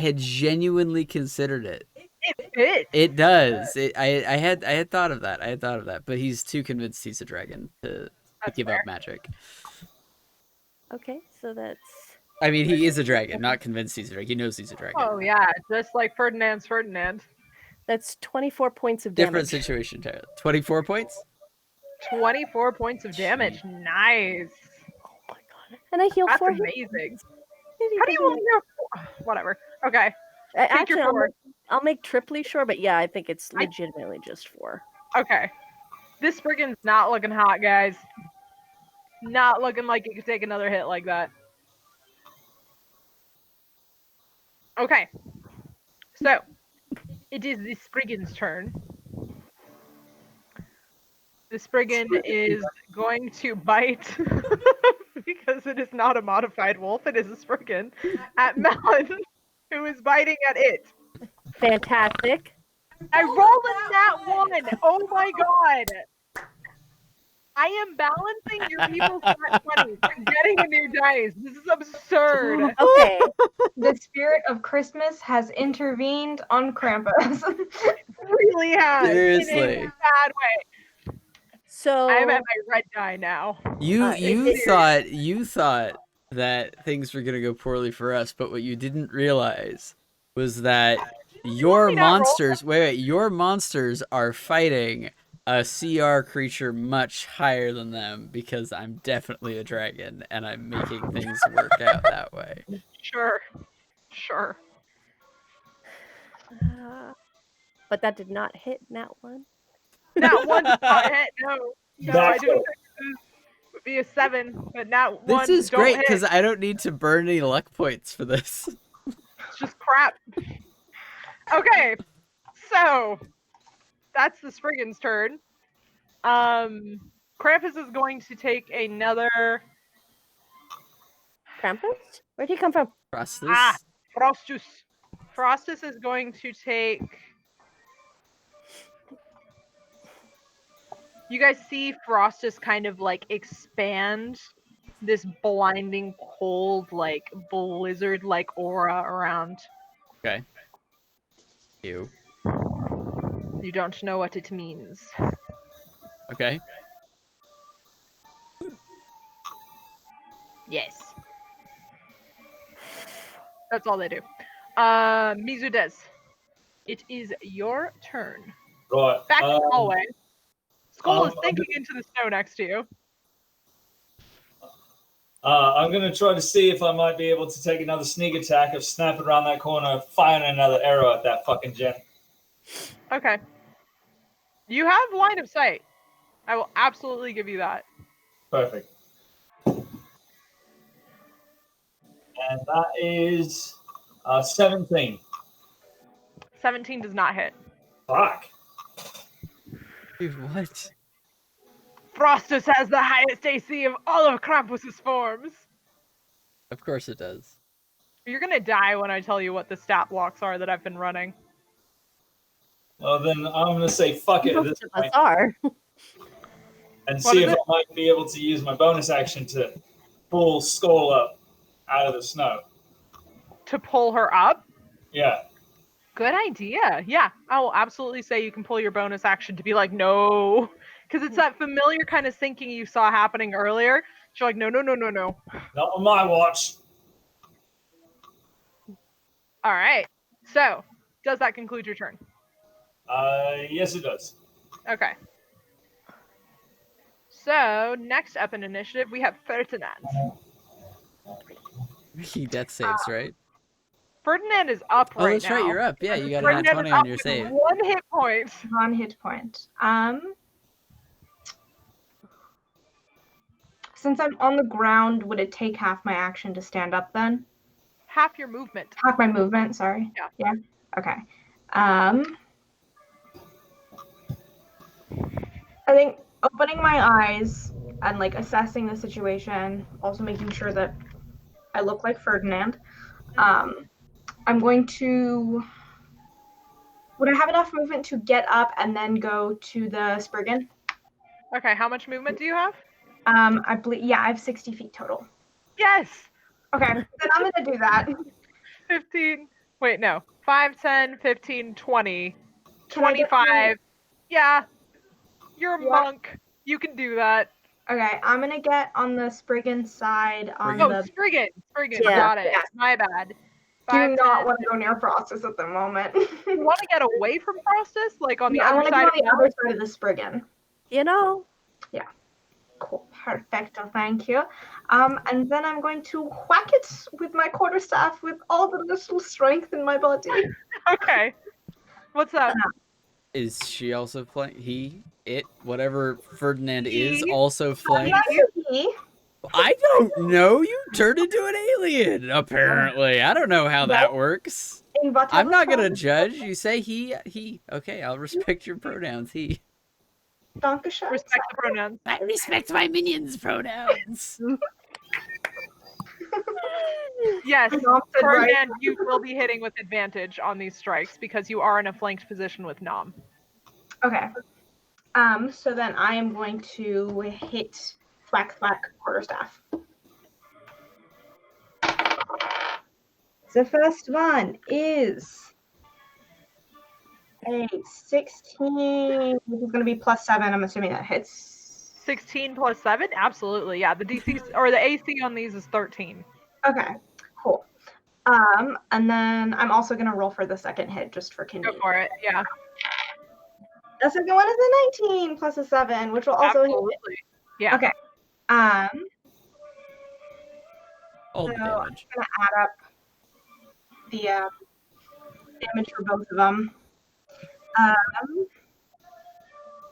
Total damage for the first 2 hits are going to be 11. Okay. And then I would also like to use Stunning Strike so that it's. You need to hit with your fist to do a hit stunning strike. Okay. So you can do a fury of blows and do your unarmed strikes and then try to do it. Yeah. Okay. Yeah. I'm gonna do Fury of Blow, so 2 punches, and Okay. then try and roll with the Stunning So Strike. if you hit with one of those, you can absolutely put a stunning strike in with it. Okay, so I will hit with both my fist, drop the Go quarterstaff. ahead and roll the hit.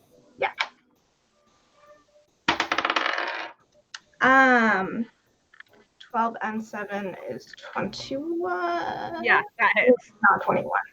It's 12 9. and 7 is 19. Still 19. hits. Still hit. Okay, 19. And then I'm gonna roll for the next one.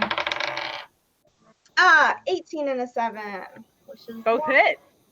Okay. So go ahead and roll total damage, and then what's the save on the stunning strike? I believe it is a 13 Constitution, but let me double check. Both unarmed strikes damage comes out to 12 points. You weren't kidding about the spirit. It doesn't even matter what dice I rolled. I rolled a 2. It's So done. we're gonna stun. Wait, how much damage did you just do It was between those 2 hits? the first one was 11, I think I said, and then the How would second. you like to do this? So is that don't even bother spending the extra key point to stun the thing? Don't bother spending the key point. Okay, cool. I'm gonna go like with the last hit because I'm just exhausted.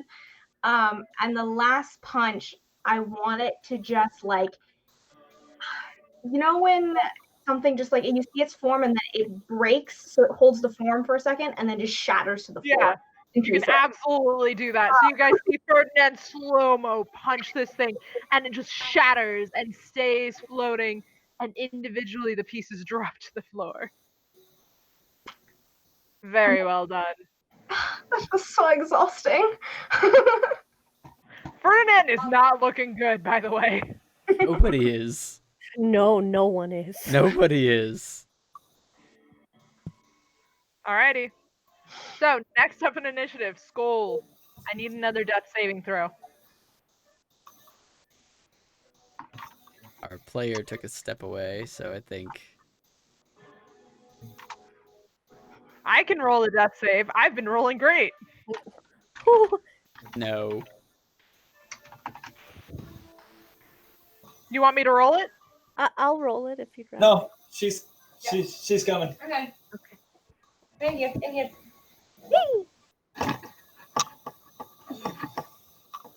You got this. All right. Yes. Oh, I have to. Okay. This is a make or break it roll, guys. I know, guys. I'm so scared. I'm so scared. One more death save and she's done. Yep.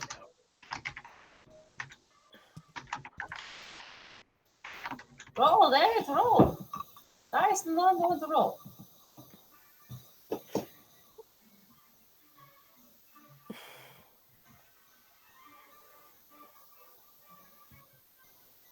Okay, we are rolling. Oh, What'd you get? Skull has rolled a 6. God. And with that, I guess the only one that really knows at this point is Mizudez. You see Skull get rapidly sucked into the ground. And as that happens, I'm going to raise my hand out for a token of the departed. For this wretched fool. Does not miss a beat. You see another little ethereal RIP tombstone come into your hand, and you see this kind of purplish energy drift off of her and go into your hand. Now, Skull, you kind of wake up a little bit hazy and feeling like you're being dragged down again. Same feeling that you had when this started. Oh no.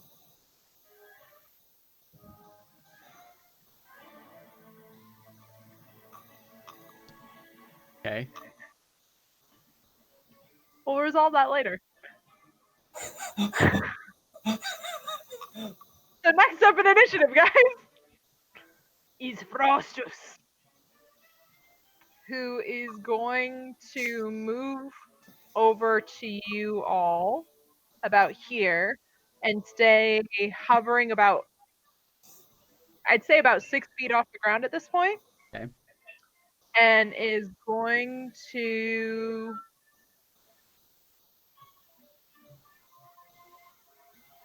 cast Polar Ray again.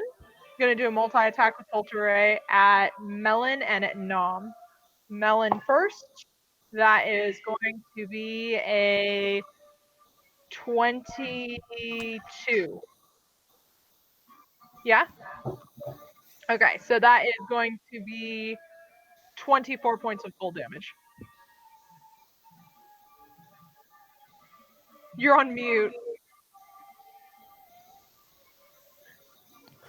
Not quite dead yet, but we'll get there. All right, so next attack is going to be Polar Ray on Nom, and that is going to be a 20. A luck point is burning. Roll that again. Okay. All right, a 21. Yep. Gotta hit regardless. All right, so that is going to be 14 points of cold damage. Okay. Actually, hold on. Um, Until the end. Okay, no, I'm sorry. That is 24 points of cold damage. So I God. actually have a reaction because I'm still in the form of the beast with my tail. What's your reaction? If a creature you see is within 10 feet and hits you with an attack roll, you can use your reaction to swipe your tail and roll a d8, applying the bonus to your AC equal to the number of roll, potentially causing the attack to miss. Do it. Let's see. Okay, so I have Okay, no so idea. I hit you with like a 22, right? Okay, yeah, Roll your D. Do you want me to roll or are you rolling it? I can roll it. That's fine with me. So I'm trying to figure out what exactly I need to So just. roll a You D8. roll a d8 and then you add that to your armor class. Okay, It's basically like a shield spell. Dude, fantastic. this form of barbarian's cool. Yeah, beast form is pretty fantastic. I I was like it. trying desperately to learn about it because I was like, I'll pick that. So that is a 7 plus my 16. 15. Yes? 7 plus 23. 16. 23. 23. You take no damage. Okay. I'll put those back. Thank you. That's a smart use of your ability, dude. Okay. Yes. And that aura that was around Frostus disappears Mm. at the end of their turn. Huh. Okay. So next up in initiative, we have Nom. Okay. Barely holding on. Oh my god. Barely alive. Good God. At 2 hit points. Oh my god. That last hit, man. That's okay. Frostus is still in the triple digits. Okay. I'm going to so the fire didn't do any more damage than I would have expected, right? Nope. Okay. I'm going to attempt then to change the damage of my chromatic orb. What type? Um Choose carefully. Hmm.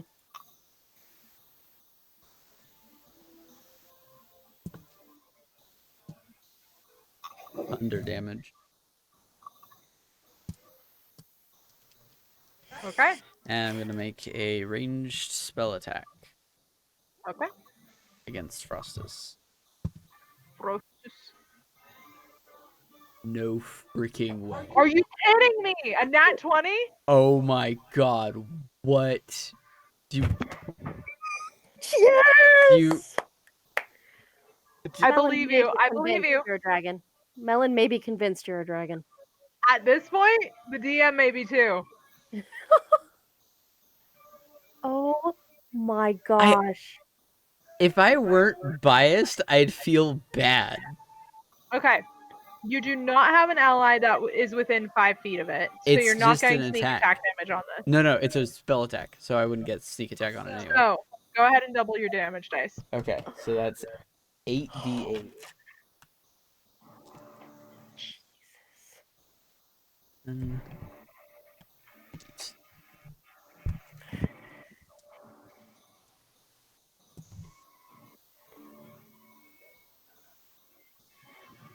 Uh,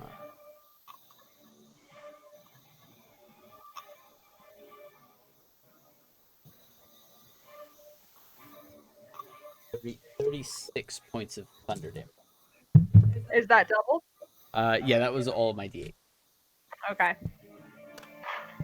As you release this orb, you see this thunder starts fracturing Frostus a lot.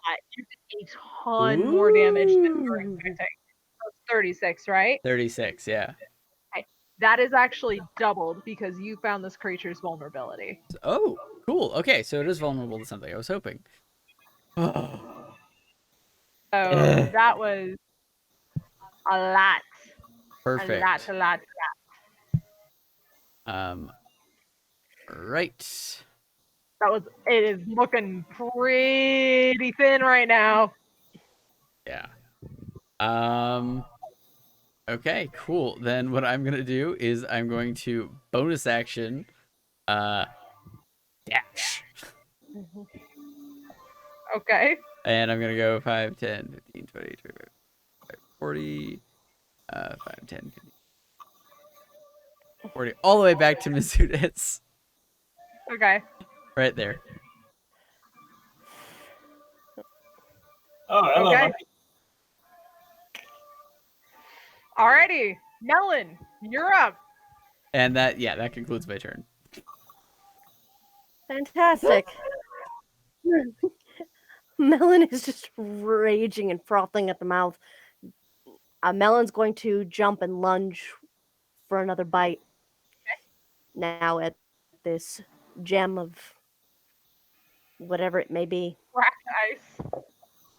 Cracked ice. Come on. There we go. All right. That is 19. 19 is the AC. What? Oh, Jesus Christ. Okay. Fantastic. Discovered it. All right. That's going to be 6 points of damage Okay. for that one. And I'm going to heal for 4 points with that because every little bit counts. And then I'm going to go for one more bite.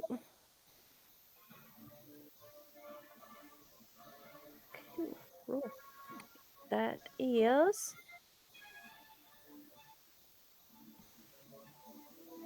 18. 18 points of damage.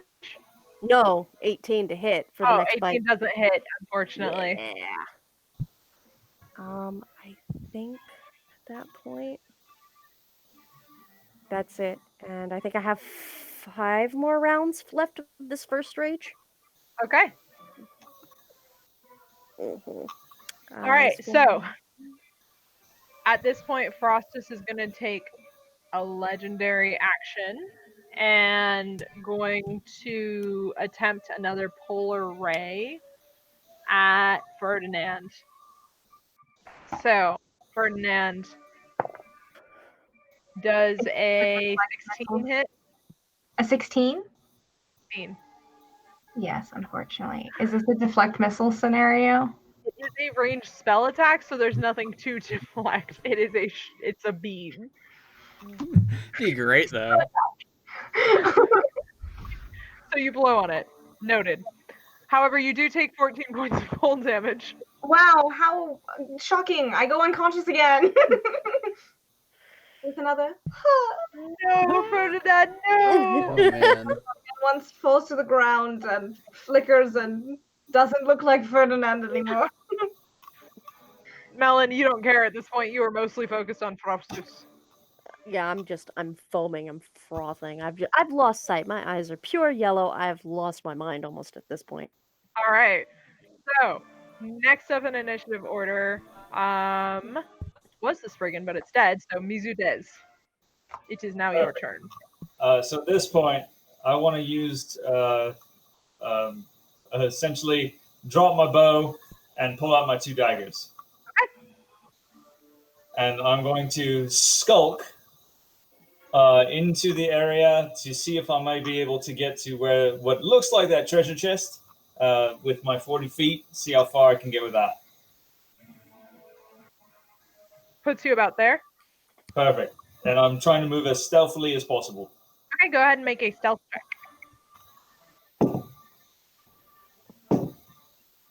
15. Okay.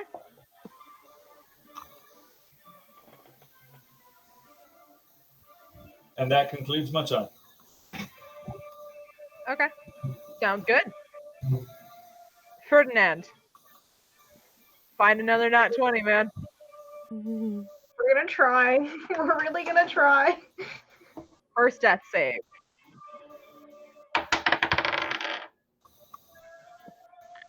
Do I put any modifiers on it, or is it Nope, just... it's a straight d20. Tell me if you're above 10.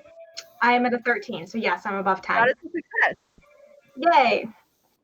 So you can mark your first success. You need 3 successes or a nat 20. So next up in initiative was Skull, but Skull is dead. So you know.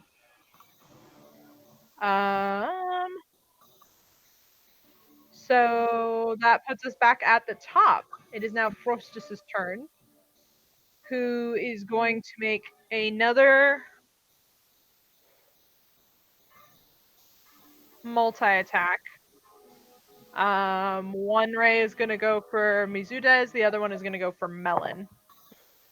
So the first one is going to definitely hit. We're 35. Or 33. 33. I'd like to use my uncanny dodge to at least half that damage. Okay. So you take 7 points of cold damage then. I'll take it. And then Melon, you're looking at 23, which hits. Oh yeah. So that's another 14 points of cold damage. And this is his attack? Rosus. So I am going. What was your number? 14? Or to hit? So 14 to hit. It was, yeah. No, it was No, it 20... 23 to hit. 3 to hit. Okay, so I have my reaction for that. Go ahead. Give it a shot. So It's a new round, so you have that reaction again. All right, so I need to pull it out. This is the best wolf form. The barbarian wolf form. So it's this plus my armor class, and I have to beat 23, you said? Or 24? Yes. You have to beat 23. So you gotta get 24. I just got a 6 to 16. 22. That's 24. No, that's 22. Yeah, damn it. All right, So yeah, close. 14. 14 points damage. 14 points of damage. And that reaction has now been spent for this round. Yeah. So, next up in initiative is Nom. What are you doing? Me? Okay, so that thing was super effective. I'm going to step out of that. I can't find my. There I am. I'm going to step out Okay. so that it's within range or within line of sight. Yep. And it's within 90 feet of me. That is true. Because it took me 80 feet to get that. And I'm gonna do that thing again. Because that seemed to work really well. So why not? Alright, again. It's a ranged spell attack when you make that, correct? It is a ranged spell attack, yes. Okay, so go ahead and roll to hit. Okay. Okay, that is a 21. 21 absolutely hits. Perfect. I'm also doing thunder damage again because that worked really well. So. Fair and valid. Ooh, that's nice. That's 3/8. Nice. That's 10, 8. Yeah, so it's 24, 22. No, I'm sorry, 26 points of damage total. Alrighty. Yeah. So, again, the vulnerability. Bring it up to what, 48? Frostus is looking barely like it's able to hold any form at this point. Actually, oh yeah, I moved, so can't do what I was going to do otherwise. You have a bonus action left. Yes. Yeah, so my bonus action, I'm going to take the, I'm going to move, and then I'm going to take the hide action. Okay. Hide. Fair enough.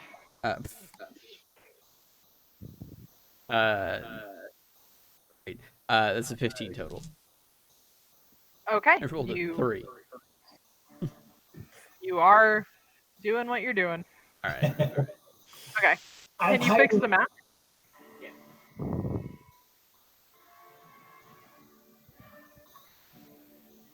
Here, I'm gonna move. Yeah, we gotta. There we go. You'll figure it out. Anyway, Frostus is going to take his legendary action and push out the aura one more time. So, Melon, as you're standing there, you see this like misty aura start enveloping the crystal again. Fantastic. that's at the end of Nom's turn. So Melon, it is now your turn. Okay. I need life, so I'm going to eat it. I'm gonna go Your for. worst. I'm doing my best.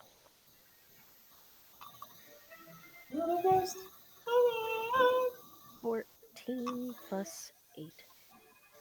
22. 22 hits.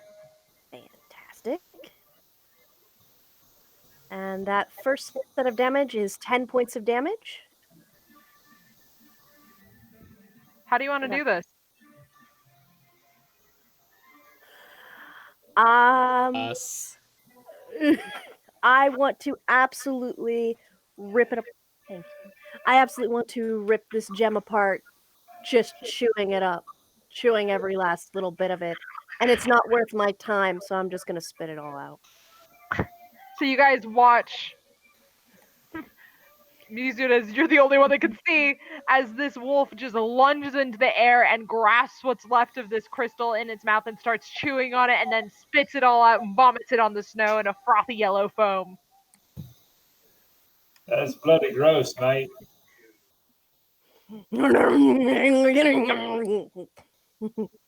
As coherent as ever.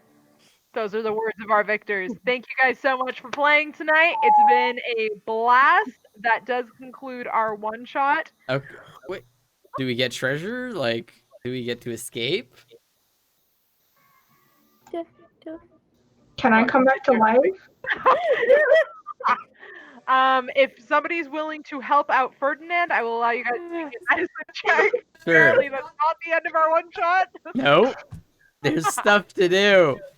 I'm gonna run. Sure, I'll help out Ferdinand or whomever he is. Mm-hmm. Definitely looks like a dark skinned something. It's a 16 medicine check. All right, you're able to stabilize. Cool. You're not back up, but you're not dying. And then I'm gonna run right for the treasure. Horde. Okay. I'm going to turn off my rage. Is there anything I can do for the weird alien thing laying on the floor? Check your abilities. See if there's any way that you can offer more health. They have been stabilized, and with a short rest, will come up on their own at this point. I have some of the dragon eggs I cooked. Does that help? Unfortunately, no. Not in this scenario. But you're like, they'll sleep it off. They'll be fine. Or we can have a short rest and I can cook them food. 'Cause Yeah. I'll tell you what, I'm What would you like to do? I'm gonna check out that chest that's right up next to me, if that's a Okay. chest. Yeah. So you go over there and you open it up. Really? How many hit points do you have? Fuck. 27. Oh, not nice. 27? Yeah, that's Okay. how much there left. Nom, you watch Mizude's fall to the ground and get sucked in immediately. Dang.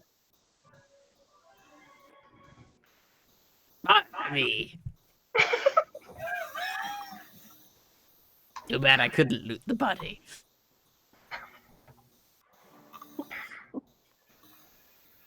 All right. Dang. That's it. That's the reaction. All right. He doesn't care. He has no qualms about looting the dead. They're dead. Lost another minion. That is the end of your character, unfortunately. And you do, as it is the end, you do wake up at the start again. As your characters are now permanently stuck in this cycle. I'm going to grab the treasure and just kind of pile it and sit on it. Perfect. And with that, unless there's anything else anybody would like to do. No. Melon will walk over going, no, dang old gecko dragon, you did a good job. Our two survivors from this one shot and our one passed out Ferdinand, who may or may not look or be Ferdinand. We are going to wrap up for the evening. Thank you guys so much for joining us. I hope this brought you at least some amusement and some laughs. It's been great having everybody. Thank you to my lovely players. Thank Thanks you for sticking running around. the game, Tasha. Absolutely. Thank you. Nice to get the player's seat every once in a while, so thank you very much for that. Oh, Mhm. yeah.